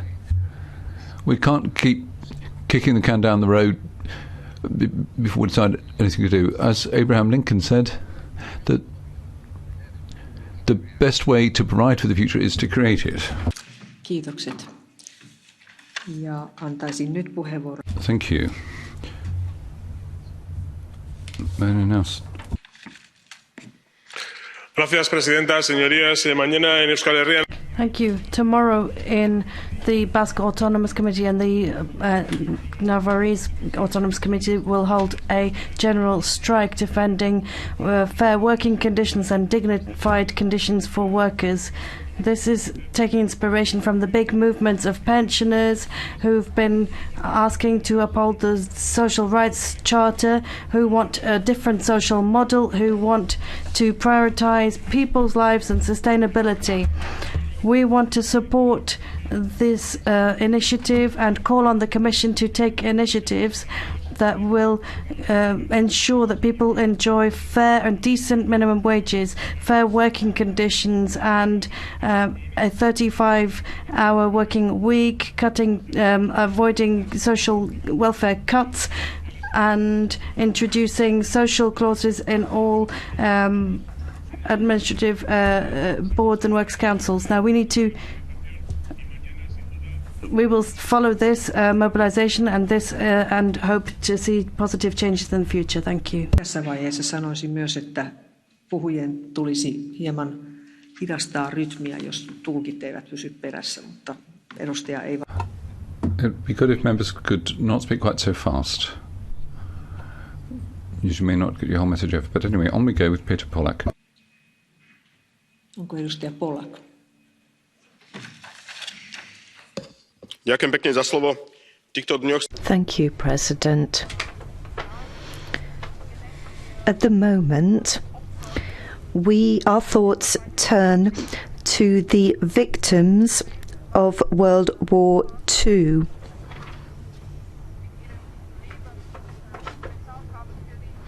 Victims who lost their lives to Nazi ideology, an ideology that divided people up into superhumans and subhumans.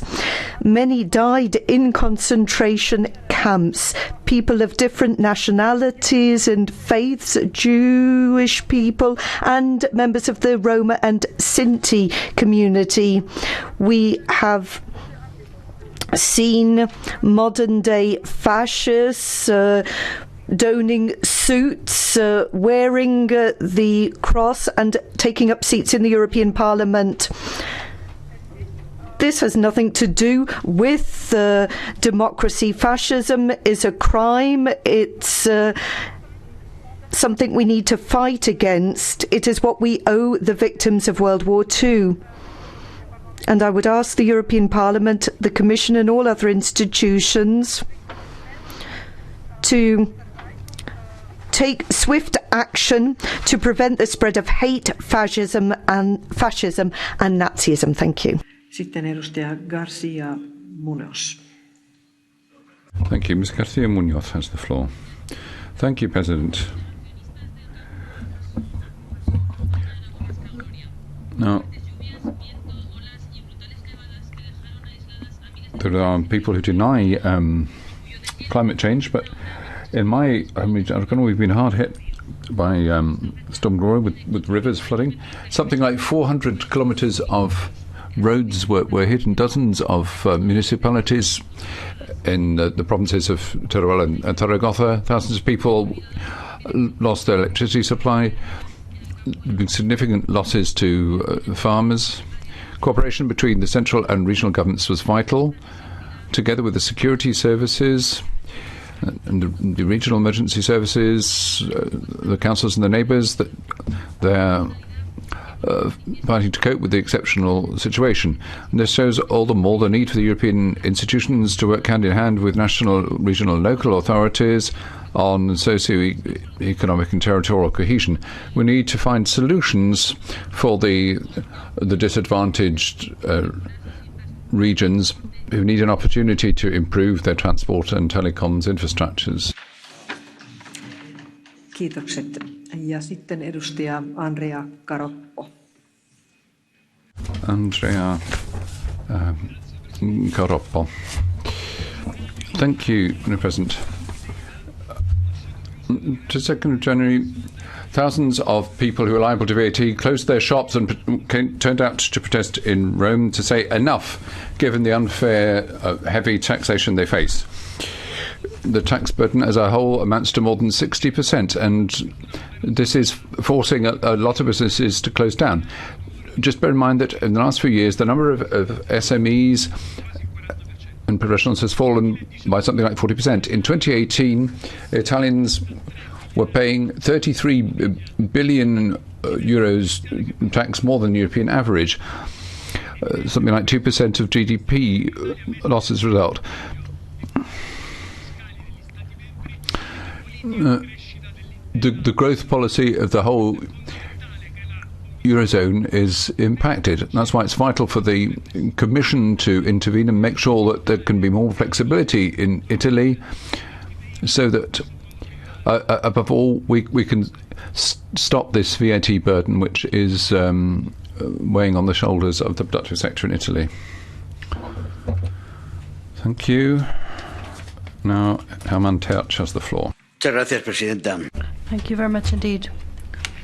Last Monday, a communist minister travelled to Barajas Airport in Madrid, secretly did so, in order to hold secret meetings with the vice president of the Maduro's dictatorship in Venezuela, and flouting a travel ban prohibiting this individual from travelling to Europe. We know that the former president, Prime Minister Zapatero, has been supporting the criminal dictatorship, and people who are supporters of the regime are now in government. We need to conduct investigations into this dire state of affairs and the relations between Spain and Caracas and this socialist communist regime. Thank you, Mr. Tertsch. Now John Tennant has the floor. Thank you very much, Madam President. As Britain prepares for life outside our membership of this union, I thought I would reflect on just how damaging this union has been for my country. You say the union has been good for democracy. I fail to see how democratic this place is. We are governed by unelected, largely unaccountable bureaucrats no one has ever heard of. You say this union has been good for jobs and industry. Well, that's a laugh and a half. In my region, the steel industry has collapsed, leading to huge job losses due to state aid legislation that this place has imposed. You say that the union is value for money, yet Britain has been contributing the second highest amount to the EU, and you continue the travelling circus to Strasbourg every month at a cost of roughly €114 million a year. But listen carefully. Brexit is a warning shot to many of you who blindly ignore the public, who view you as wasteful, ignorant and distant. If you do not learn the lessons of Britain's departure from this house of largesse, you will consign yourselves to the dustbin of history.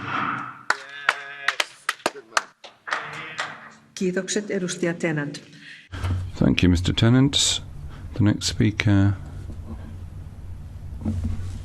is Ms. Pinkova.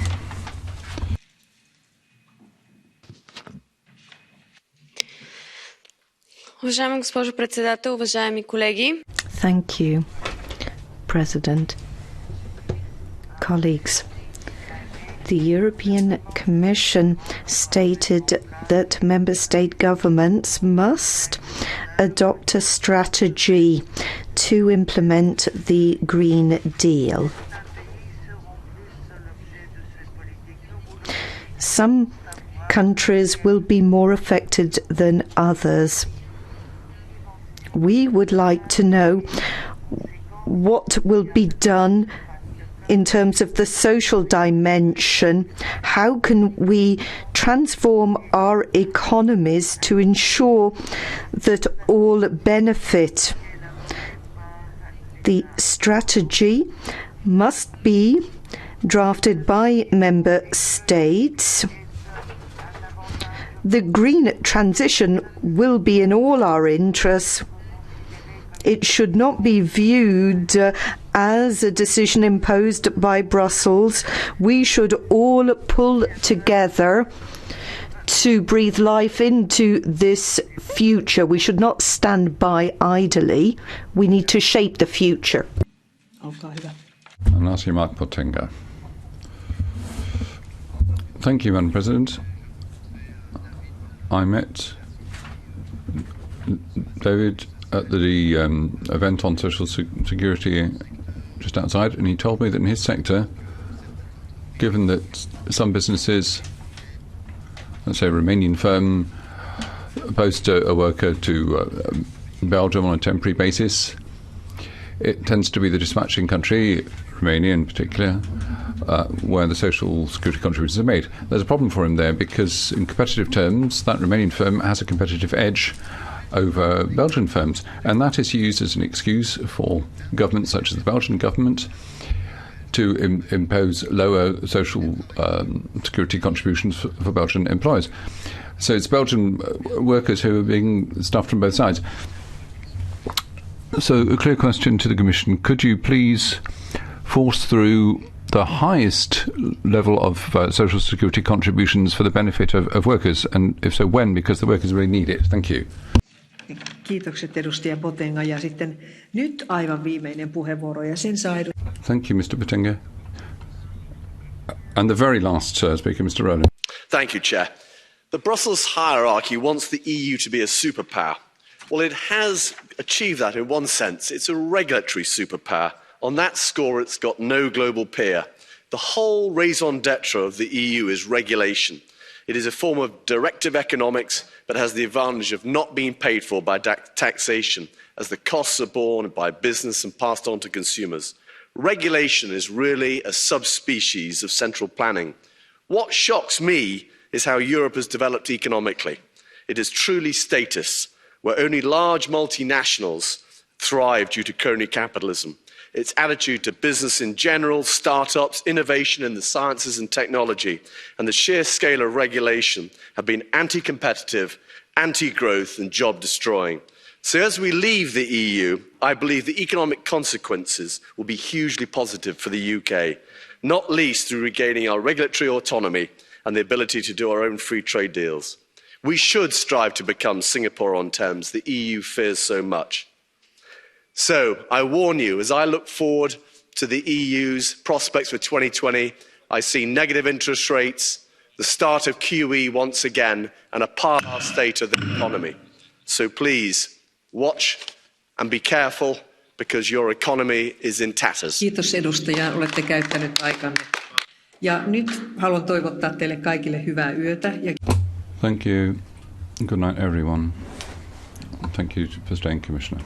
Istunto jatkuu huomenna torstaina 30. tammikuuta kello 9. The sitting resumes tomorrow morning.